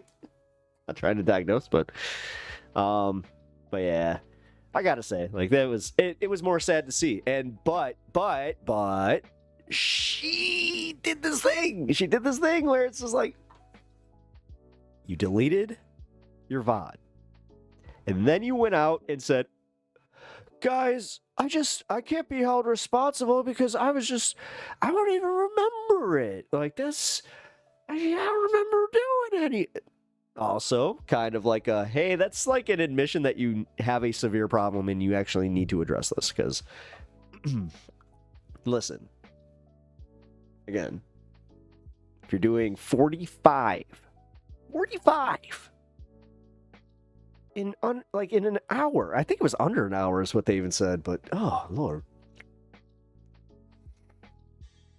When you think about Ethan trolling and saying he would sue Sean the Black just so he's not, oh, because he did. He actually filed against Sean the Black. The thing is, I think he said that, and he always had the intent on doing it. I think that he also is going to end up filing against iDubbbz. We'll see. We'll see. He said he was joking. Oh, well. Ethan says a lot of things. It's kind of like Trump. Trump says a lot of things. Can't just believe it. You know, it's kind of the problem with people who just say things. As I'm a guy who, you know, says things for, well, kind of a living. No, for real though. I think that as much as there could be a sexist criticism leveled against him, I don't necessarily see that as being the reason. I think it's because they were the easiest ones to go after, because they made it open and shut. Like, you can claim sexism all day. A judge doesn't give a shit. A judge is going to look at that and just go, so you admitted to doing this?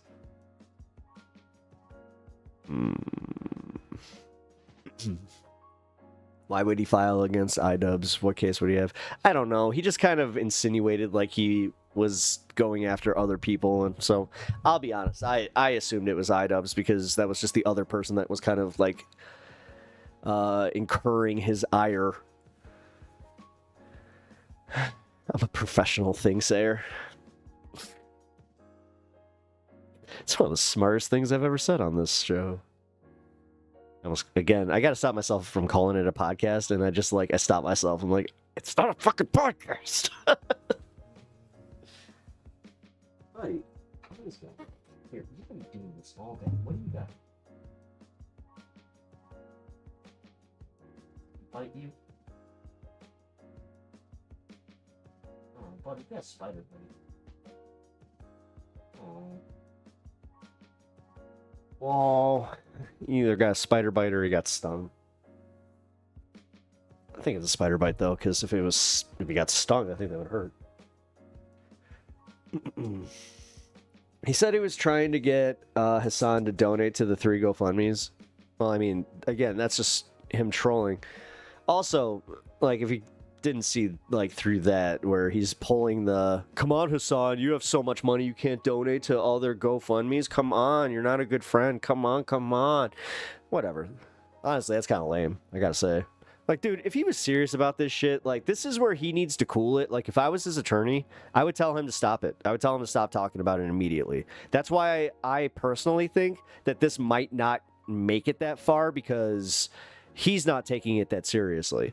But like my legal mindset said, he might be suing lower level. No, he doesn't care about Hassan. He does not care about suing Hassan.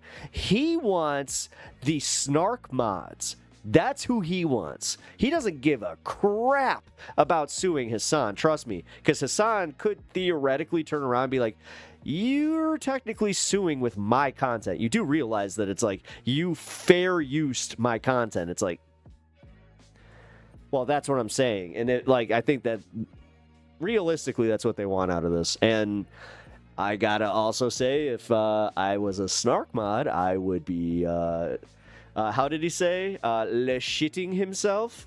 Or le-shitting themselves? Oh no, I added the le. He's just like, how do you say in French? But it also does work, and it's just as funny to say, how do I say in French? Crapping your pants. Because crap is still. You want to think of it as a second-tier slur. I appreciate the term crap because it has the crap and p. It's good. It's almost as good as its counterpart.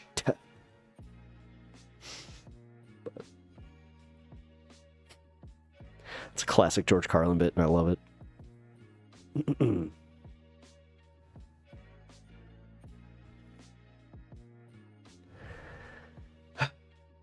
Oh yeah, I had one more little piece on what's going on with Frogan and Casey Tron specifically. Because with them deleting that content, man, again, summary judgment's almost like... It's an oxymoron to say almost guaranteed, but it's like... I have been... Listen, I've been in and out of the court system just for, like, traffic tickets and just, you know, your average BS. And I've gotten to just, like... I've gotten put on the back end, so, like, I got to witness some stuff. Okay, can I just say that sometimes, occasionally, going in for, like, a traffic ticket, and you're, like, you're seeing all these other civil infractions, and you're just like... There was one time where, I don't know why, but they had it all mixed, so I was seeing, like, criminal stuff, and I was just like, oh, this is wild. I saw, like, straight up, like, one guy, like, he got the guy, like,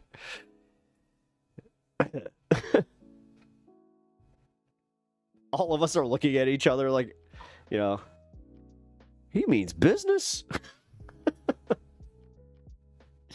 I mean, it is. I mean, it's... Dude, one of the funniest ones I ever saw was this lady get carried out of court because she refused to get off her cell phone. So they got the, what do you call it? The Judge Judy cop. They come up and just be like, Miss? She just sat there with an attitude, just like, what? What do you want? Just... Get off your phone. No. And you just felt the tension in the room just go, ooh. Like, I hadn't been in that, like, scenario since high school. The bailiff, thank you. The bailiff. Bailiff. Bailiff. Plaintiff. Plaintiff.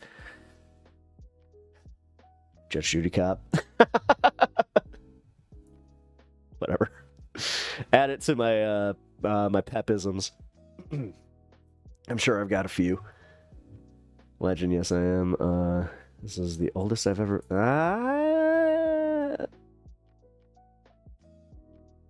You and your dad jokes. Bad dad jokes. Alright, guys. I teased this long enough. I'm sorry. I'm gonna wrap this up. Denims. I didn't get to that, though. Hold on. I just want to say that the reason that I think that Denims should settle again... Oh, wait. No, I already said it. My bad. Specifically because, yeah, this could have a larger impact in her case. Although, hold on. Do you think that...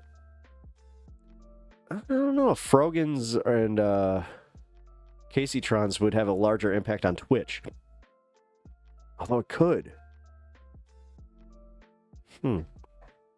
Twitch is the one that should really be crapping their pants, because this is bringing up their whole, like, copyright situation, and it's putting it right in the spotlight, which they do not want. Trust me. Dan Clancy does not want that happening. He wants everybody to just be like, no, move along. These are not the droids you're looking for, no.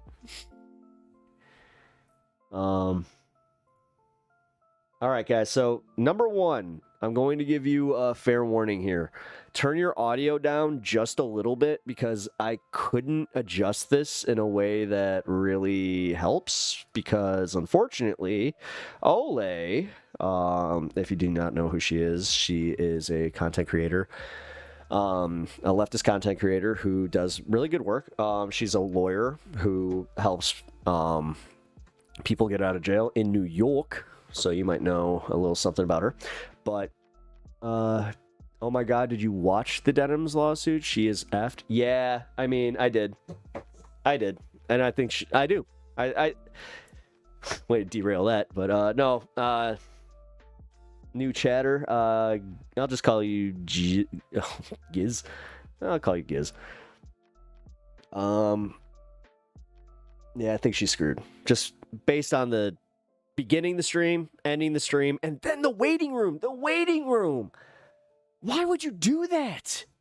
That's not protected. That's never been protected. That one's like, that's bad. Like that's like a unwritten rule of Twitch. Like if you're just like, ooh, that's rough. Couldn't have messed it up. Yeah, she really, I mean, dude, and then she went on fucking JX's podcast and was just like, yeah. You just insinuate Ole is a loud black woman. Turn your volume down. I'm about to play Ole. God.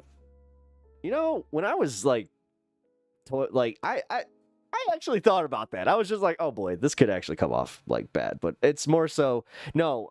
Ole has like her mic way higher than Francesca and the Vanguard boys, so it's really, really hard to hear the other, like if you have to play with the audio. So I'm gonna try and do it from my end, but if it's still like, because like at one point, seriously, I had my headphones on and it damn near like, yeah, it gets really loud. Sounds like loud Latin. I think she's Bohemian, isn't she? I think so. I think she's from... I don't want to get that wrong. Kind of effing weird to presume that that's what Pep implicated. Thank you. I'll be honest, I was like, oh. But here, this is where I was going with that. Yeah, sorry if that was a short take on denims, but we already kind of went through it. But also, welcome to the stream. Hit that follow button if you haven't already and you are enjoying yourself. We are going to go into this. This is going to be a little streamception. Actually, you know what? To make this a little less streamception-y, let's go to default view. There we go. Because now I can join the fun. Ooh, this is like some parasocial. I feel like I'm the meme where I know I've made this joke before, but I do feel like every time I do this, I'm the meme where it's the guy with the oh my god, it's a popsicle. It's a popsicle advertisement where it's just like how it feels to be parasocial with YouTubers.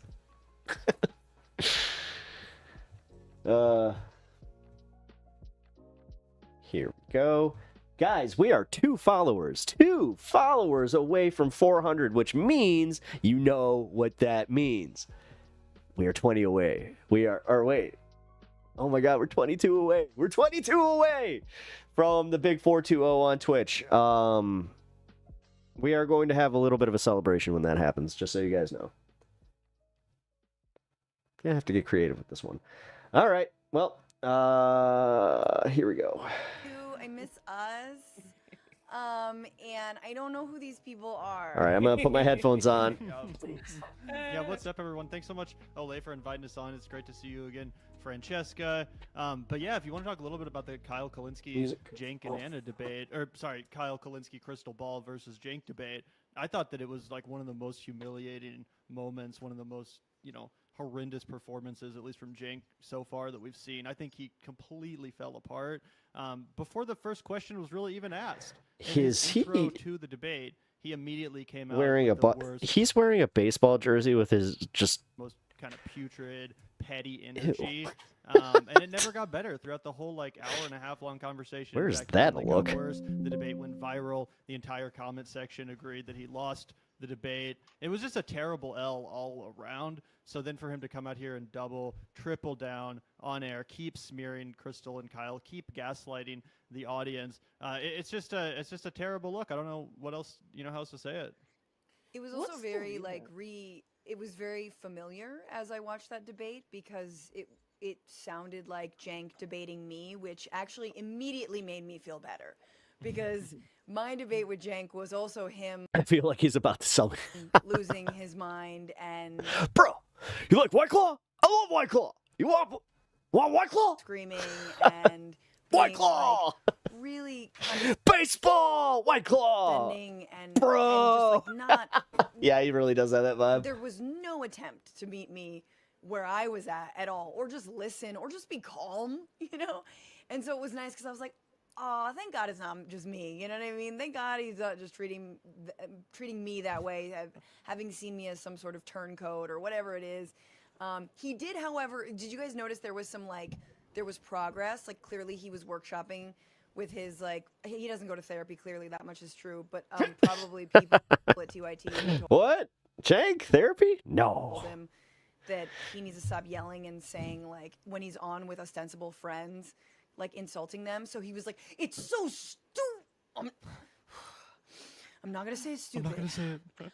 I disagree. Like, that to me was the best part, where he's like, oh, look at this progress. You still sound ridiculous.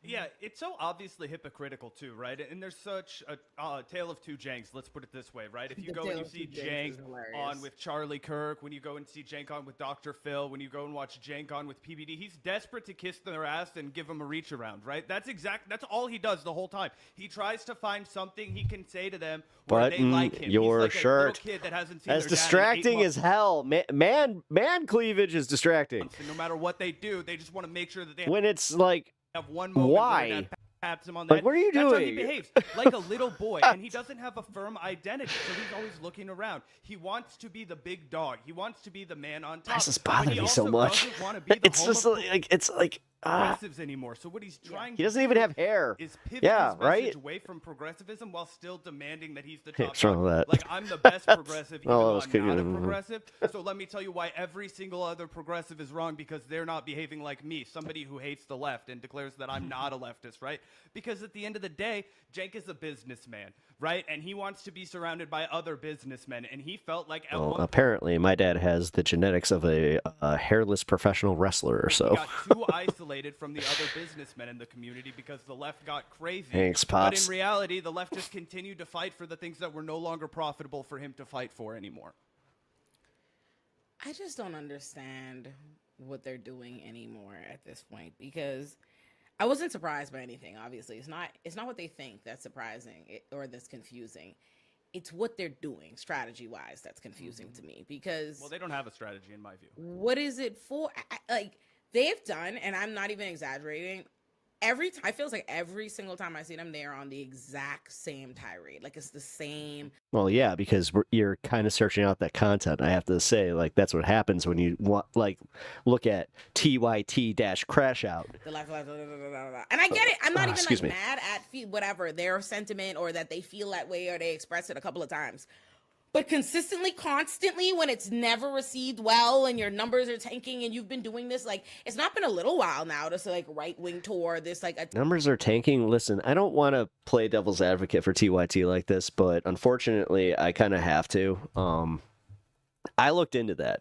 They're actually plus 200K from like the last 6 months, so that's not actually true. So don't just like go saying shit when it's not true just because it makes you feel better. And also, I think that, like, because I had this too, where it's kind of like the whole, oh wow, TYT is like so irrelevant. It's like, well, is it? I mean, it's irrelevant to me because I don't watch it anymore and it doesn't come up on my feed, but is it irrelevant to, you know, as many other people? attempt to pick up a right-wing audience, and it's not Damn it, wine chicken salad. I have chicken salad upstairs. working. So I don't get it. And this every time you hear Cenk, every time I want to go get it, his but whole I'm going to wait. gripe is gonna like, it is, you should not be ostracizing the right. You should not be insulting them. You should not describe them with any true words that would hurt their feelings. Do not call them.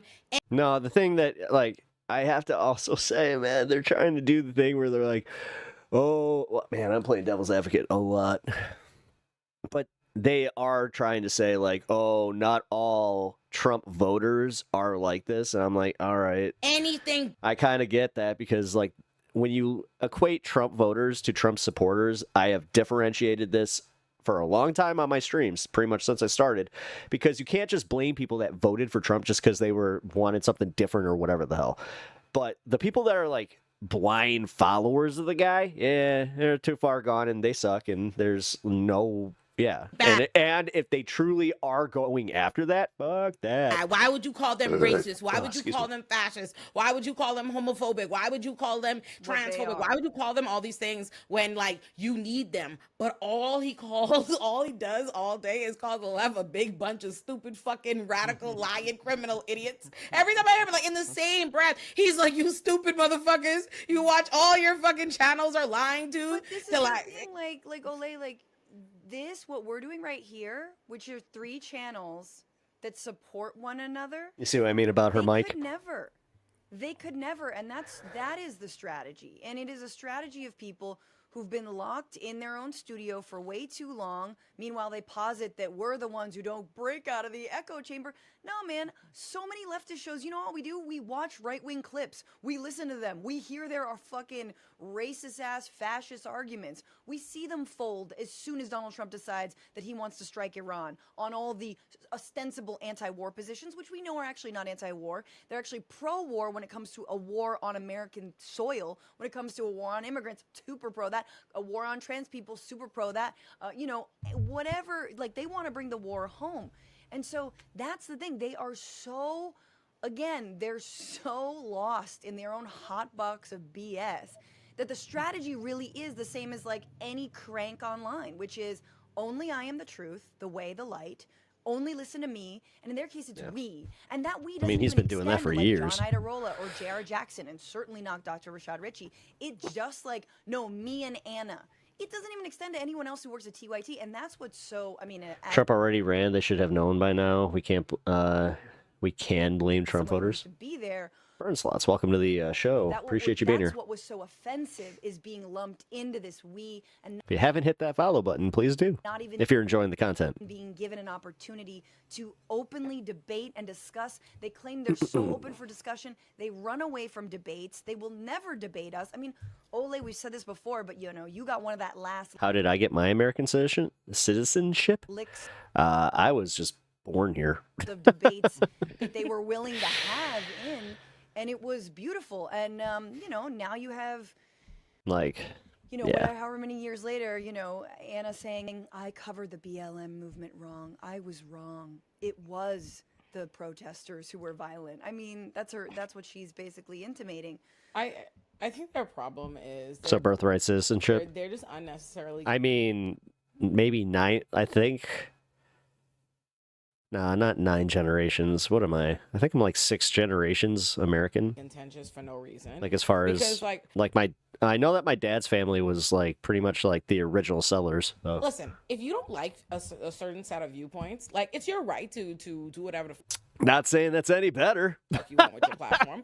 You can just don't acknowledge those people. There are a whole bunch of people on the internet I don't fucking agree with. I don't. That would be wild if he's just like, you know what? We're going all the way back to the Anna, the Pinta, and the Santa Maria, and we're going to just say that, listen to the names. You know that they're already illegals. We can't let that happen. So we're revoking everybody who had anybody that came over that way.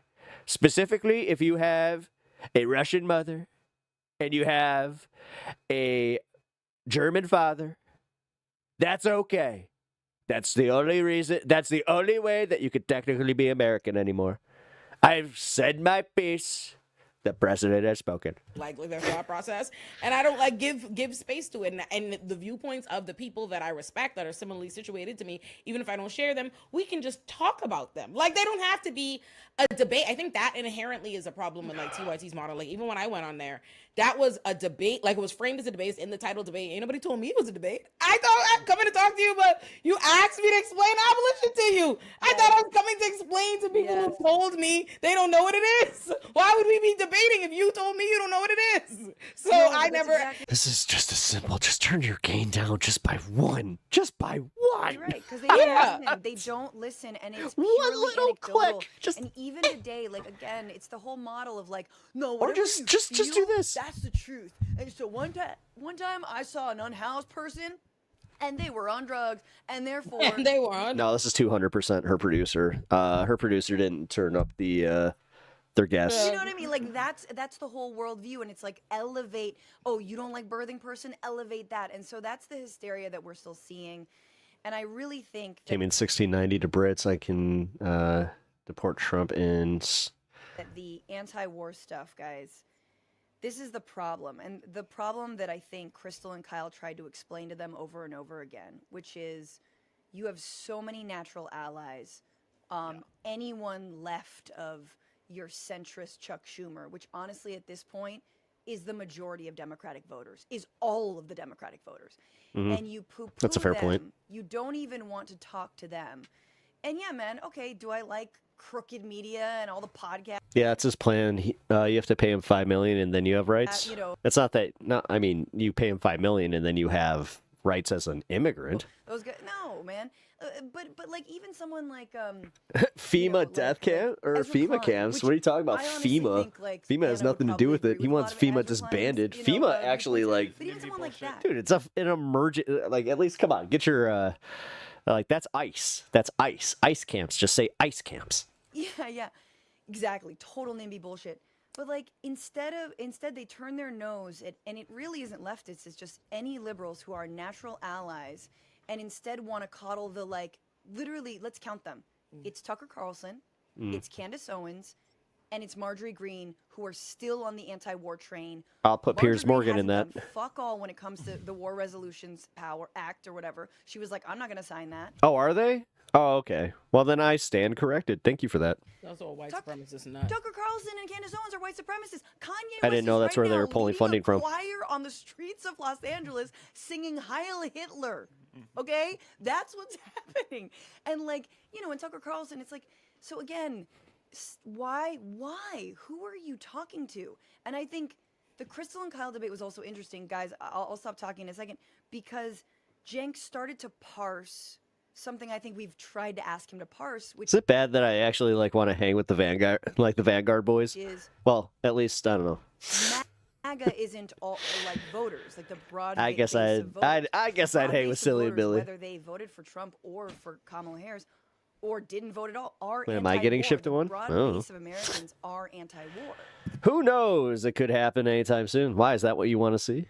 That I think is a bigger question. The question is, and the polling bears it out: are there more people who are against war on the left or on the right? On the fucking left, by a mile. So what are we doing? And Kyle has said to me privately, he was like, you know what? It sucks because TYT in this moment could have been Midas Touch. Midas Touch is number one on all of these platforms. Yeah. I mean, on podcasts, on 2000%, on YouTube. yeah. They're getting Yeah. these big interviews. Yeah, if they still had all of our support, yeah, they'd be double the size that they were. They're even, I will again, say they're that. moving Cenk could have past. been Pierce Morgan. He could have been anybody. Don't do that. Buddy, Cenk had the Don't do world by that. the Don't balls. do that. Don't do that. Very No, early on come the on now. No. Cenk, he annoys a lot of people, and he always has. Green, or on the scene rather, but he fucked it all up. He fumbled the bag. Excuse he me. spread himself too thin, and now he's unraveling. And the thing about Midas Touch that really sucks is the one thing they're not going to touch is Israel-Palestine. Like, they're not actually going to talk about anti-war stuff. And, like, the other problem is like, you cannot see the current authoritarianism that we're living under. I'm in LA. Motherfuckers are being disappeared every day. We are under siege. They're in LA. Mm-hmm. They're not talking about the immigrants that are being, disappeared, kidnapped.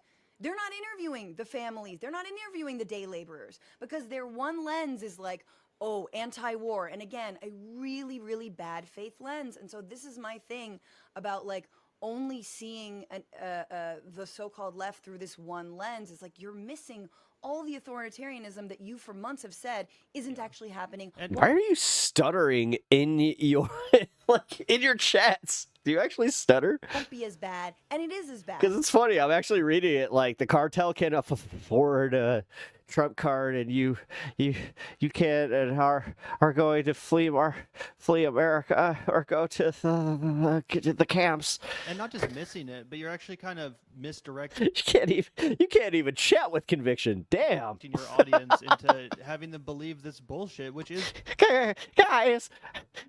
I'm a big strong man. My mom, I'm a big strong man. It's just a distraction. And that's what we've talked about in the context not just of the anti-war shit, but also in the context of Marjorie I'm going to tell you how much I hate liberals when I can. Taylor Greene herself not that long ago Let me pee-pee, pretending to be in favor of defunding the FBI. I don't know if you guys remember this, but a couple of years ago, you know, Marjorie Taylor Greene, because of the fact that the FBI was investigating Donald Trump and because of the fact that they had just raided Mar-a-Lago, she wanted to come out here and say, you know, maybe we should get rid of the God, FBI. who does he look like? Oh my God, he looks like the Jensea Dax from Deep Space Nine.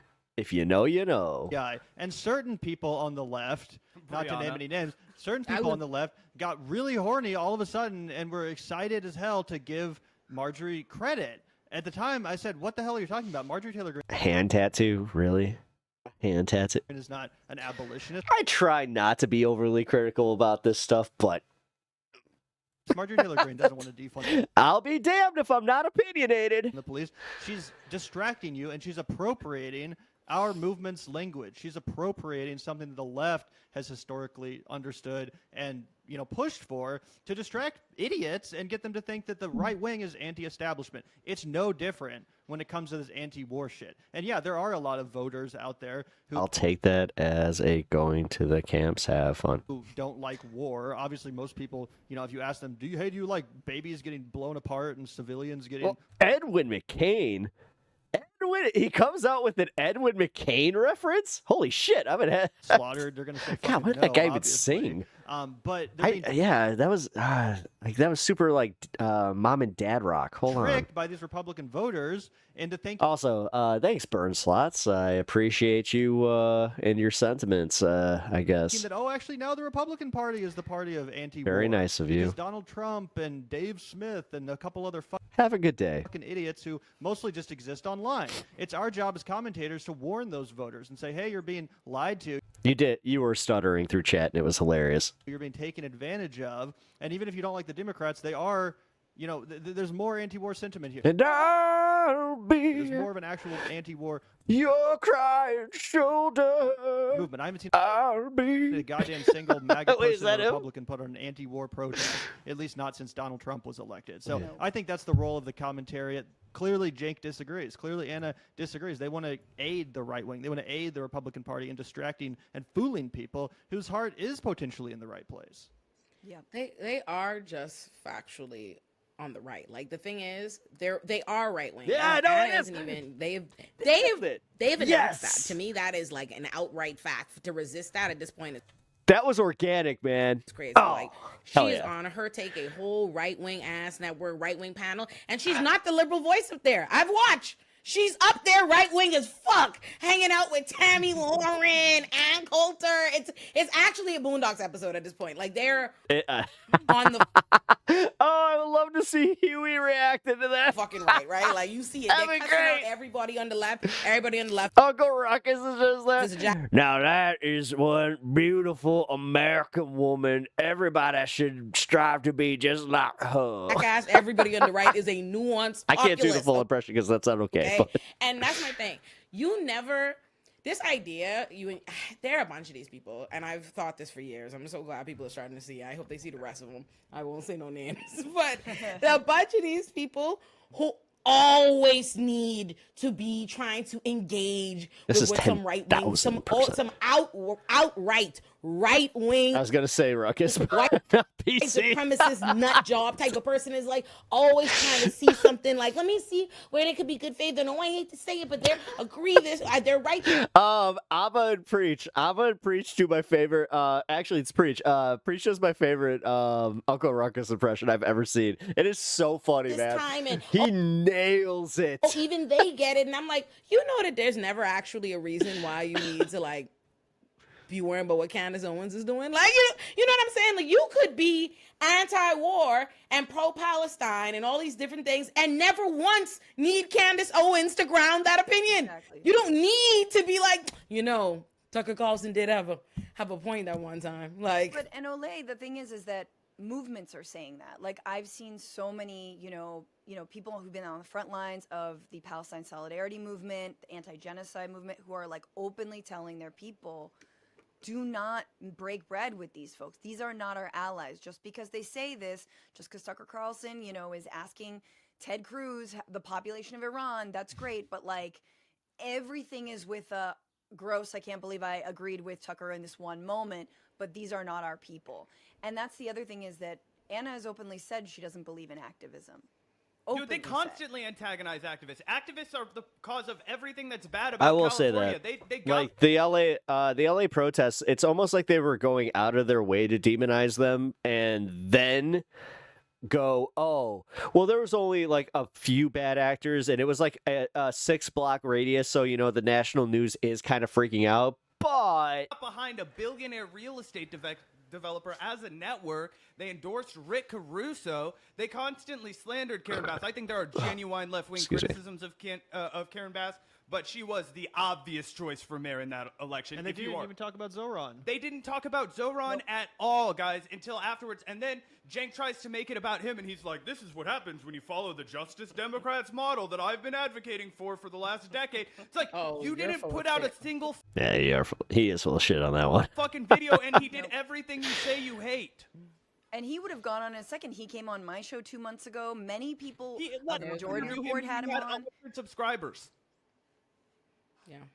Yeah, they like that's the other thing is like and this I think is the point that I've been trying to make to Cenk on Twitter.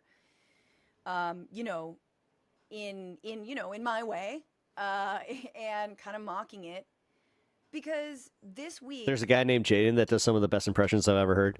Yeah, there's a few of those TikTok guys that are just so impressive. Like, the week with I do mine for fun just because I know that I'm like mid at best, but okay, all of these so-called hey, I got like my 2.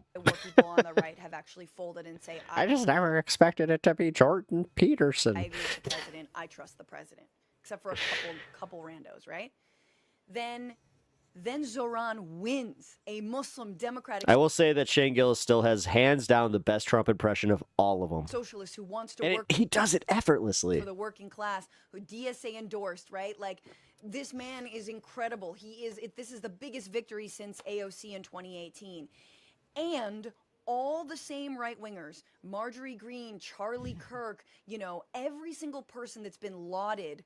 I don't think Candace Owens yet, so maybe that's to her credit. But like all these people have been lauded, and people who Cenk has.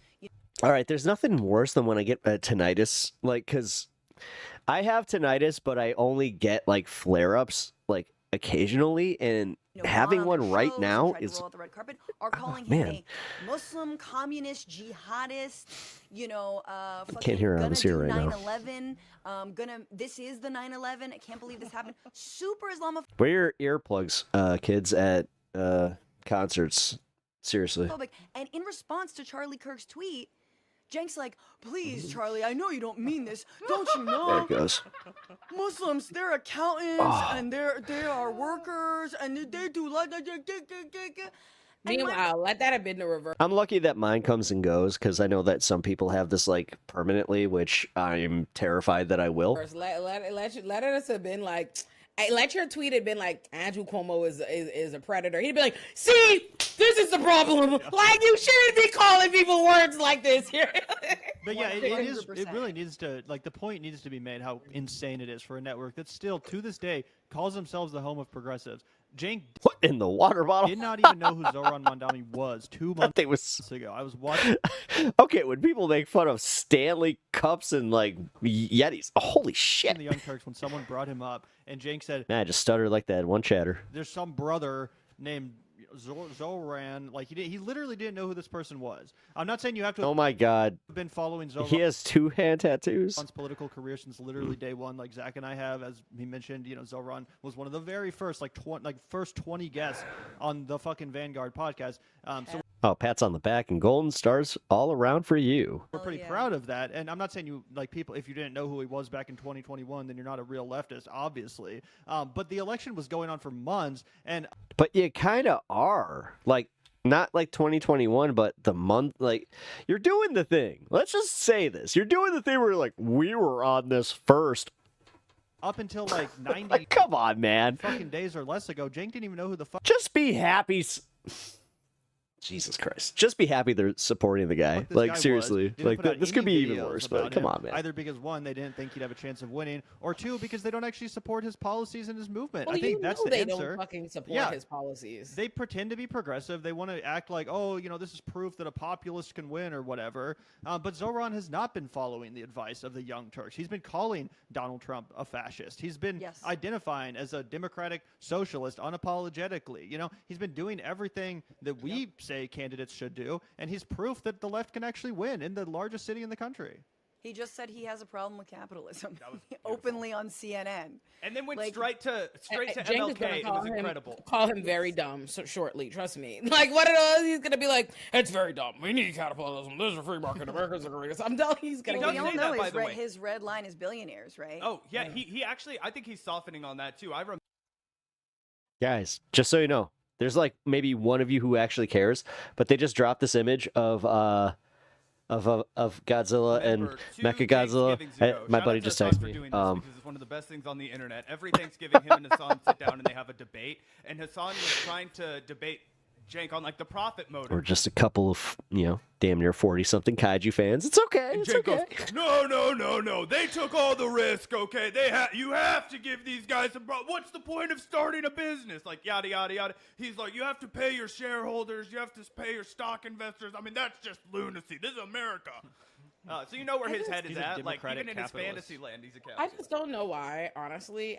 For me, I don't feel any kind of personal offense at the things that I my progressive heart does not believe when I see Cenk and Anna doing their fuck shit. I know what they are. I don't care. There's a bunch of them in the world. My creative heart, like as a creator, is where I'm confused. I'm like, you won't pay your bills? What's going on? What is the strategy? That's what confused, because I'm like, why don't at this point? It is not to your benefit in general to have like this whole like big network where you employ a bunch of other people. If you know what YouTube makes on ad revenue versus the person to show XYZ, it just doesn't make sense. It was never read. Let If it's too loud, you're too old. alone like what I wear earplugs, dude. you have to bring in. At least views. now I do. It I'm trying to retain the little bit of hearing that I still have. basically that kind of model renders it where even when you are technically successful, you won't feel successful in terms of money and the stress, right? So what you have to earn. But then on top of that, now, all right, shit's already falling apart. Ooh, where'd you read that, repentant man? That's some breaking news. You obviously fundamentally are out of line and step with like what you built this platform to be. Despite, yes, okay, you might have millions of subscribers, but that's not what you're getting in views, right? There's a difference between how you perform like by yourself versus with the main show and Anna and all them. I don't understand why. Come on, dude. Oh, I hate view shaming. I really do. This is gross. Like, that's gross. Well, just make his own, make a separate channel, Cenk Uger, like redefine a new show and just Hey, repentant. I'd be Sergeant Pepper. be a right-wing commentator or just be that. Well, we've You know what talked I was about how the thinking? most financially, fruitful path for them going forward would for it to just be Cenk and or Anna and cut all the other fat out. That would be my opinion, although I would feel terrible for all the people, the 75 or whatever employees who might lose their jobs. them free. But I Let them totally agree with free. you. From like, Jessica said set them from free. from like a programming perspective, their decisions make almost no sense at this point. We talked about that a lot in the context of the Crystal Kyle debate. I totally agree with you, Ole. It's like if they're going to keep harping on this, it's not good for business in the first place, and it's not clearly what the people want to hear. Like no one really wants to tune into the Young Turks on the election night of Zoran Mondami and hear them bitching and moaning about how the left sucks and how they're the only ones Homeless that are aren't going to take over gaslighting the you. streets. Right, but if they are going to keep going down this rabbit hole, and if they are going to keep trying to fight this fight, they're not even doing it on their own channel and getting the views that and then the clicks that they seemingly are chasing with this whole thing. Like Cenk invited himself on Crystal Kyle and Friends. That's something that Crystal mentioned in the first few minutes of this. She's like, Cenk invited himself on here to do a sequel to the last debate we had, which was also on my show, Breaking Points, right? Right. So Cenk's not even profiting off of this. It's not drawing attention to his channel. He's drawing attention to It's other just people's stressing them stuff out. by I mean- embarrassing himself and then just getting mocked and going viral. But again, he's not seeing any benefit from it. And I think it's one of those things where, again, I always try to look at everything in the light most favorable and maybe as charitable to people as possible. I think it's one of those things where you get irritated. You might have had a rightful gripe, like for a moment at once at the beginning, like a seed of rightful gripe. But instead of sitting down and like cooling off and like taking the time you need to like get over how you feel, you're just going. And the next thing you know, you're fucking ranting and raving every chance I think that's real. Like I took I just realized she's wearing an Angelica Pickle shirt, and I love it. break from outright just explicit political content for a few months this year because I was like, I'm still fucking mad about the election. I don't got shit to say to y'all other than fuck y'all, and that's not productive. I don't want to come out here nihilistic, see y'all fucked it all up, right? And I saw a TikTok about Chucky's mom dying, and it like kind of got to me. Where I was like, oh. like that wouldn't be productive. So I said, You had those videos though, Ole. You put out the videos. You put out the nihilistic videos. Ah, Benjamin time. I got my couple like this is what I think, and I still think I'm right. I'm correct. I'm just not Scatty raining bear. down misery on everybody every day because it's not effective. I think that what is so insidious about what Cenk and Anna are doing is that they don't actually cut the name Home of Progressives out from TYT. It's that they don't It's true. be honest and say, you know what? We're actually kind of centrist, and this is who we are, and we think that the left has gone too far. It's that they're not honest. It's that they are still trying to claim that they have the strategy, and only they have the strategy to stop fascism, which they're not even really covering in earnest. And a lot of their don't think they're centrist anymore. I think centrist was charitable and nice a year ago, but maybe 2 you know years what ago. I'm saying, right? Like it's that I think is what most of us have a problem with is that you're still It looks like botting. laboring under the auspices that you It does. actually, you have something As somebody that's like seen the effect of that, yeah. add, that you know what to do. And I think there are people who actually believe them. But I also think, like, full disclosure, don't you guys feel like Cheers. they buy tons of bots? Like, Cenk, that's first There of all, it is, yeah. you have to know, Cenk, like 3 years ago, Yeah. every time he would tweet, it'd be like, shut up, shut up. Everybody hated him because Cenk is a Ha, like, it's universally true, though. obnoxious person. He needs to know how He used to obnoxious get he in is. fights He knows with he's obnoxious. randos all the Sometimes he can time. be right and obnoxious. Lately, he's been very wrong and obnoxious, but Twitter is the one place where he just strikes out all the time. And it was very oh fun to no! Televangelist Jimmy Swaggart, he's gone. And I 90 do really years think old. there's been Ugh. like an actual investment in It's almost like it doesn't buy you immortality. Look. in The some only time he like does Look. well on Twitter is when he's praising Donald Trump. My or thing MAGA, about though. this yeah, though yeah. is But I do like, think there's bots who are like, hell yeah, and because like I'm like, nobody defends Cenk online. Literally nobody. Even when he was right, nobody. Okay, defended that's him. really funny. what I don't get Nobody nobody. why, and not just about him. I think this about a lot of leftist commentators. Well, can I take a stab at that, are- Ole? Because Yeah. I think the writing's been on the wall for a long time, and I think that if you take a step back and look at Cenk as a man, as an individual, as a figure, it starts to all really make sense. So Cenk, desperately more than anything, he's a narcissist. He's a guy that wants to be heard. He has external validation cravings, right? You can look at his entire career, and I'm not trying to psychoanalyze the guy. I have external validation cravings, right? Look at my relationship with my mother. So you have to fucking we can spot our own. I'm just saying, right? So the guy goes down this rabbit hole, right, where he is a angry right winger. That's not really working for him anymore. So he pivots to being a progressive that supports Obama. He really hits the jackpot. Now people care. He's the aggressive progressive. He's the guy that's really being outraged. People are tuning into him. That's positive reinforcement. And he's also making more money than he's ever made before. Wow, this is awesome. In 2013, they say, you know what we're going to do, guys? We're going to build the people You're still studio. on camera. Why do you do this thing where you look like you gotta be sneaky? Sneaky, sneaky. It's going to be by you guys, for you guys. They raised $400,000 in small donations. Over 3,600 people sent small dollar contributions to Cenk and Anna to build what they called the People Studio, where it wasn't going to be impacted by any corporation, that they were going to do the straight news for Cenk and Anna. Except here's what Cenk didn't tell his audience. After he had that proof that he was able to raise so much money from his audience, he went out to Buddy Romer's fucking venture capital group. Gavin and I were talking about this right before the show. Raised $4 million from Buddy Romer, Republican venture capital group. Does not say anything to his fucking audience about it. Keeps their $400,000 that he fundraised, naming it the People Studio. He then in 2015 does another fundraising round of Series A for over $3 million, right? Almost $4 million again. And then in August of 2017, decent receipts. he has Graycroft, which a lot of you guys will know from the GoPuff delivery service. That's how they made their name in the industry. And 3L Capital, that's where you hear Jeffrey Katzenberg's name a bunch, but it's also the company that invests in Bird Scooters and this like online erectile dysfunction group. And it's basically a partner with this What guy, now? Naval Ravikant. Why is Naval Ravikant important? Because that guy was extremely early into cryptocurrency. Okay, that guy runs an entire hedge Why fund. would they do It's not that? technically a hedge fund, but it's basically the West Coast equivalent of a hedge fund that's deep into cryptocurrency. Okay, they got leveraged like a motherfucker like that. Cenk spends a ton of money trying to go on YouTube TV, trying to make it look like they're CNN, they're MSNBC, they're Fox News, they're the next big thing. He hires a bunch of employees. He's spread thin as fuck. And then what happens? The entire progressive movement basically falls out from underneath him in 2020 when Joe Biden gets elected in the primary. The momentum stops. They are dead wrong on a bunch of critical issues, and so they start to panic. They start to take shots in the wind. Cenk runs for president later on. He has his failed run for Congress in there. He makes Anna Kasparian an executive producer, so she's able to force her right-wing views onto the main show for the first time. You have all of these things that start to unravel, and now he's got people that he owes money to. So he's taking all kinds of shots in the wind. He's freaking out, and now the chickens are all coming home.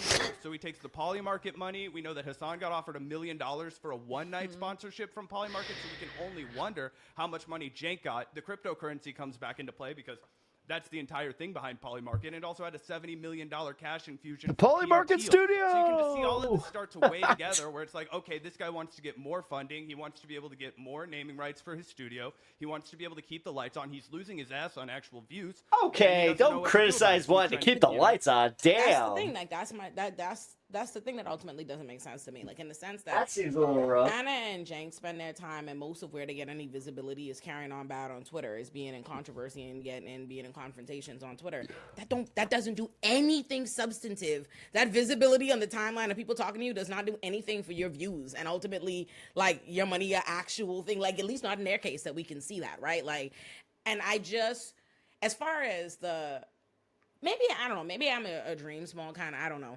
I believe in like building your shit brick by brick. I honestly, I think it is not, I think it is not to your advantage for exactly this reason. You see all this debt, you owe people money to assist in the next thing or whatever, trying to get all this money up front rather than just build the thing, because the reality is, especially as being a creator, being a creative, building something, it takes a while for something to be lucrative, and even then it has its dips, it has its ebbs and flows, and like he would just be, I was just like, I don't know what is the reason to have this like scramble of stress that he has to like save this whole thing and have these like large swaths of money, because I've seen, you can see like, despite what the overall numbers are on TYT, which are in the fucking toilet, they are in the toilet by small accounts like standards, let alone an account with millions. But if you look at the lives and look at like in the month past where it was just Cenk doing lives by his single self, it was getting hundreds of thousands of views. If he wasn't doing all of these fucking deals and taking all this money and getting in bed with all these people, he could just Again, view shaming.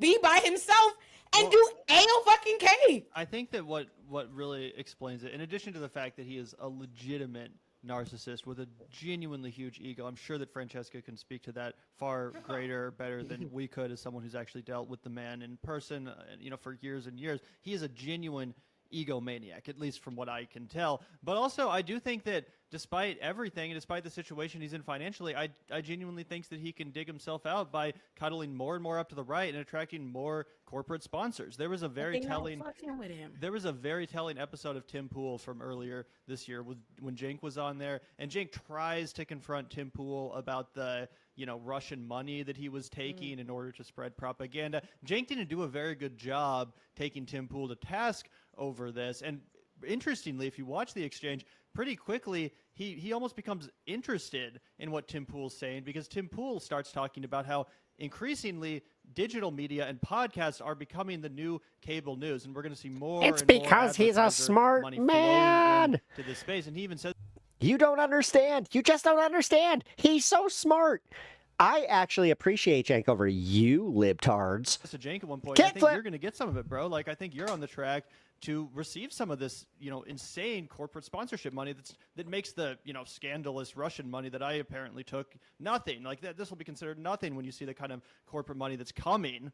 And in that moment, you can see Cenk go like, oh shit, if I follow this path, if I cuddle up to the right, if I obtain a MAGA audience. This seems a little bad faith. I'm just going to say, I don't know, man. Like, listen, all the bad things to say about Cenk, this one's kind of the one where, like, I could hear him literally doing his, y'all could. I can get advertiser money. I can get his Turkish Santa. Sponsorship money that's going to make the Polymarket thing look like nothing. I'm sure it's going to make the Katzenberg thing look like nothing. So I genuinely think that he thought, what do you want for Christmas, little man?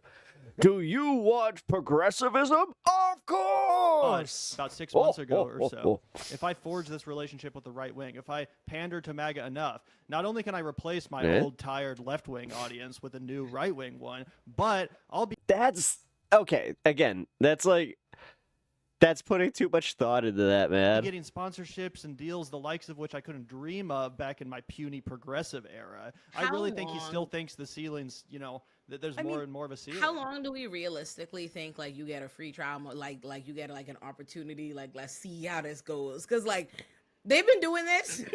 I need y'all to understand. 4 We years started until out in another this- Jan 6, and many people die. Yeah. I will tell you that because you know what? It's an angle.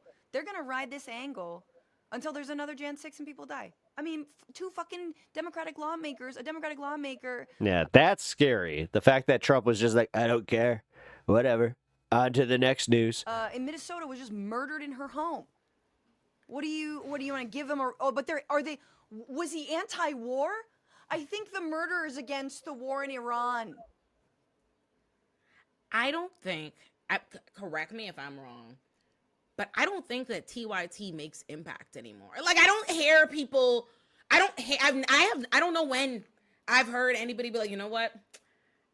I actually came to this position because of something I heard on TYT recently. Like you haven't. Yeah, because you were watching it. Where? When was it that Anna or Jenks? That's like she almost just admitted that she's watching it. That's creating a conundrum. Them like I don't feel like that's happening. So in my mind, I'm like, yes, I see what you're doing. I know what the strategy is that they want to become. They obviously want to gain them a right wing audience, right wing money, XYZ. But it's like it's not happening. It's not coming, and they've been doing this now. They've been going down without a sign of going up now for years. It's been years. I know it because we started having these conversations. Y'all started being on their neck before I had to learn Audi, like my YouTube, before I was on YouTube. I have 6 channels now, and that first channel 6? is like 2 years old. I totally Quality over quantity? agree that their relevance and power to control the discourse is totally 6? like when we started out Come this channel, we on. talked a lot about 3 people, kind of the giants of the Bernie bro media, and I considered them to be Jimmy Dore, Cenk Uygur, and Kyle Kulinski. I would say out of the 3 of those, Kyle's remained the God, most Jimmy. consistent in his message. He's grifted. The fact the that they least. included Jimmy on that is Jimmy kind and of Cenk have wild. both gotten, trapped in the. They've fallen for the trap of going for a right-wing audience and trying to poach a right-wing audience to varying levels of success. It's hurt them overall. But I do agree that, yeah, TYT, it's nothing compared to what it used to be. Most people, they're not really tuning in these days. If they are paying attention, it's to mock them or to watch, Vanguard-style content. But I do think that's a rare thing, and why people find it so fun to watch videos that we make is because we've seen all these grifters succeed in their grift. We've seen Jimmy Dore and, people like that. Jimmy Dore's fallen off. But we've seen all these people try and succeed to poach a right-wing audience and get all this money and take all these deals. Cenk and Anna is one of the first examples, I think, that it's just been an abject fucking failure. Their relevance has plummeted. Their power over the discourse has plummeted. Almost no one defends them. A person who is using Venmo now has 6 channels? Yeah. That's what's really crazy. Back in the day when we would go after Jimmy Dore, when we would make... Yeah, she got monetized and she's just like, I'm running with it. Anti-Jimmy Dore videos, you couldn't believe the shit that we dealt with, the backlash, the bullying, the abuse from his fucking insane fans. I got literal death threats. I remember one time I got a literal death threat. Like, as a straight white fucking dude, I was sitting there reading a fucking death threat. I was like, what is going on? This is crazy. Never anything like that. He's girding. At most, we'll get some butthurt dude in the chat being like, TYT has been around since before you fucking kids were even alive or whatever. But no Those one. are Cenk's accounts. Yeah. That's I've been in a room with enough of those guys. him watching live. His burners, dude. But I think that's true. Also, like, what the fuck is in the water at TYT? Francesca, you were one of the good ones, one of the few good ones you decided to get out. But if you look at it, what was the model, right? Like, it was about getting, I don't know, clicks. What was it? A straight white dude getting a death threat? Never heard of got this. Such a thing. Rubin, and then you had Jimmy Dore, and then you had Anna Kasparian, and you've got Cenk. I mean, that is a big sample size of the people that they gave contracts to go on camera, right? And they Like, used to let them fight too, which was cool. Like on the main show, Cenk and Jimmy Dore would get into it and they'd fight. And like, you know, Dave Rubin, obviously one of the first things that led to him leaving was that fight about Israel and Palestine. It seems like Cenk wasn't always so sensitive. Golf Marine, are you part of the Discord? If you're not, here, I'm going to link it. Check out Horticulture. I actually just posted some pictures in there. Yeah, right. I mean, that's a really interesting point. I mean, you know, earlier when I said Midas touch, I think Ole, you said Piers Morgan. Like, look at the Piers Morgan model. That dude has got nothing up here. But we say all the time. He gets people, right? But he gets people, and they get the clicks because they're, you know, they're having at it, and they're, you know, whatever it is, and people want to see that shit. People want to see people kind of like debate and tear each other's throats out, especially if they're like, you know, they can pull some high level folks. I'm never getting invited back on, I think, because this billionaire was on the last time I was on, and I like made him feel bad, and they will never fucking have me back on. Also, because I asked to be paid, and I got paid twice. Oh, nice. And they just refused. Anyway, the point is, imagine TYT does that. Okay, we're gonna have leftists, this crazy leftist debate, you know, and like people would tune in to see that. Prove the point that the left is insane. She just Power Rangers them, where it's just like, you're lucky to be here. This was advertising for your platform. No, pay me. Well, you're not welcome back. Why not have us on, dude? If you We will replace you with a new Yellow Ranger. You can get out of here. wanted to break the internet, have me and have Red Ranger, Black Ranger, what do you say? We want to get paid too. Well, get the fuck out of here. Gavin on there to debate. That's exactly what happened. Him and Anna, bro, I'm telling you what, like, that's money in his pocket, dude. But he's been afraid of us. He's been totally afraid of us. And that's the other thing that I think is so weird. Like, if you are this narcissist, if you are this big bad wolf, like, why not fucking go to the mats with us? That's one of the other things that I don't understand about some of these big dudes. Like Gavin and I, we have gone into the trenches with people who were way over our weight class. Okay, me podcasting for 10 months. Hey, yeah, we're gonna go debate Sam Cedar. It's like, yeah, dude, we believe this. Let's go talk to Sam. Like, you know what I mean? They have nothing to gain, only to lose by debating. Like the smaller person always has something to gain. Like you could, if you beat them, you beat. I feel like the Vanguard are like the personalities if you were like to create a human based off of Mary Jane and cocaine. You know what I mean? Like, oh, it's great. If you don't, you were the smaller person. Okay, yeah, that makes sense. Like, it's fine. But if they get, that's what I've always said, that their biggest mistake, I understand why they wouldn't debate y'all, because I would put y'all on, that would give y'all further clout, which is why I don't know why they ever acknowledged y'all. I'd have I'd have died before I ever knew. Worst thing they'd ever done.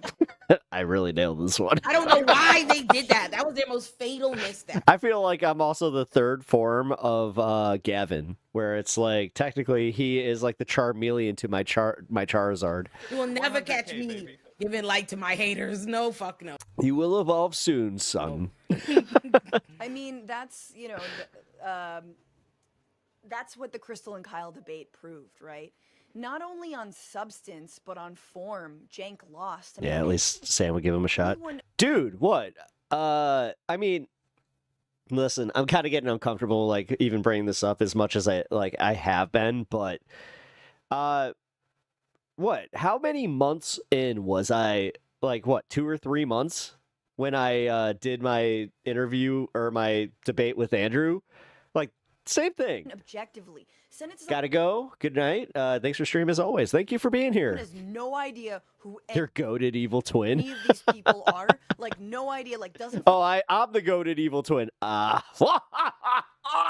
Indeed. follow politics, whatever. Literally, have them sit down and just watch it, and they'll be like, I don't know, they seemed Young Gavin, you will come to the dark side. Yes, you will. calmer and had facts to back up their points that I Get him. He will see the error of his ways. He will be part of the empire. don't understand. And this guy was yelling the whole time and seemed to be really triggered. Like, I didn't even understand his point. Remember the first question I It's asked? just 2 long-haired dudes with fucking with red lightsabers. When I debated him. The first question is, what are you doing? Goateed. Got it. He never answered that question. In 2 hours, and also to this day. I have a beard, by the way. There is no what. Because there isn't a what. And again, the last time we were all 3 on together, I mean, I think, you know, look, Zach laid it out pretty well. Like, the what makes us My goatee game in the beard is just strong. See? Yeah. Yeah. leads us to believe the what is money. The what is just money. Because it doesn't feel politically motivated. It was a little and crooked it today, doesn't though. seem like you're interested in actually bringing anybody on board. You're more interested in just screaming at them for not already being on board.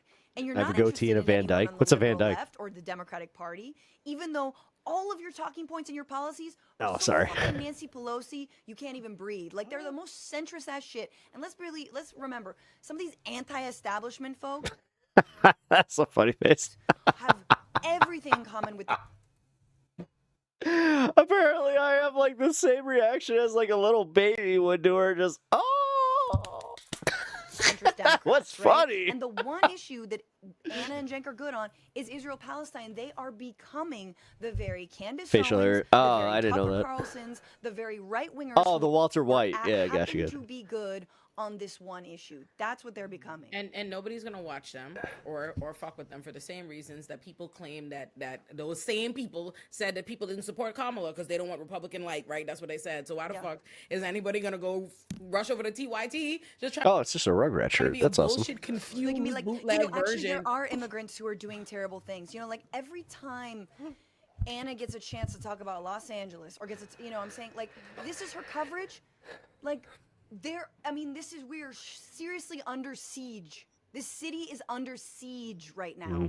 And your coverage is, you know what? Some of the people were actually most wanted. They're real dangerous criminals. Who said that? Oh, Tom fucking Homan?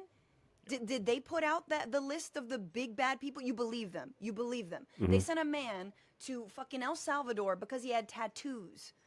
Right? Like, you believe them? Bro, I'm So Trent this is Agua the too, shit. by the way. Don't catch me. Exactly. See, I thought when I heard the Van Dyke, immediately I was like, I Van think Dyke? Anna's genuinely on the right. I think Cenk is scrambling to make bad business decisions. I do think at first I thought it was like, 2 years ago. First of all, I called that this whole thing, all this and this happened, everything that's happening now. I fucking knew it. But I did think that it was like, I thought it was strategic, like far more strategic, but it is very clear to me by the permanent state of rage and irritation that is on Anna's face at every second of every video I see in her, that she is fully on the right. My bitch is mad as fuck 24/7. As soon as you start talking, I swear, and I wish I was being hyperbolic. I'm not even being funny. The minute Cenk says the left, Anna does this. Why are we even talking about them? Why are we even giving life and breath to this? I was watching Candace Owens the other day, and I heard her say something poignant. That's what she's doing. I feel like it's a little unfair, but okay. I know her more, and she does not want to do political news coverage. There's not enough money in it, and she's not actually committed to any progressive principles. Yeah, that's the problem. She also seems to hate Los Angeles. Just Civil to rights. Piggyback onto your point, like she seems to What? hate where she lives. Oh, yeah. I mean, she lives in the valley. Like, she can be insulated from. My thing is, why doesn't she just fucking move? Like, she's not a prisoner, right? Like, this That's is what my I was thing. wondering too. I This love is my California, but none of these things. I fully understand. Again, I be telling she's y'all, from here. Family's here. I be trying to be sympathetic to her. I swear. I Yeah, am. see, like I appreciate that answer from Franny because like I've had that criticism of like some people, and I've even like walked that back where I'm like, it's a lot harder just to up and move. I really am. What I'm confused about is like, all right, you don't like doing this kind of content anymore. Yeah. Don't fucking do it. You don't like, and I don't mean like, oh, quit, God, I'm not. No. You can do other kinds of content. I have 6 different Well, types that of came out channels. wrong. You can go do some other shit. You can. That is like an avenue That's available to pretty you. funny. You don't want to like be there. She's you don't want to be in better LA. position to do that than like 99% of people absolutely to start a new can. career. Even on YouTube, she could totally start a new career just based She on literally can. She has the money, the ability. She has a partner who I think has an income. She literally doesn't need shit but an editor. You can do it. I run 6 channels. Oh, with me did I and not Aaron. link They're it? being irresponsible, and it's disgusting. Days after, Oh, when I there's sent it. fires, when there are sieges on immigrants I did. here in the city, Oh, here. you Here turn it goes on again. a solo Anna show, and you are going to be nothing but fucking lied to for hours on end, and it is a true disgrace. And look, I'm not saying a lot of people tune into her live because when they see an Anna only show, they're like, oh shit, she get like 2,000 views live, And again, I'm not someone who actually gives a shit about clicks because I Yes, you do. Admit it. I think you put out the material you put out. Admit I it. think the content's Listen. more important than clicks. No. I can do this. I can say that I don't really care that much, like, as much as, like, it's not gonna, like, make or break whether I do this or not, type of thing. It's just a matter of how much I do this type of thing. Number one. But of course, if your business model relies on a lot of people making money from it. But, you know, look, the big elephant in the room we're not talking about is the Majority Report. That's their big kahuna. That's who they always subtweet. That's who they're talking about when they say, Nah, Lance of the Serfs has gotten a lot of smoke, man. Because every time that, like, Cenk goes on a large tirade about the left, he always goes back to Lance of the Serfs. their shows. They're really just talking about Sam and Emma. And you look at Sam and Emma's numbers with what, 1.2 million subscribers streaming live? 10K. I mean, and Kyle, right? Well, I mean, like, and the other thing is, like, Kyle and Crystal are people who, like, I didn't really follow up until like the last few months. Like, I knew of them. Now I'm like loving me some Kyle. I watch the Kyle videos. He's Shout so out good. to Kyle. I'm like, Jesus. Inspo for the Vanguard. Yeah, totally. But like, these are the people I'm listening to. You know what I mean? And I think other folks as well. I think that. Wait, you're not seeing it? Probably again, people who are like disaffected crooked media, people who, Last like time. Midas Touch, but want a little bit more. They're going to Kyle. They're going to you. They're going to us. Like. And by the way, something that Kyle's always talked about.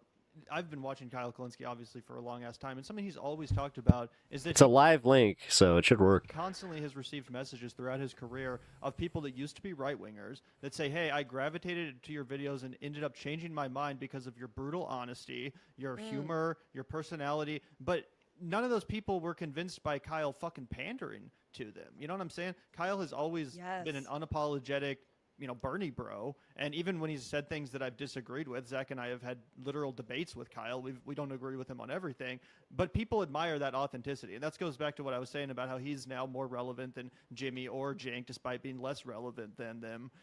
When Zach and I started our show covering this whole scene, right? So I think that that's something that's pretty cool. You can see actual consistency rewarded instead of the grifters always winning, which is usually the case in our capitalist world.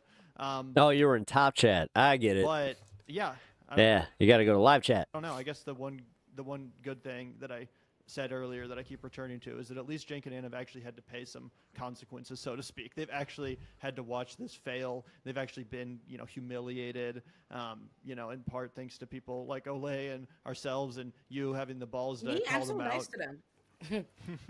I genuinely, I swear to y'all. Yeah, you don't want any of the stink. You're like, come on here.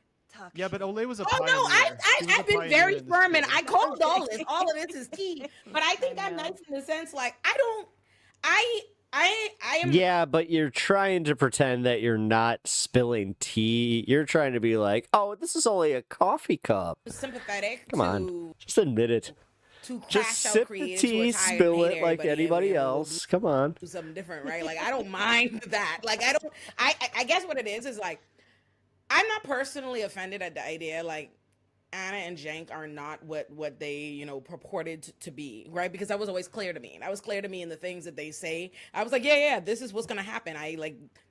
When I discovered TYT, they were already talking wild crazy about crime, bail reform, immigrants, homeless people. Like, I met them talking about that. Like, that's consistent. If you say right-wing shit, I usually put you in the right wing. That's usually, like, how I think about it. So I don't have that, like, problem with them. I think I just don't respect them as creatives at this point more than like progressives. I'm just confused by what they do, and I do think there is some obligation to like that's follow fair. from what you were saying, Francesca, about like, oh, I don't care about clicks. I do and I don't. Like, I don't care about it in the sense of like blind engagement, just like, oh, numbers for numbers. But I care about reaching people with a message, like things that growth I is think nice. are important and worth enough like making. I deeply care about how do we get that message out, and I do think it's incumbent upon you, like, to learn the platforms that you are on, to try to figure out like, what do my audience respond to? How do they like to be educated? What work? Like, I figured out. Man, we really are all children of this algorithm. Like, when I first started Illuminati, I did my interview with like Jamal Bowman and stuff like that, and I realized people don't really like interview content. Interview is the least performing kind of content on YouTube, and I realized, oh, this will get way more views if I talked about it and I interweaved, you know what I mean, like interviews into my video essays or whatever, and that's why that was the strategy of what I did with my Zoran and my Brad interview as opposed. So I think, you know, I do respect that kind of like effort, and I think there's a Oh, yes, I respect YouTube trends. a general level of I don't give a flying fuck on TYT outside of I just want off the strength of my ego. I think because I am me, you should listen to me. And if I'm not being listened to, I'm angry. Versus I just don't, that's not how I approach content on my platform. I don't think anybody gives a fuck about what I have to say inherently just cause. People are not going to watch what I'm talking about just cause. They're not just like, No, actually, see, this is where I disagree. Like, this is where it should be about the performer. Like, this is where I've always, like, for better or worse, respected a Vosh, where, like, Vosh, he gets his audience because of him. It's not necessarily because of, like, what his title is or any of that shit. They're watching him for his takes on whatever the day's topics are. Now, the thing that I've toyed with is going down to like maybe a 2 to 3 hour format because that seems to work out the best. But I enjoy doing 6 hours. I wonder what line me on. You know what I mean? I do, in fact, still have to like say something, make an argument, be thoughtful, be nuanced. How do I figure out how to market this? Oh, well, she's also talking from a perspective of doing like small, short form video content. Excuse me. To you. And so it's their general level of just like banging on the fucking table Which, yes, I'm kind of behind on that one, I will admit. every day for 2.5 years. Like, fuck the left, fuck God, I have so much clip content I need to go y'all, through. fuck y'all, because y'all won't like announce me king while not in any way being receptive to, and I'm not saying you have to be receptive to people. You can say fuck those people, but they are not going to be in your audience. You can't then be like, fuck them, but also you should be my audience. Like, you should be paying me. You should consider me the king of the left. Oh, golf. How do you think I feel? I get to watch any Godzilla movie I want ever. Like, I'm living in the golden age, brother. But I'm also not laughing. And he said that. He literally said, he was like, oh, They have a channel on YouTube that's 24-hour Godzilla films. all these people walking around like, I'm the true left. Obviously not like, oh, I'm not a leftist, but like, I'm still majorly on the left. You're not a leftist, but you're still majorly on the left? It's a branding exercise. I literally have like the most like I don't have to think. I just Godzilla. No politics, just let's watch some kaiju. It's kind of like majorly. Stop what you're doing and listen up. You just Alrighty. MST3K. I watched the 24-hour one of that. I say that I'm a Mike guy, just so you guys know. I love Joel and Jonah, but I like me some Mike episodes. Mike had the best banter with Crow and Tom Servo there. Keep politics out of my Godzilla. Well, unless he's stomping on like a parliament building. I'm all for it then. Oh, Godzilla vs. DC. When are we getting that one? Rar.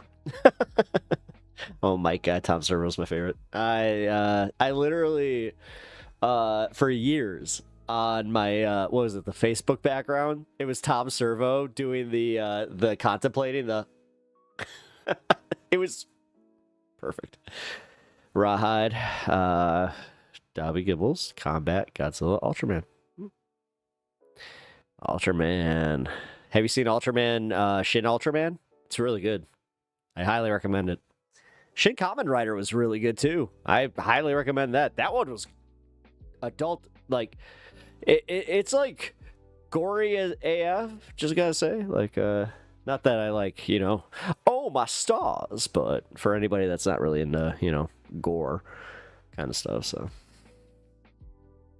Gotta be careful with that. So to wrap this one up, I gotta say that the TYT drama, I mean, come on, it was essentially, we've talked about it before, but we do have like a little bit of this where occasionally, excuse me, because Jenk is going out on like Piers Morgan and stuff like that, where I kind of play this devil's advocate thing where I'm like, listen, are they too far gone? Can we bring them back, or can we like work with like Jank? Because Jank is the element that I don't think he's necessarily pivoting fully towards the right as much as Anna is, where I have to agree that with Ole that she's been kind of, I don't know, very comfortably moving that way. The first TV Ultraman was the best ever. They should have quit after that. Why? That's like saying that they should have, not done any more Super Sentai. Which, dude, I love Super Sentai. What are you talking about? Which, by the way, if you guys are Power Rangers fans or old school Power Rangers fans, definitely do yourself a favor. Check out the old Super Sentai, Jurenja.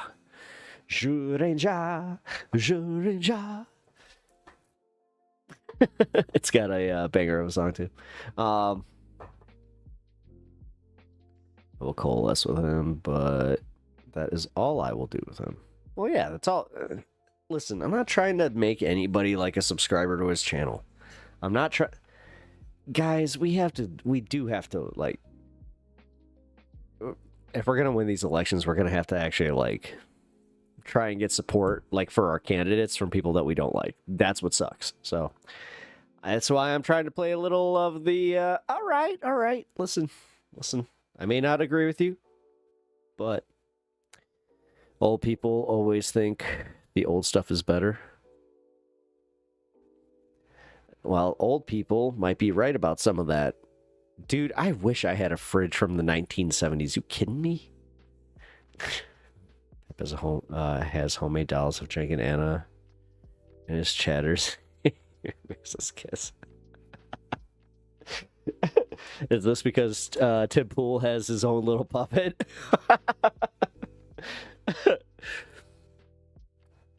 It's funny because people would be like, I could buy that.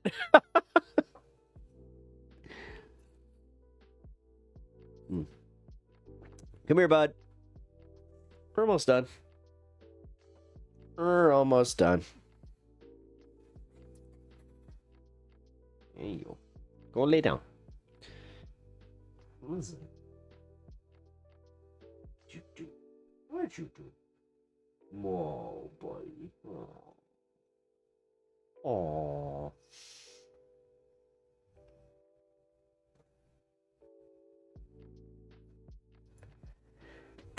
That wee man right there that you just saw his tail, and oh, here he comes. Do you want a treat? Is that what you want? Well, guys, just so you know, you guys can either get a membership over on YouTube or get yourself a subscription over on Twitch, and you guys can donate to that wee man over there by giving him a treat. Yes, that is an every time thing, by the way. So there was one night I did have to call it where I was just like, all right, guys, this was fun and all, but I feel like I'm gonna make my dog sick, so thank you. So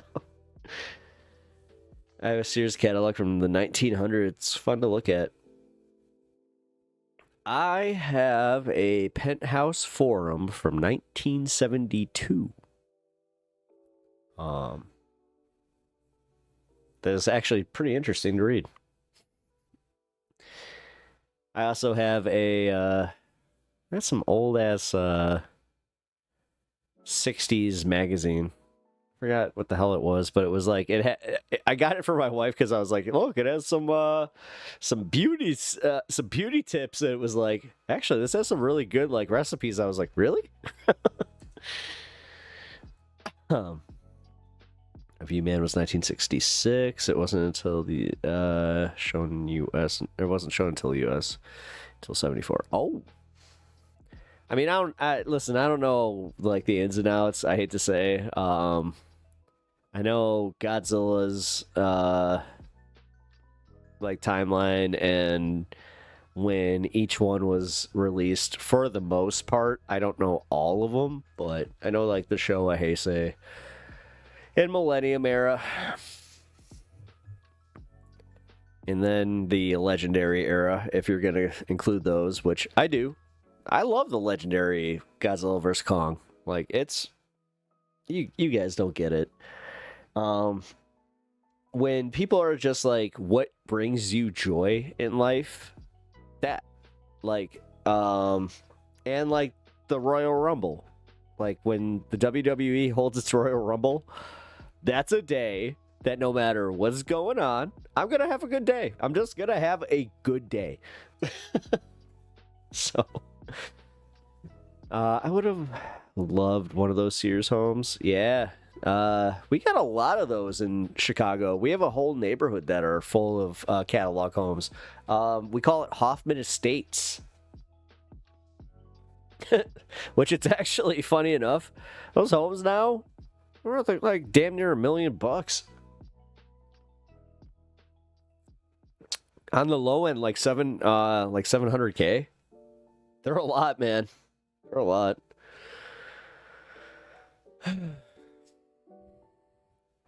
Trying to think, what is that magazine I got her? I could probably just go get it. Ah, fuck it. You know what? Let's do a segment. No, this will be fun. Wait a minute. This is content.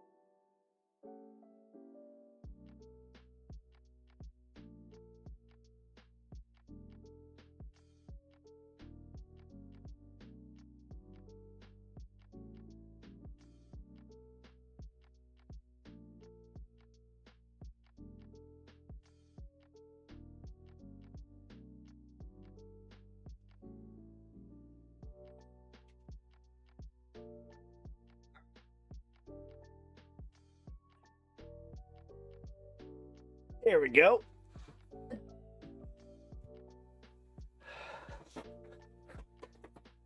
All right, guys. Women's Day. Let's see. Women's Day, not published. March 1966. Now, what do we got here? We have got new hairstyles for spring. Ooh. How to decorate your living room. Fabulous fruit desserts. Dictionary of American Federal Furniture. I think we might have to tackle that one. Hand-woven pillows. Actually. Your important spring ensemble. Heavenly pancakes and waffles. And how to drive like a pro. How progressive. Why is this missing a page? What is going on here? Oh, apparently they ripped this because they wanted to... Let's see. What is this? This is a US Weekly. Or an Us Weekly. Wait. Okay, let's see. This somehow ended up in here. Oh, I see what happened. This got shoved in here by accident. I thought this was like a bookmark. Oh. What have I done? What the fuck? Guilt ridden by Queen and Charles's health. Oh, the Queen was still alive when this took place. When was this? 2020.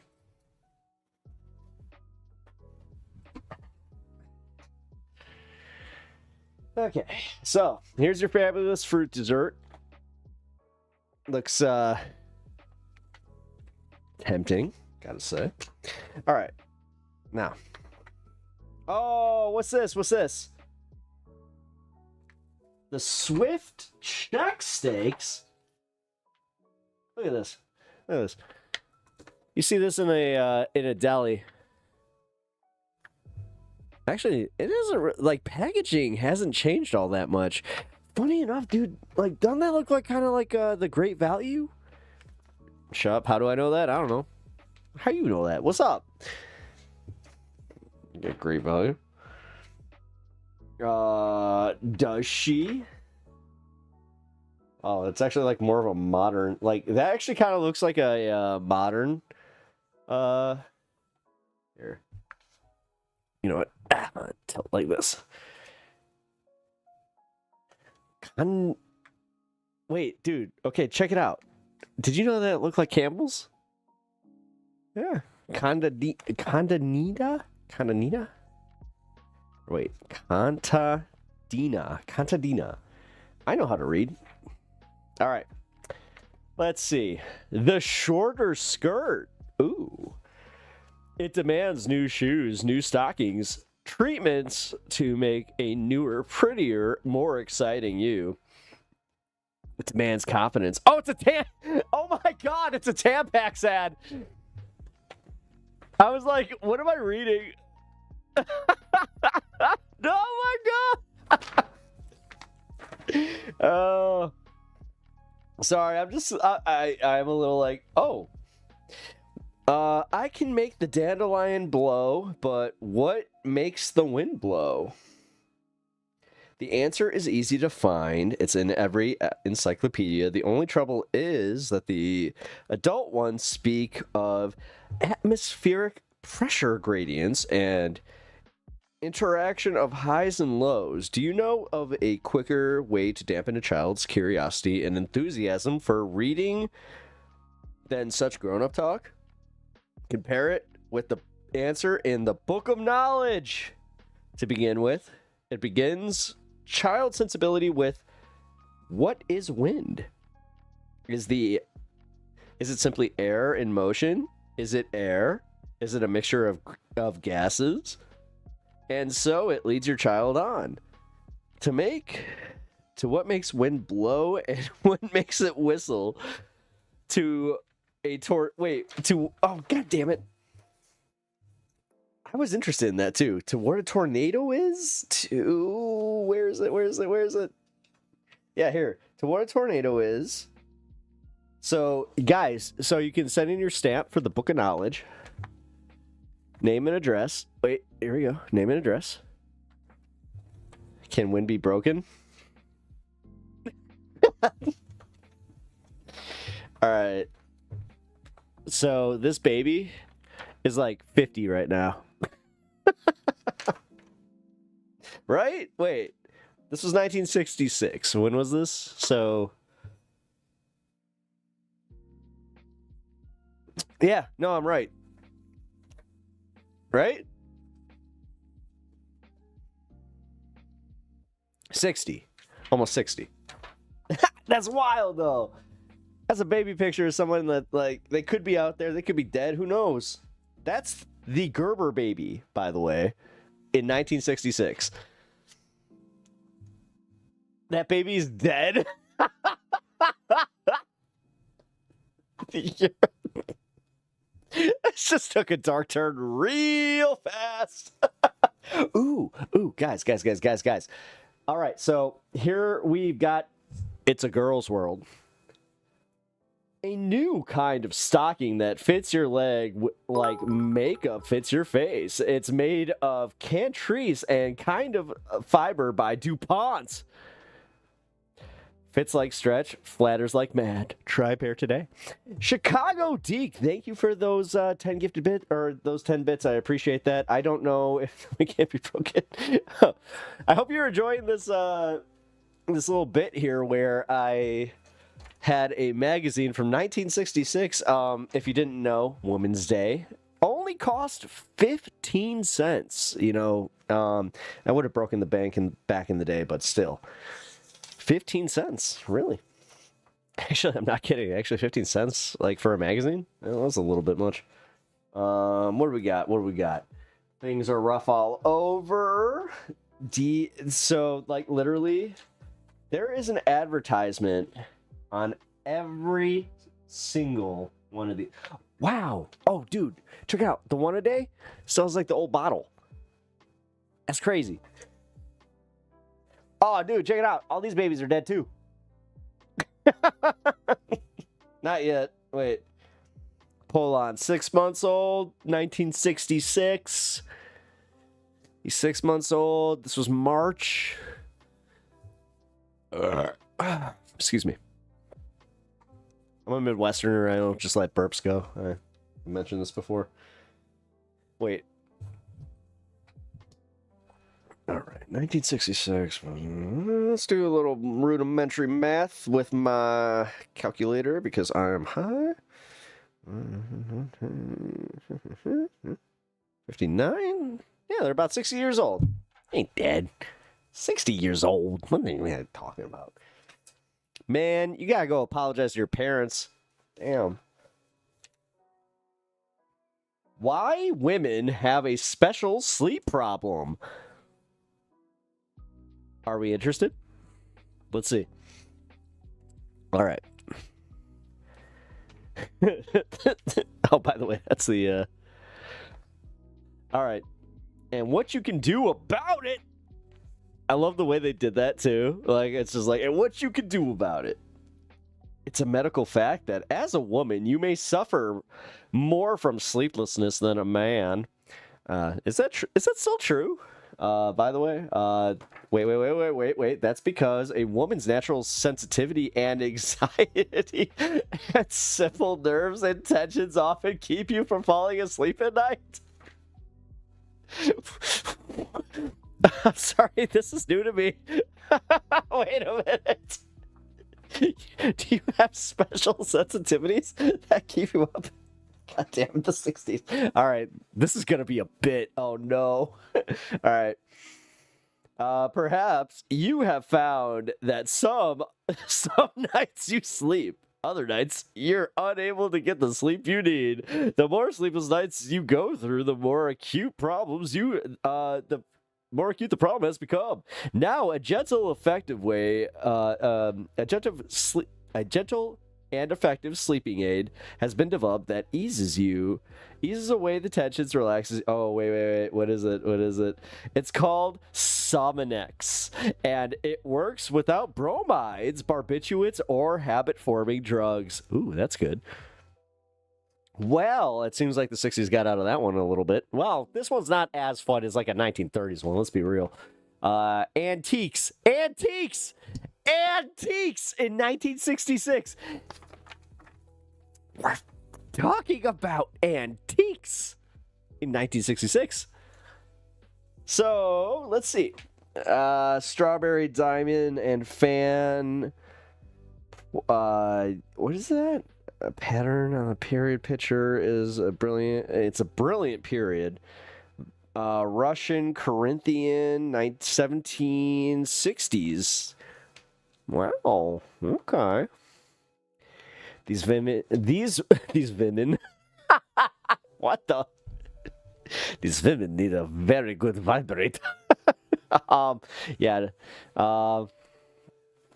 Yeah, they need a... Well, let's see. What's the most, like... Let's see. Where's, like, one of the sus, not necessarily sus, but, like... You know what I mean? Like, where they're kind of breaking from, the husband, where the husband would read, and he'd just be like, I don't know what you are all talking about here. Ooh, that looks like a good sandwich. Look at that. What's that little pepper? Like, what's that? Is that pepper with a little bit of prosciutto? That's like a pepper, prosciutto, and an olive. On a Reuben with some ham and some cheese. That's a lot of meat. Oh, no, it's cabbage. That's my bad. That ain't Reuben. My name is Chiquita Banana, and I come to say I offer good nutrition in a healthy way. Savory burger stew. Let's see. Vegal. Wait a minute. Vegal. Vegal. Is it Vegal? Vegal mixed vegetables. Oh, yeah, it's Vegal. No wonder they ain't around no more. Let's see. Chiquita is, though. Andy Williams. Wow. That's crazy. Check it out. That's a music advertisement in 1966. Crazy. Here we go. This is actually still applicable. We got some flowering houseplants of the month. All right, let's see. So this was in March 1966. Let's see what we can grow. Blue marguerite, indoor willow, honeybell, dwarf rose, flowering maple, Australian flame pea. I haven't heard of any of these.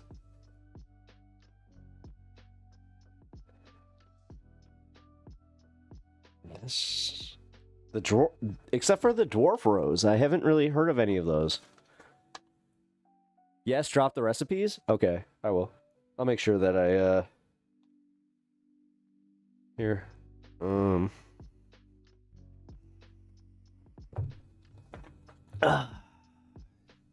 Oh wait, you could probably just screen cap it. Here you go. And get it.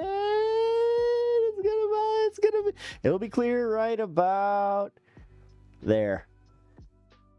There we go. Get it. Screen cap. All right, so there's your savory beet burger stew. That actually sounds pretty fucking good.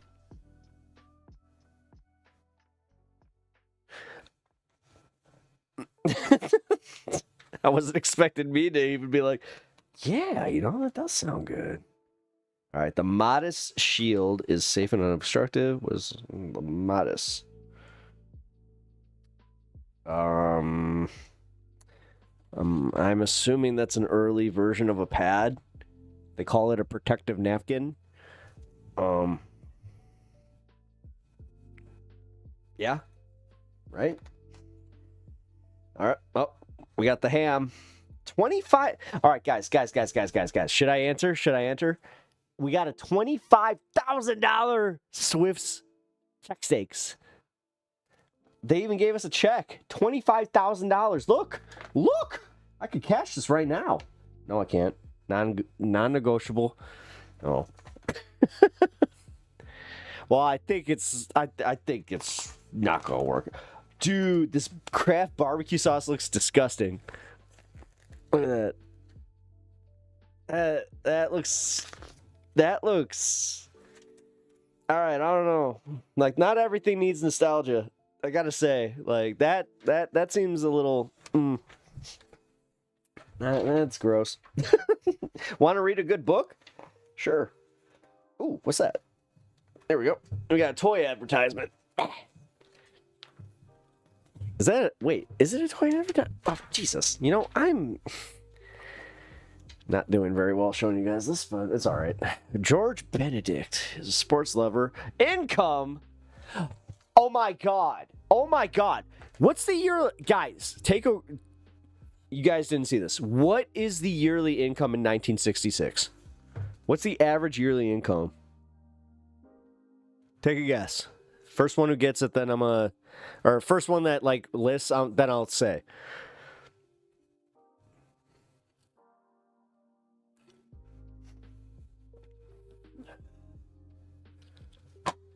Come on. George Benedict is a sports-loving builder. His income is... Ooh, little low. Little high. One more.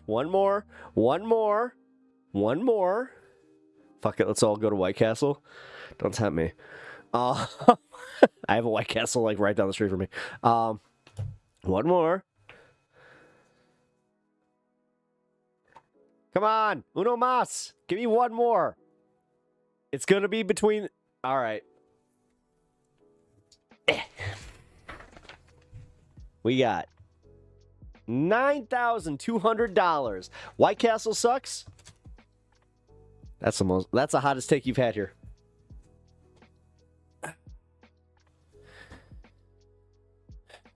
Burger. They're steamed, and they're better. And you could just, Legend of Sean, make me mad. I love me some White Castle. It's a Chicago staple, and all right. So, $9,200 a year. Helen Benedict built a sporty young room around a bigalow right from the start. Guess how much that cost? It doesn't say because it tells you to go to a different page. I'm not happy about that. Ooh. Here we go. Women's fashion. What do you guys think? What do you guys think? Huh?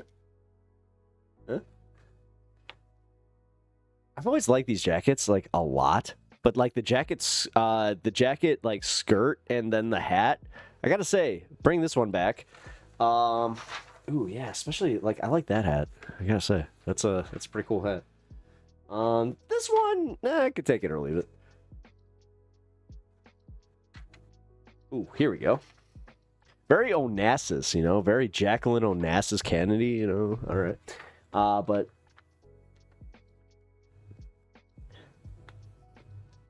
I'm gonna say, I like that one. Oh, that's like, that screams White House correspondent, doesn't it?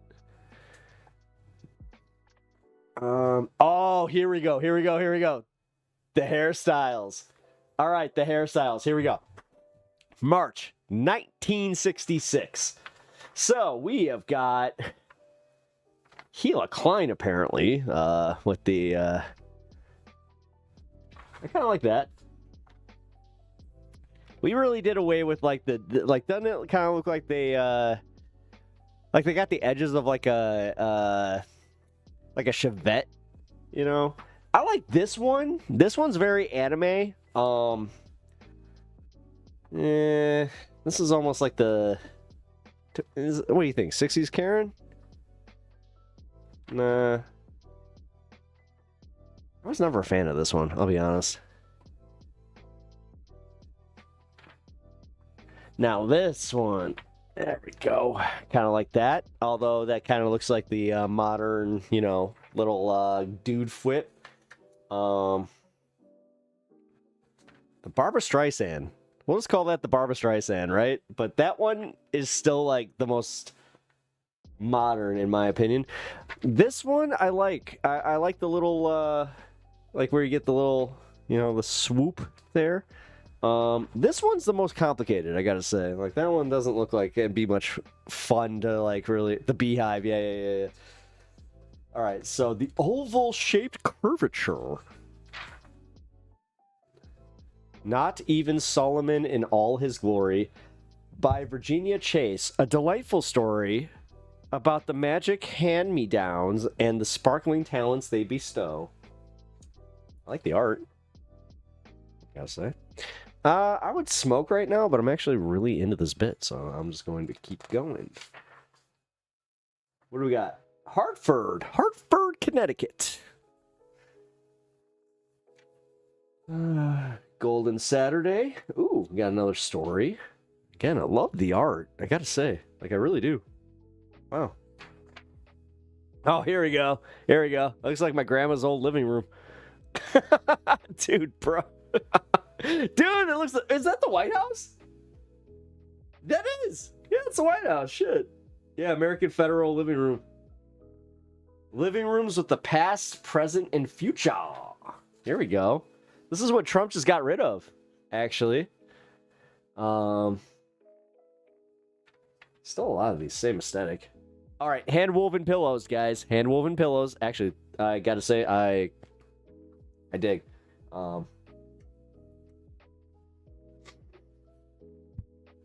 You know, I wasn't expecting on having, like, this much fun with this, but I'm having a good time. Let's see. Ooh.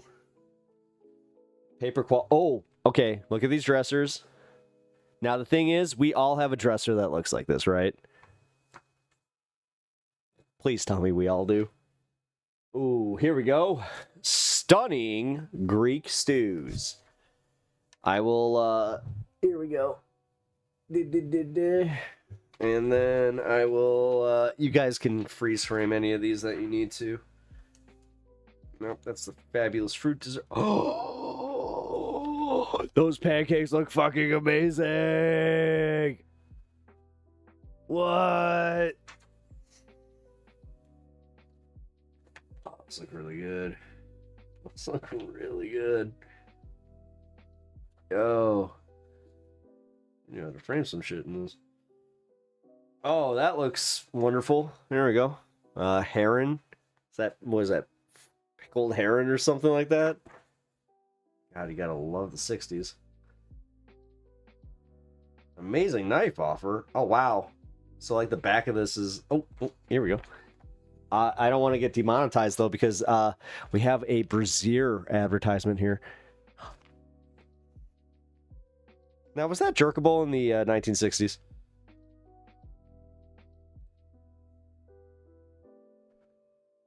Free meds.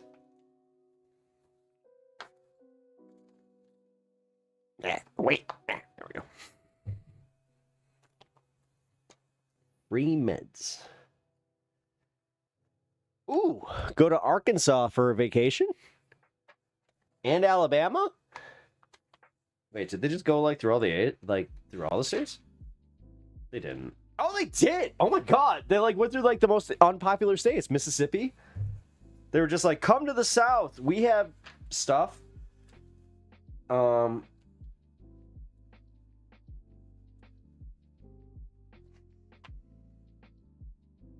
the fuck is that?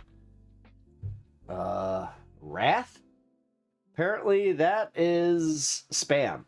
So Wrath is like canned ham or spam. I don't know. Scorpions started in like 1960s. Didn't take that. Madam X. Anybody want to go see Madam X this weekend with Lana Turner? For Women's Day in Montana. Ooh, actually, this one looks really good. All right, here we got one more recipe.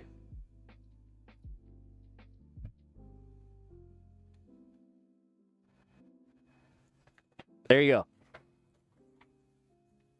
Ooh, that actually looks really fucking good. Cream mushroom soup. All right, that last one, guys. So it's new chicken crunch soup and stuffing mix with chicken with a great taste. I don't know about those pancakes. Those effing pancakes. Guys, those effing pancakes. And then here's a shampoo advertisement from the back. 100 strokes. Oh, that was fun. And that was our Women's Day segment. I was not expecting to have that. I will be honest. That was a lot more fun than I thought it would be. Now, for you guys who lived through that era, like you, Deke, did you recognize any of that stuff, or were you like, oh, shit?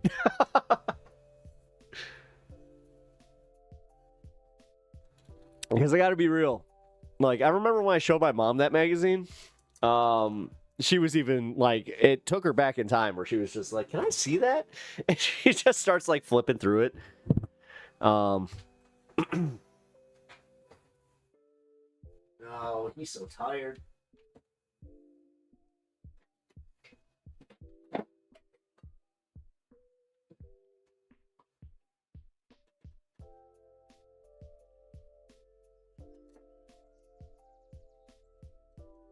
All right. Oh, shit. We're almost at 6.5 hours. I can chill for a little bit, and then I should probably get going. It seems like our friend, Zach has kind of taken off, but I understand that last leftist, portion of the stream.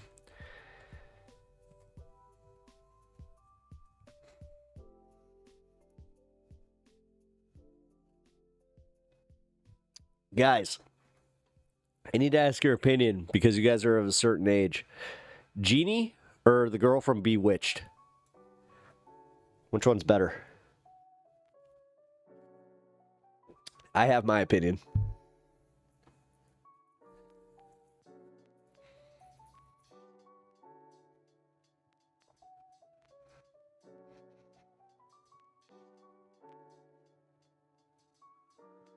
Sorry, guys. I'm just. This is what sucks about the YouTube chat, where I do have to wait. But I'm just all right. Fine. I guess I'll just say mine. Genie all day. I think I Dream of Genie was the first like time that I kind of recognized that like I had a real crush, and I was like, yeah, yeah. Marsha Brady was a second. Tiffany Amber Thiessen. She was pretty close. Amy Jo Johnson, Kimberly from the Power Rangers.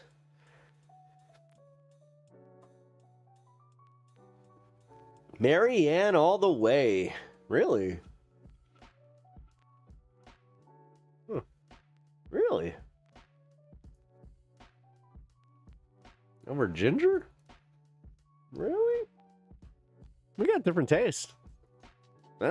That's actually kind of crazy to know. Huh, shit. I was always a Ginger guy. Sabrina the Teenage Witch. Oh, well, I mean, come on, Clarissa. No, she's Clarissa. No. If we're going Melissa Joan Hart, then no. She's always my bae from being Clarissa. I'd sneak in that window any day. Oh, that sounds creepy now that I'm older. Jesus Christ. Kelly Bundy. Kelly Kapowski. Yeah. All right.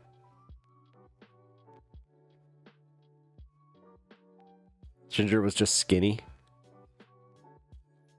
I can't explain it. I just had a thing for her. Like, maybe, you know what? It's a different. Here, Mary and Ginger. Let's see.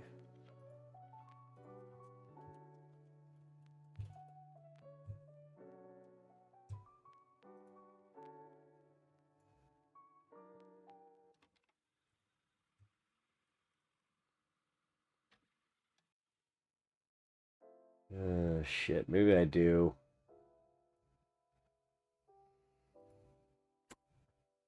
Let's see. The old Marianne and Ginger debate. I wanted a third choice. I wanted a third choice. Sorry, that's kind of a funny, like... Really?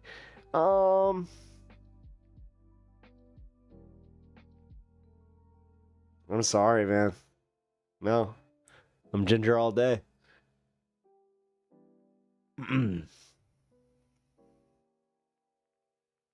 She reminds me of Sally Field from Smokey and the Bandit, which... what was her name? Froggy or whatever? Frog? Because you hop like a frog. And you're cute. I love that fucking movie. It was funny because, like, the first time I watched that with the owner of my local comic shop. He's also, like, a good friend of mine. And it was so funny because, like, we're about 30 years apart in age. And he's fascinated that I had never seen it. And I'm just like, what? Why are they... What's in that truck? And he's like, Coors beer. I'm like, huh? He was like, yeah, he's taking it to the Georgia. I'm like, and why is this a big deal? And he explained the whole thing. I was just like, this seems stupid. Just saying, explain to somebody that did not grow up in that era. That was something that had to be like explained to me, where I was just like, oh, okay. I got it though.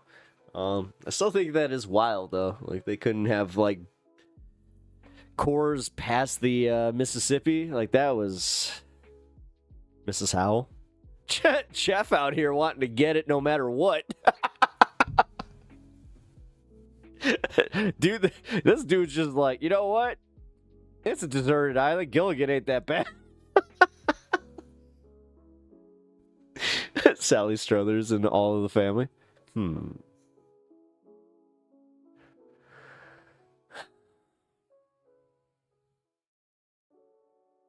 Who was the oldest sister in Family Matters? I used to have a thing for her.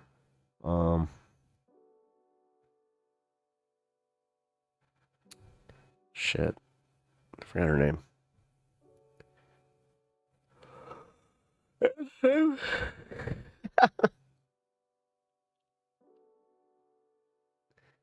Lovey? Was that her name? Wait, I don't know Lovey. No.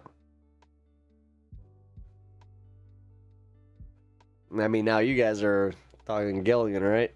I only watched Gilligan like because it was on like Nick at Night, like with the rest of the shit. But like it wasn't as good of a show as like I Dream of Jeannie. I Dream of Jeannie was like legit a good show. I used to watch that. Like it was like a good show. Have you ever read up on the guy who played the professor? No. No. What was that about? Like what's the lore there? Uh-oh. Is it good or bad? He was a genuine war hero. Oh, no shit. Oh, that's awesome. That kind of reminds me of the guy that played Dr. Smith in Lost in Space. I watched a lot of 60s shows with my mom, so whatever. Specifically sci-fi. I was always into, like, once I got into Godzilla, I was into, like, any 60s sci-fi and just Doctor Who. I got hardcore into Doctor Who before, like, way before the David Tennant stuff. And when they made that comeback, I was just like, Doctor Who? What? Hot take, Eccleston. I wish we would have gotten one more season. I don't say he was better than Tennant, but I do wish we got one more season with him. You don't recognize the Lovey. You haven't seen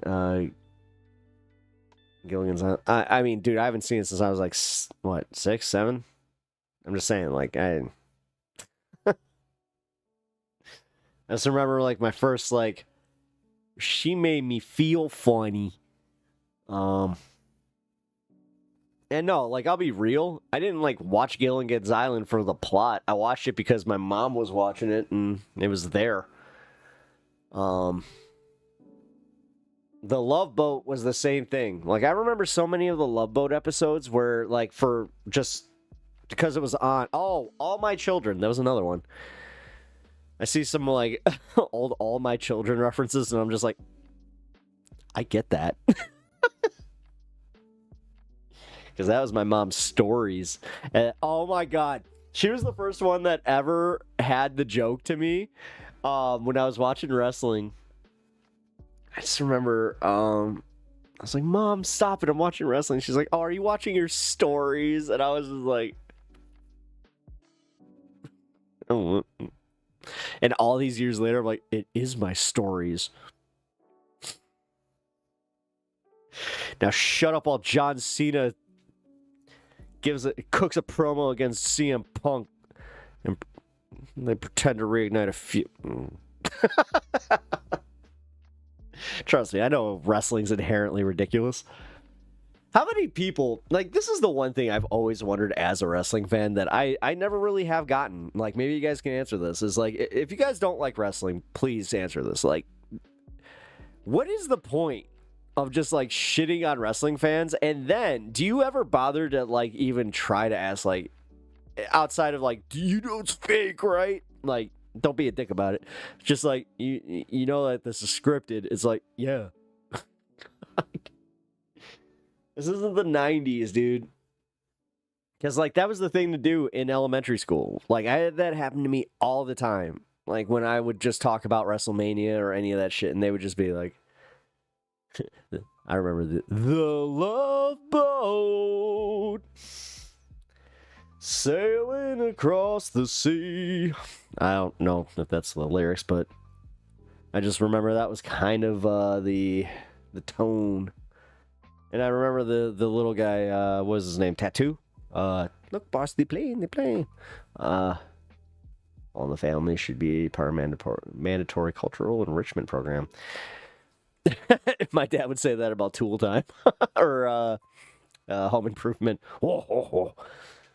Because people never understood that guys want melodrama too. I know! Dude. Dude, and the fact that they're in their little, like, not even like singlets. They weren't wearing singlets. They were wearing just their little undies. And like, seriously, there's so much homoeroticism that you're just like, all right. Meanwhile, I'm sitting there and I'm just like, I like the guy with the snake. I like the guy that has the kilt that's telling this guy to F off. I like the guy that just went, cream of the crop, yeah. I don't understand what he was talking about, but that was pretty funny. I loved Macho Man. No, for real. You guys don't understand. Like, as a kid, everyone loved Hulk Hogan. I hated him. And it wasn't just like a kid wrestling hatred. I legit did not like Hulk Hogan. I didn't like his look. I didn't like his gimmick. I didn't like any of it. And I hated the fact that it was always Hulkamania, man. Hulkamania. So I was always like the contrarian at school. Like, I really was. Like, I was the only kid that had the Macho Man stuff. I was the only one that was always just like, I want Macho Man to win. When the Mega Powers broke up. As a kid, then you grow up. Shut up. I love the Ultimate Warrior as a kid, dressed up as him for Halloween. Yeah, coming at you from parts unknown. Dude, I liked that. That was my favorite. Like, how they would bill him from parts unknown. I loved that shit. Oh my god. It really did add to, like, the era of mystery where it's like, where the fuck does this guy come from? Dude, I'm such a dumb kid. I just remember loving it. Oh, dude.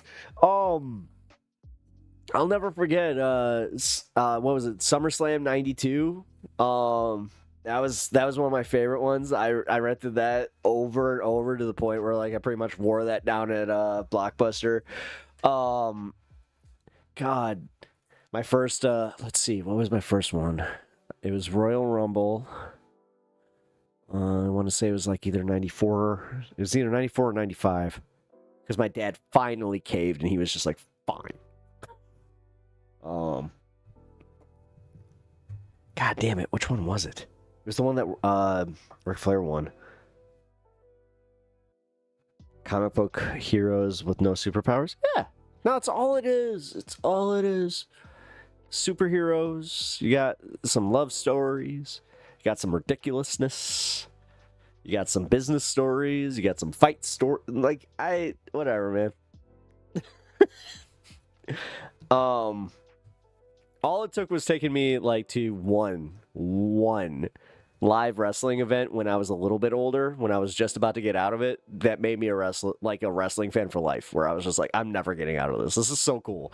Like, because, like, at that point, you know what it is, and you're just like, guys, like, the hardest part is when UFC became a big thing, and people were trying to, like, do this, like, equative thing, and I'm like, guys, I know that this is totally different.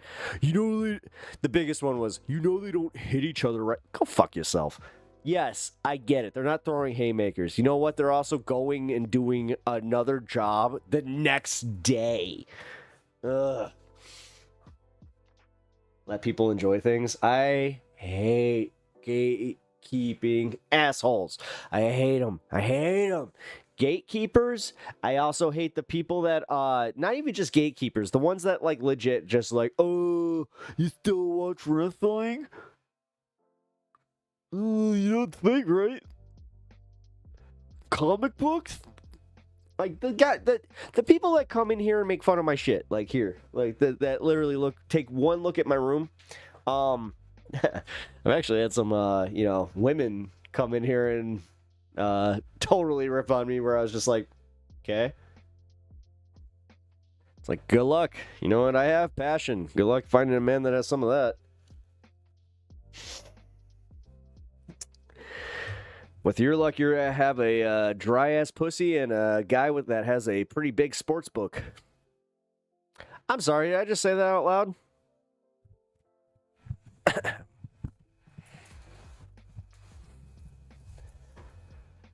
Pep don't like drugs? Well, guess what, guys?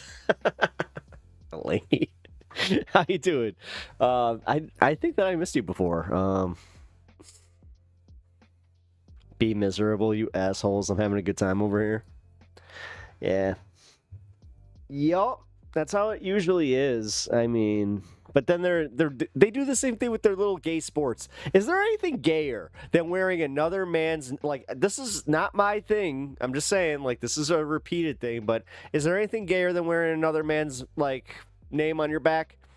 You're branding yourself for another dude wearing his number like a high school girlfriend? Yeah. Tell me again how gay my stuff is. If you don't like drugs, take all your music and just delete it because, like, what are you talking about? I didn't say I didn't like drugs. What are you talking about? Where's this coming from?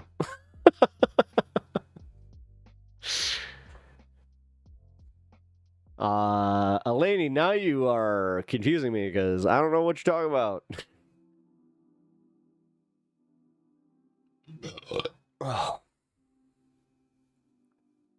Oh, I missed that. Yeah, he was in here earlier. You missed him. Yeah, he makes his daily appearance right around 4:20 because I may have accidentally made that observation in front of him where he was just like, oh, I guess that's when I'll come in. Causing chaos in the streets when your man wins or loses. Oh my god! Oh my god! That's amazing! Listen, that's incredible. The fact that they're just like, wait, what? Burn it down! Oh my god, no, they literally hear Seth Rollins' music just kick on. Burn it down! Whoa! Bring it back to wrestling. Oh god. No, it really is so.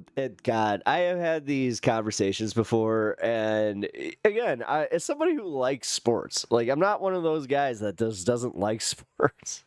Wrestling is fake, but it's still hurts. It's just watching a movie. I mean, it's it's sports entertainment. Yeah, these people really do put their like lives on the line. Like I have watched multiple wrestlers. Dude, what was it? The year was 1999, and I was about 12 years old when I watched one of my favorite wrestlers die in the ring. Rest in peace, Owen Hart.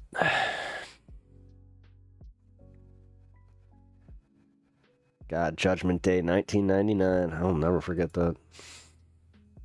They kept that thing going. They played the main event. I can't believe they went to the main event.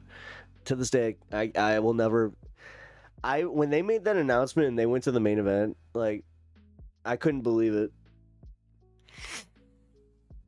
God, that's one of the ones I actually like. I begged my dad to order. That was rough.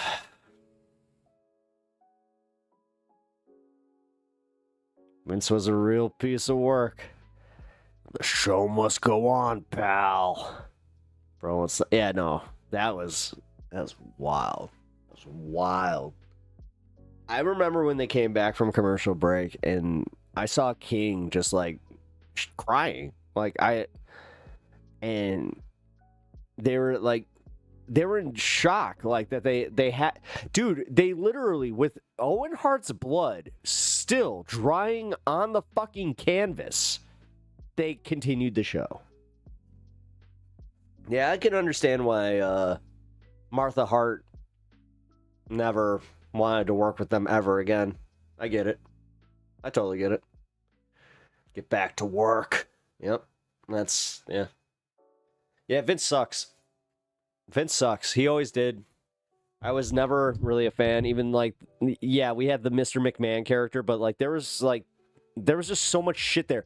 Like, God, I remember when I found out about the unionization push, when I like found out what unionization was, and that's why Jesse Ventura got fired. But if that didn't happen, he wouldn't have run for governor. Just so you know. So, by the way, I got the governor right there. Yeah, there we go. That's literally a doll of Jesse Ventura as the governor. or a G.I. Joe, if you will. Well, G.I. James.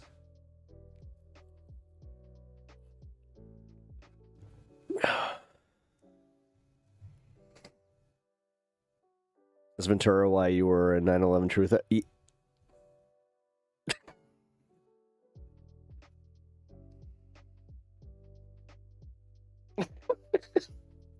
I really wish that wasn't true.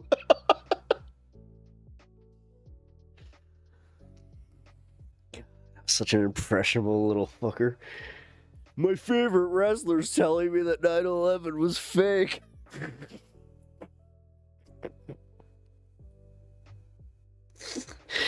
Oh shit! Did you see CM Punk's return? Yeah. No, I wasn't there. I couldn't get tickets. That thing sold out fast, and those tickets were insane. But no, I watched it live. I did see him come back in Chicago the first time though for AEW. So, and second, I saw the second coming of the Second City Saint. So that's pretty cool. Went to see David Copperfield. It's not magic. Just enjoy the show. If you're I feel bad for people that go to see magic that aren't watching Penn and Teller, knowing that it's bullshit. I'm a Penn and Teller guy, like hands down. Like Penn Jillette is a big reason that I'm an atheist. I'm not even kidding. It was one of his. He gave an interview. God. It was right around my sophomore year, but I remember recognizing him, and I was like, wasn't that the guy from Sabrina the Teenage Witch? Funny enough, second reference here, where he was part of like the Witches Council, and I was like, yeah, that is the guy. Are you a fan of Brandon Johnson or no? No, I'm really not. Nah, unfortunately, he's one of those guys like, because they're already trying to like say that like Zoran Mondani is going to be a Brandon Johnson, but the problem is Brandon Johnson never had a platform. He just had an idea, and he was not Lori Lightfoot. And honestly, nobody in Chicago is trusting a fucking Republican. Stop it. Especially after Trump. Like, you can, like, anybody that wants to sit here and call Chicago a fucking liberal hellhole, blah, blah, blah, blah, blah, blah, blah, blame Republican politics. Blame them. Seriously. That's the reason that you're not going to see any of your ideas ever get implemented in the city that apparently you hate so much, but you still live in. Brandon got endorsed by DSA. Mondani is DSA. No, I know. Chicago DSA has got issues. Also, Brandon Johnson. Oh my God, what he did with the fucking the teachers union, I gotta say, I was not. Then again, I have it. Like I as much as I support our teachers union, we have one that has a problem. Like, I found out that it has the problem that the Teamsters had, where I was like, so you're telling me that certain, like, people in the teachers union are getting damn near fucking, like, $400,000 a year? Meanwhile, like, you know, and that's only the top of them. Like, there's only, like, 7 or 8 people within their teachers union doing that. I was like, that's fucking wild. What's going on there? Yeah, Republicans will never win in Chicago unless there's a party switch or something wild. Yep.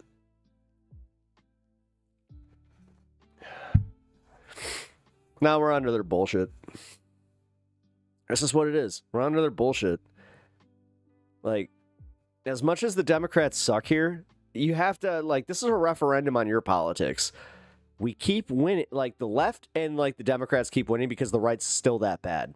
Maybe, just maybe, you guys need to, like, figure out how to run a city.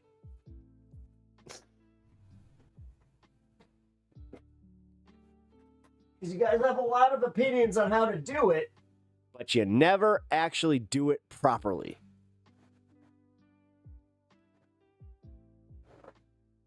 Hell, half the time we end up electing somebody to pick up the pieces of all the freaking chaos that they created.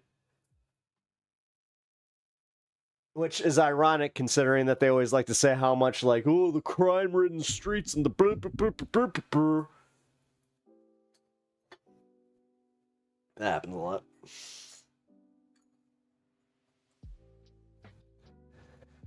All right, I got 10 minutes left in stream, and then I am gonna go eat and enjoy maybe an hour of my evening before I go to bed. Although I've been watching DS9, so maybe 2 or 3. We'll see. I am on season 3 of DS9. They just got the Defiant, so everything, if you know what I'm talking about, got really good. Just look at how San Francisco... Yeah, I was actually in San Francisco not too long... Well, not too long ago. Shit. No, it's been a while. Eating a pizza with my bowl. You ordered a pizza on stream? How dare you? Dude, I legit lost viewers over that shit. Alec Tuttle. Shout out Alec Tuttle for fucking leaving stream because apparently you can't deal with, somebody doing 9 hours and then ordering a fucking pizza from a place that's about to close. God, what a pussy. Seriously. Oh, this is disrespectful. Shut up. No wonder people make fun of the left.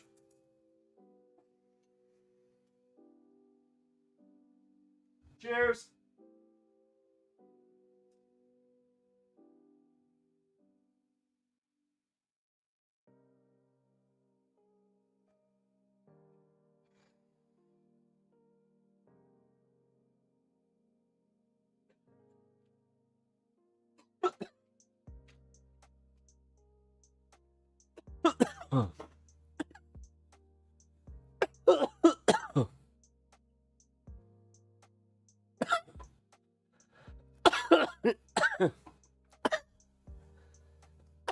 He made it on stream and set.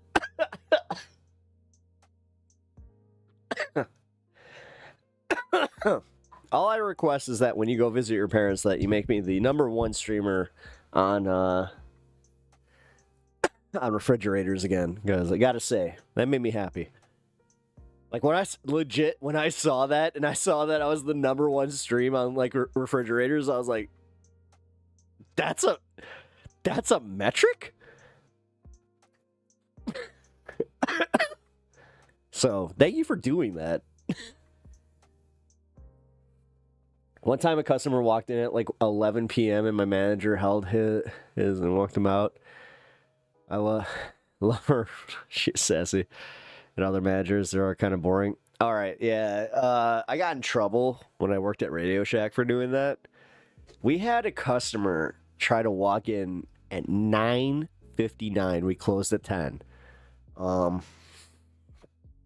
I couldn't believe it. So, this customer, I was about to lock the door. My manager's just like, we can't do that. I'm like, bro, we are literally like 30 seconds away from closing. He's like, you can't do that. I'm like, fine. I'm clocking out. He was like, what? I'm like, I'm clocking out. I'm going home. You're dealing with this customer. You do not need me here. He's like, well, we need 2 closers. I'm like, sorry, dude. If you want to make this sale, go ahead. And he's just like, well, let's see what he wants. We'll see what he wants. Guy comes in.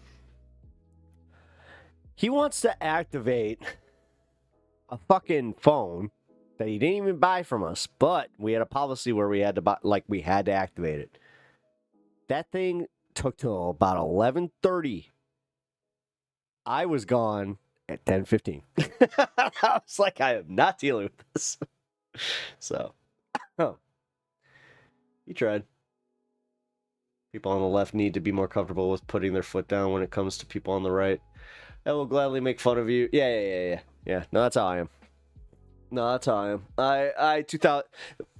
I'd rather hurt their feelings and then do the thing where it's like, oh, do I hurt your feelings? Do you see how that feels? Okay. Do you want to meet in the middle now so you don't get your feelings hurt so you can, I don't know, be a decent human being? You know, I like matching energy. I'm all about matching energy. If you go to a certain place, I'm coming with you. I'm following you all the way. I will meet you at the very top, and then I'll fight you. That's how I play. You guys want to play differently? That's fine. Just so you know, you guys can come to me if you guys need me to play a little bit dirtier. Because honestly, I don't give a shit. I will say the things that need to be said. I will say the things that are funny that need to be said, because like that's something that these people are not. They're not funny. They don't know how to react to like just basic shit. Like all of the Trump shit aside, all you have to say to these people is he's in the Epstein files, and they just what? No, he's not. That's all I got. Prove it. All right, here it is. That's up.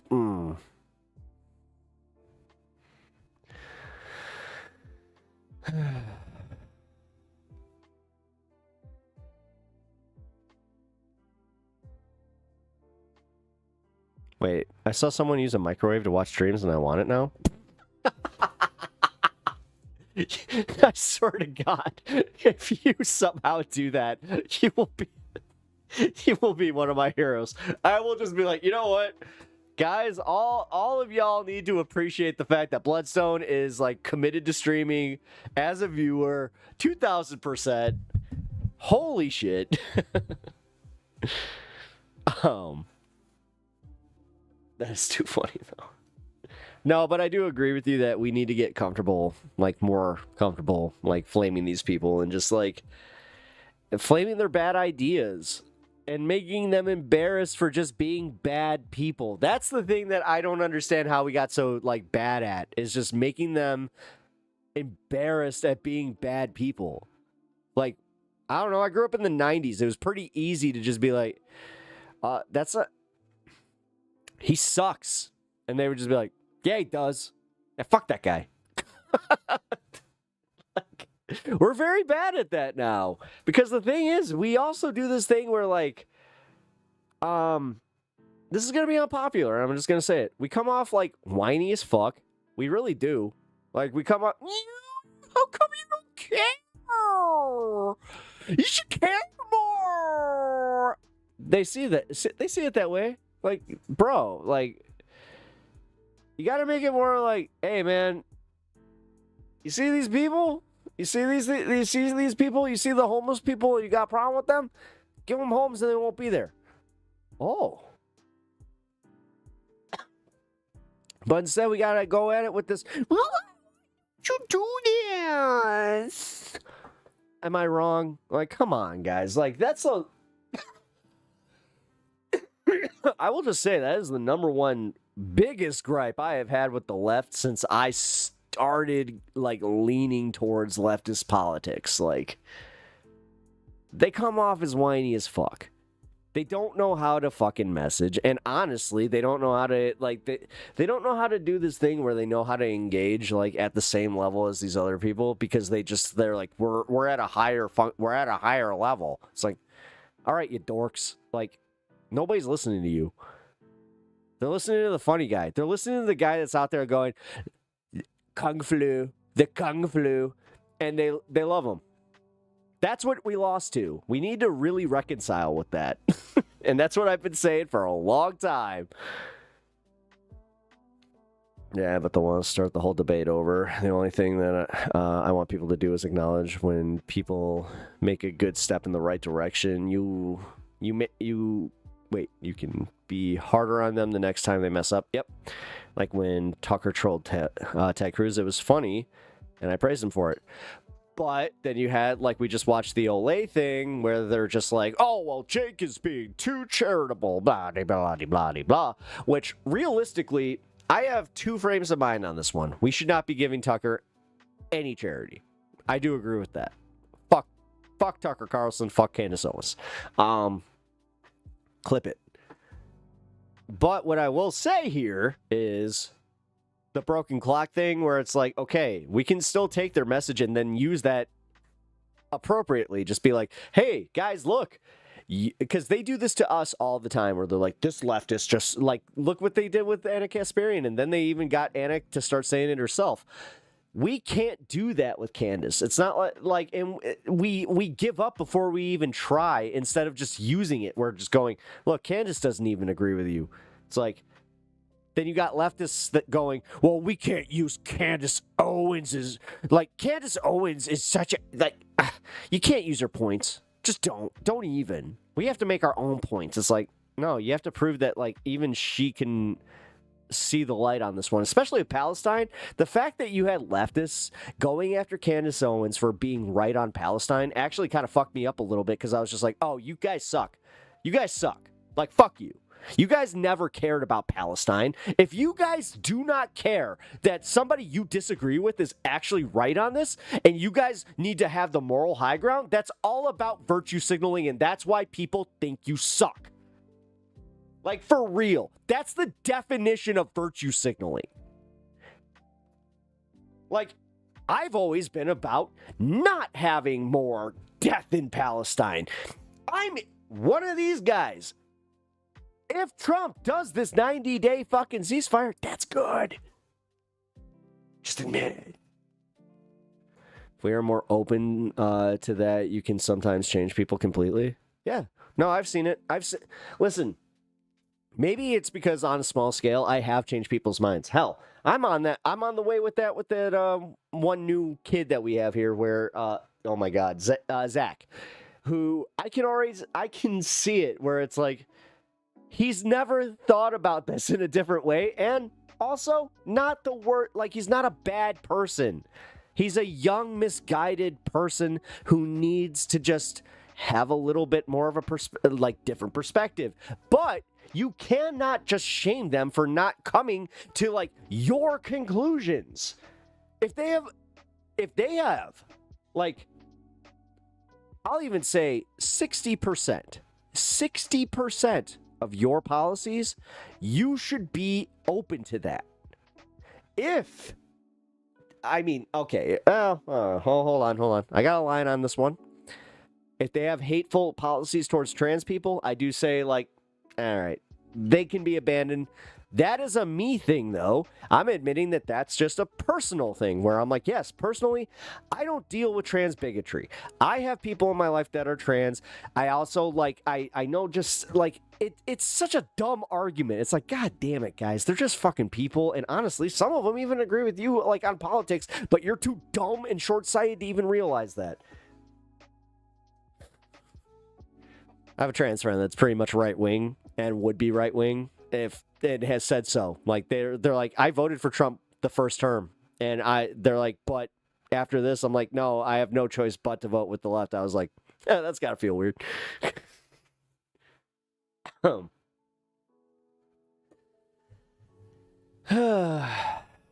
As I said, guys, I do have this thing where I think it's ridiculous. The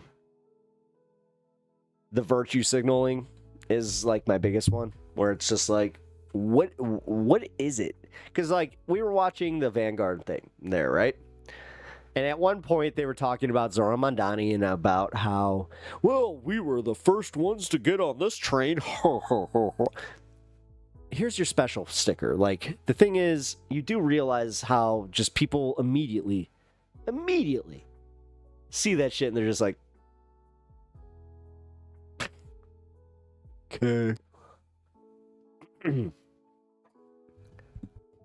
Instead of just being like, hey, Zoran's fucking cool. We hit that train first, you know? Like, we're glad that you're here. They don't do that. They just don't go like, hey, we're glad you're here. We're glad you came around.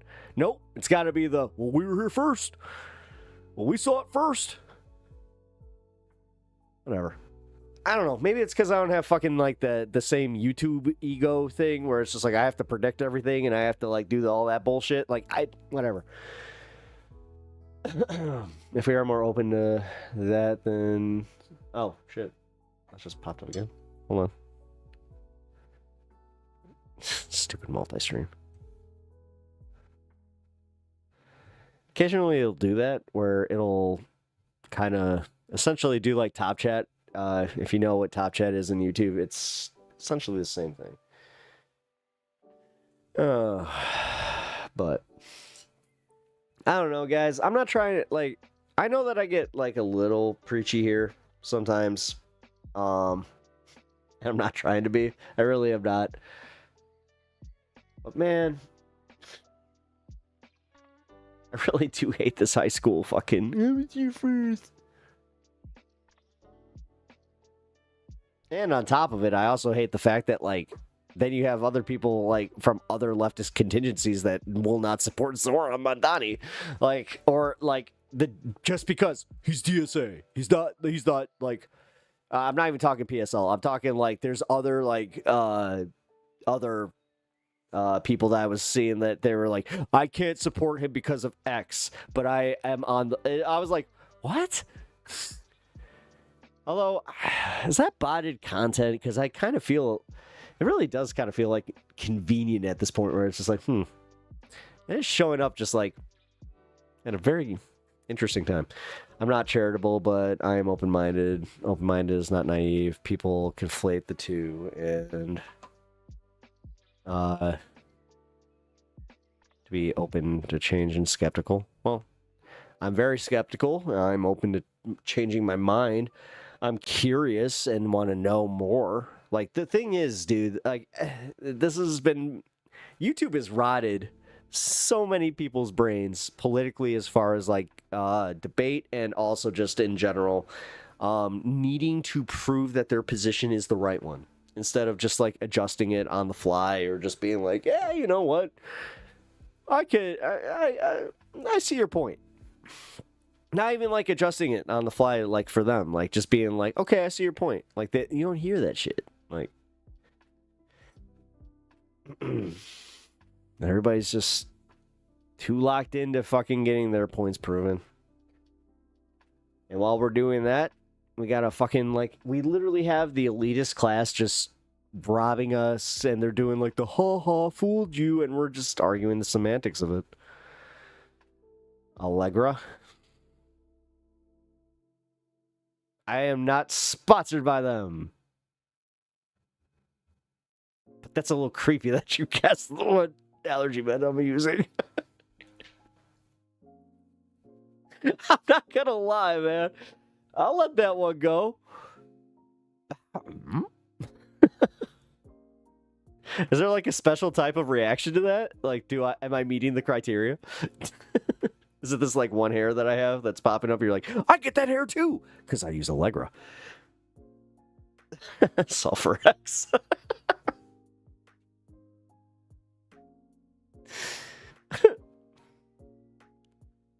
Oh, you meant algebra? Not Allegra. Wait, did you actually? Oh, Jesus. Oh, God. Your dad jokes are breaking me here, man. Ooh. This got like an intense like pain right above my ear. Oh. Okay, I'm good.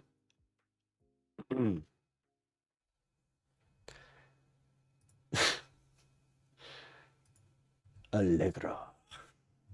Yes, it's the only one that works for me. And yes, I've had to take it because my sinuses have been hell lately, so.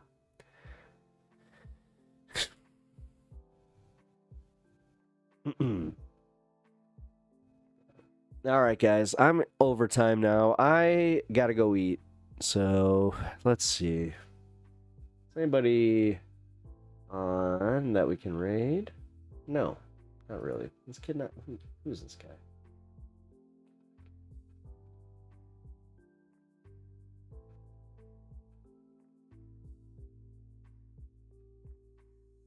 Alright, why not? I'll do him. Alright, we're gonna raid Kid Not Kin over on Twitch here. Give me 1 second.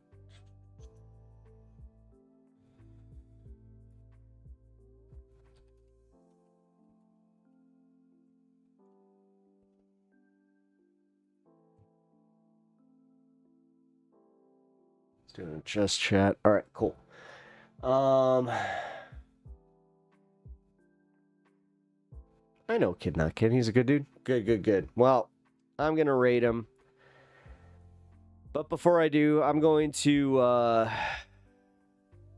I really don't know either. I was recommended him through a viewer. Oh, do you? Oh, I don't know. Somebody recommended that I tried to connect with him for doing whatever we're doing here. Natalie Marie, ew, cannot, is gross. Natalie, all right, fine. Is he? Fine. How about Skid? Or I could just not raid tonight. Connect with Gus. Hold on. What's up with... Wait. Natalie, what's up with... Can you enlighten me a little? Somebody else was saying that, like, yeah, you might... Oh, were they, like, saying I might have, like, a good debate with him? Is that he, like, a right-winger or some shit? No, I'm not saying... No, Natalie. I'm actually just, like, genuinely curious. I don't know the guy. Like, since you know him, I'm asking about him. So, like, where is politics? And, like, I got recommended him, like, I'm not sure if it was, like, to debate him or what it was, but that's why I have him here. Sorry, I'm a little tired.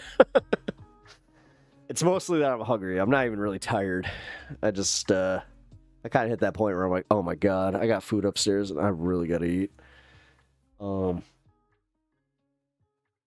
mean, I'm okay with just not rating, too. I mean, I got 5 over here, so... Gust X8 is progressive. Okay. He's a bit chuddy. He's one of those debate bros. I just don't like him much. Okay. Put some hot wing sauce on chicken salad. Trust me, I know things. I have chicken salad. No. I don't need to do that. It's literally some of the best chicken salad you can get. It's incredible. It's on a croissant roll. It's gonna be perfect. I also have a side ready for me. I'm very excited for this, but this is why I must bid you adieu. But before I do, Gustex. Is Gustex on?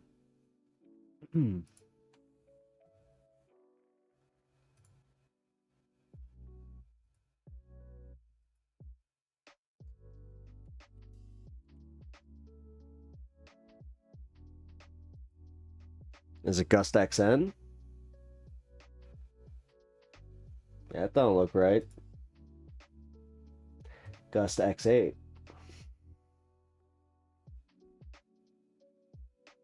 Oh. That doesn't help me. Oh, I'm sorry. Well, Natalie, sometimes I raid people that tell them inverted mystic center. Oh. I knew that was you. You do have one of the better names. Why did you change it? Inverted Mystic's a really good... Like, just I'm saying, it's a really good name. You didn't even have to put any, like, Wait, you got banned from me? Wait, did you get banned from here?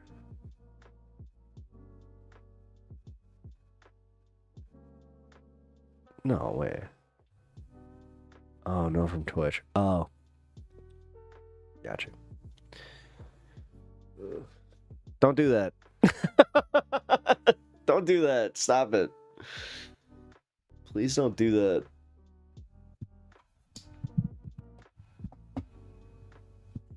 Oh, you gotta be a little more. Maybe that's why I'm good at this. Or halfway decent at this, if I'm being fair. Fuck it. This guy's got an audience like a motherfucker.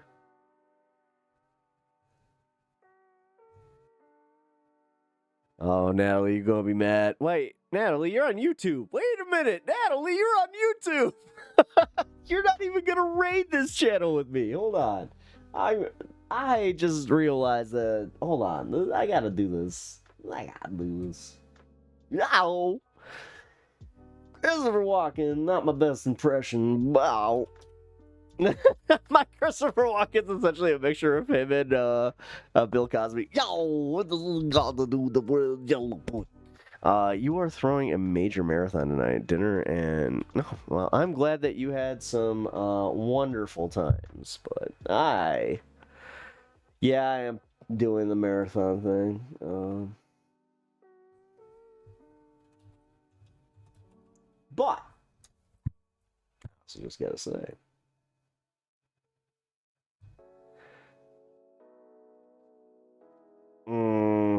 Alright, maybe not. I saw what he's actually talking about. Let's see what this kid's doing.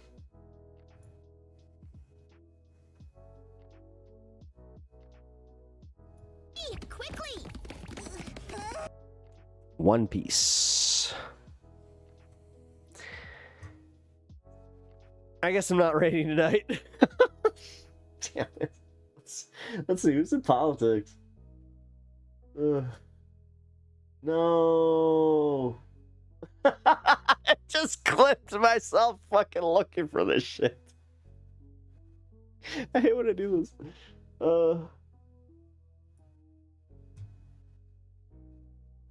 No, that just happened. Filter. Category. Politics. Politics. Let's see who's in politics. Is it all Russians? No wars. Donald Trump news 24/7. No. Round robin news. I believe he is Russian. He is Russian. Russian. What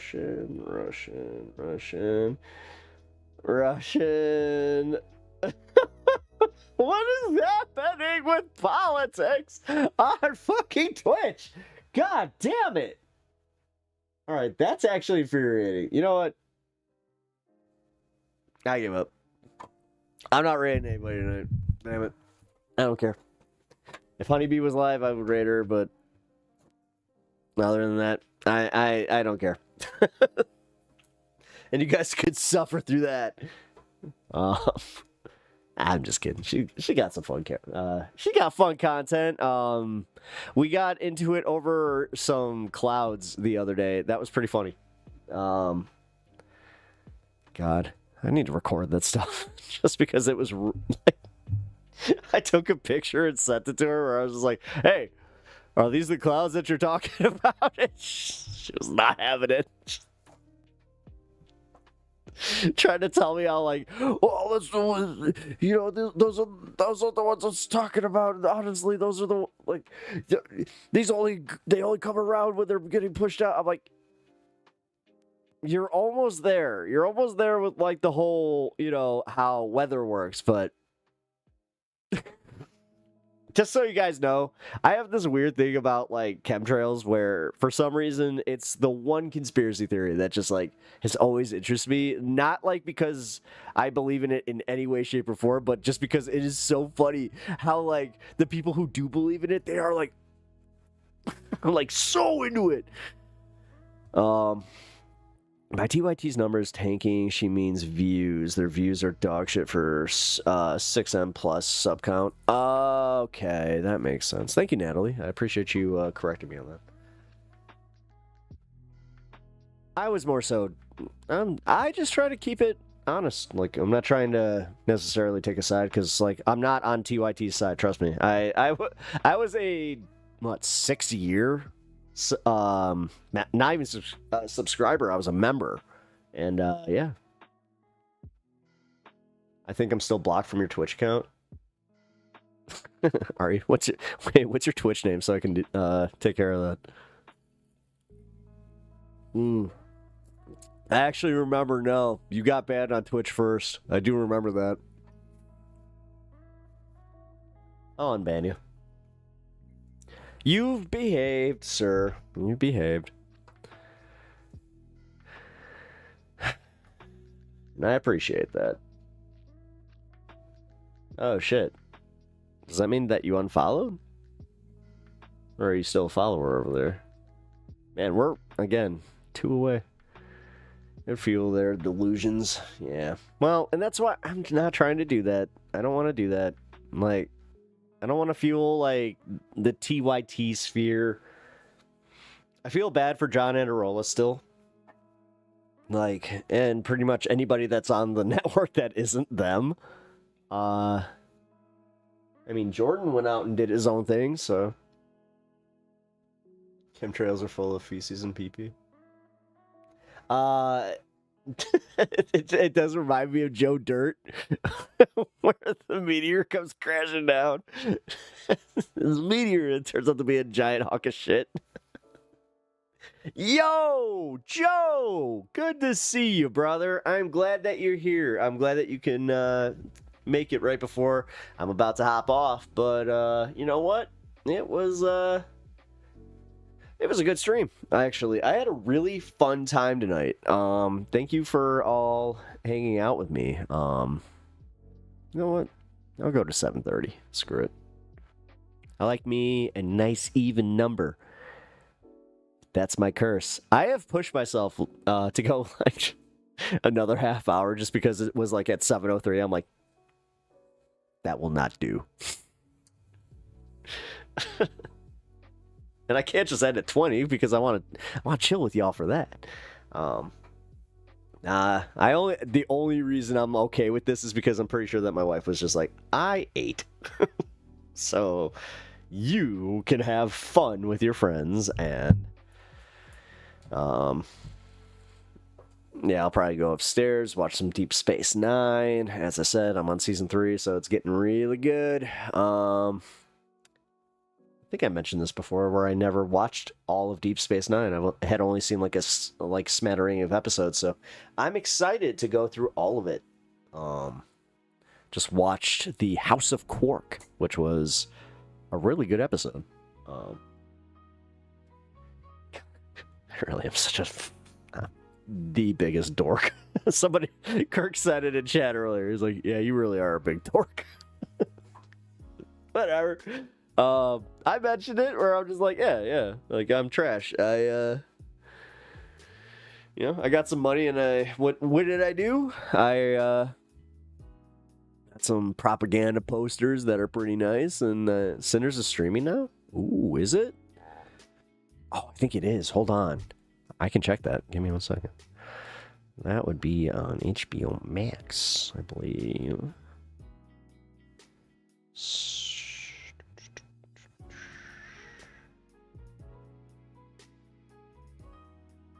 That is a Minecraft movie. That is not Sinners. Where would Sinners be streaming? You're like a bro to me? Nice. Well, you're like a bro to me, Joe. I appreciate that. Sinners streaming. Oh, it's not streaming yet. No, it'll be on HBO on the 5th. I was right. Max. Just not yet. No, you just gotta buy it. Yeah, no, it's like renting your whatever. I don't do that. Even though I mean, like I was saying, like with Black Widow, I'd do that like before they put it in, like if they didn't put it in the theaters and they were just like, you have to stream this and you have to like buy it for this much, I would do it that way. Found it on YouTube, but it's streaming on what? Sinners? I just looked. This on Max on the 5th. Don't.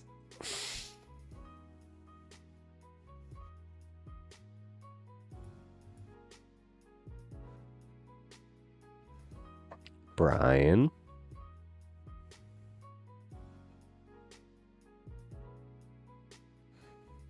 You're welcome. I like making others feel good about themselves. Well, I like feeling good about myself. I take those little those little compliments and pats on the back, and I ride with those, man. Those are keeping me going.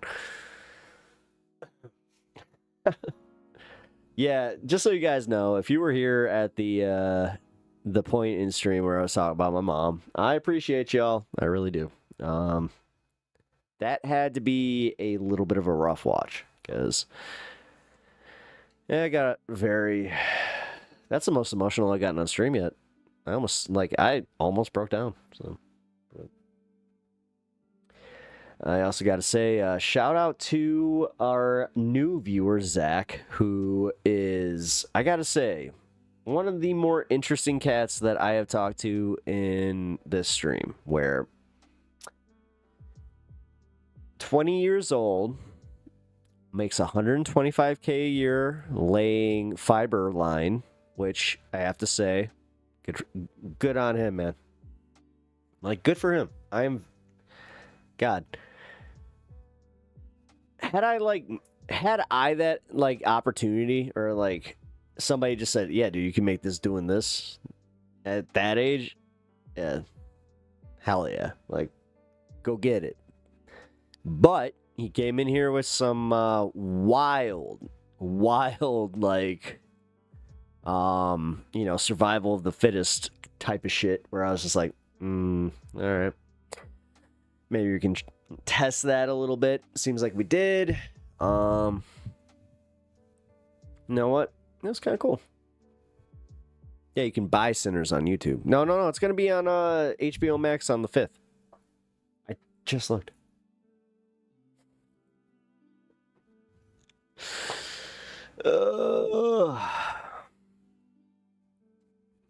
I saw him. Wait. I just realized this. So...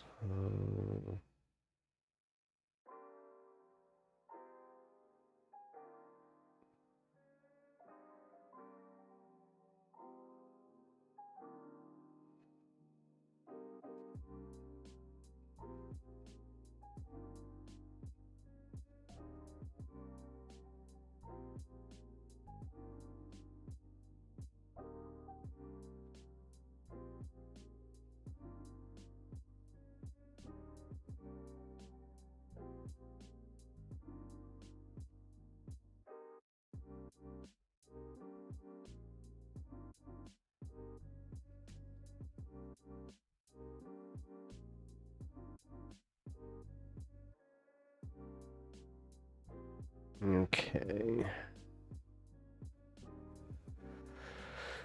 That was not the link I thought it was. That's one of those situations where I was like, okay. Definitely was not malware, but it was definitely not what I expected. A wonderful night. Oh, hell yeah. Thank you. I appreciate you. Well, I'm also going to be taking off. Joe, thank you for... I feel like you're the dude who just, like, did the... Like, you walked out of the party, I was just like, you know what? It is a good time to leave. I love y'all, but I gotta go. So, no, for real. I gotta go eat my dinner, watch some Star Trek, and have me a little bit of a relaxing evening before I start my show at 2 p.m. tomorrow. Be there. I hope you guys will come and enjoy one of the shorter streams of the week, but we have fun. You know the rule here on Pep Talks. We have fun here. Like, where else on any stream do you read a issue from 1966 of Women's Day? Just remember, that's an actual segment on Pep Talks. I might have to clip that one. What do you guys think? Should I? Because I could, like, do, like, a whole thumbnail with this. I don't know. Let me know what you guys think in Discord.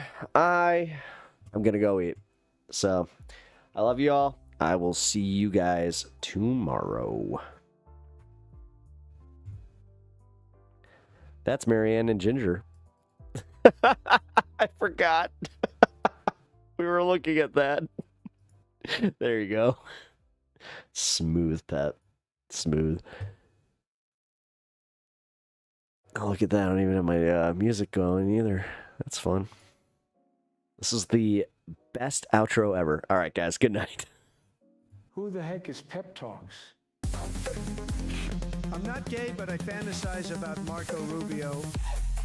Pep talks. Pep talks. Pep talks. Let's eradicate the Kung Flu. I'm literally coming. Pep talks. Pep talks. Who the heck is Pep Talk? They want our women. They want our children. Pep talks. Sometimes no means yes. Grab them by the Pep talk. Grab them by the Marco Rubio. Obama is a racist. Pep talks. I'm literally coming. I'm Pep literally coming. Pep talks. We found weapons of mass Pep talks. destruction. My fellow Americans, it has been confirmed today from Pep Talks that we are indeed all high on politics.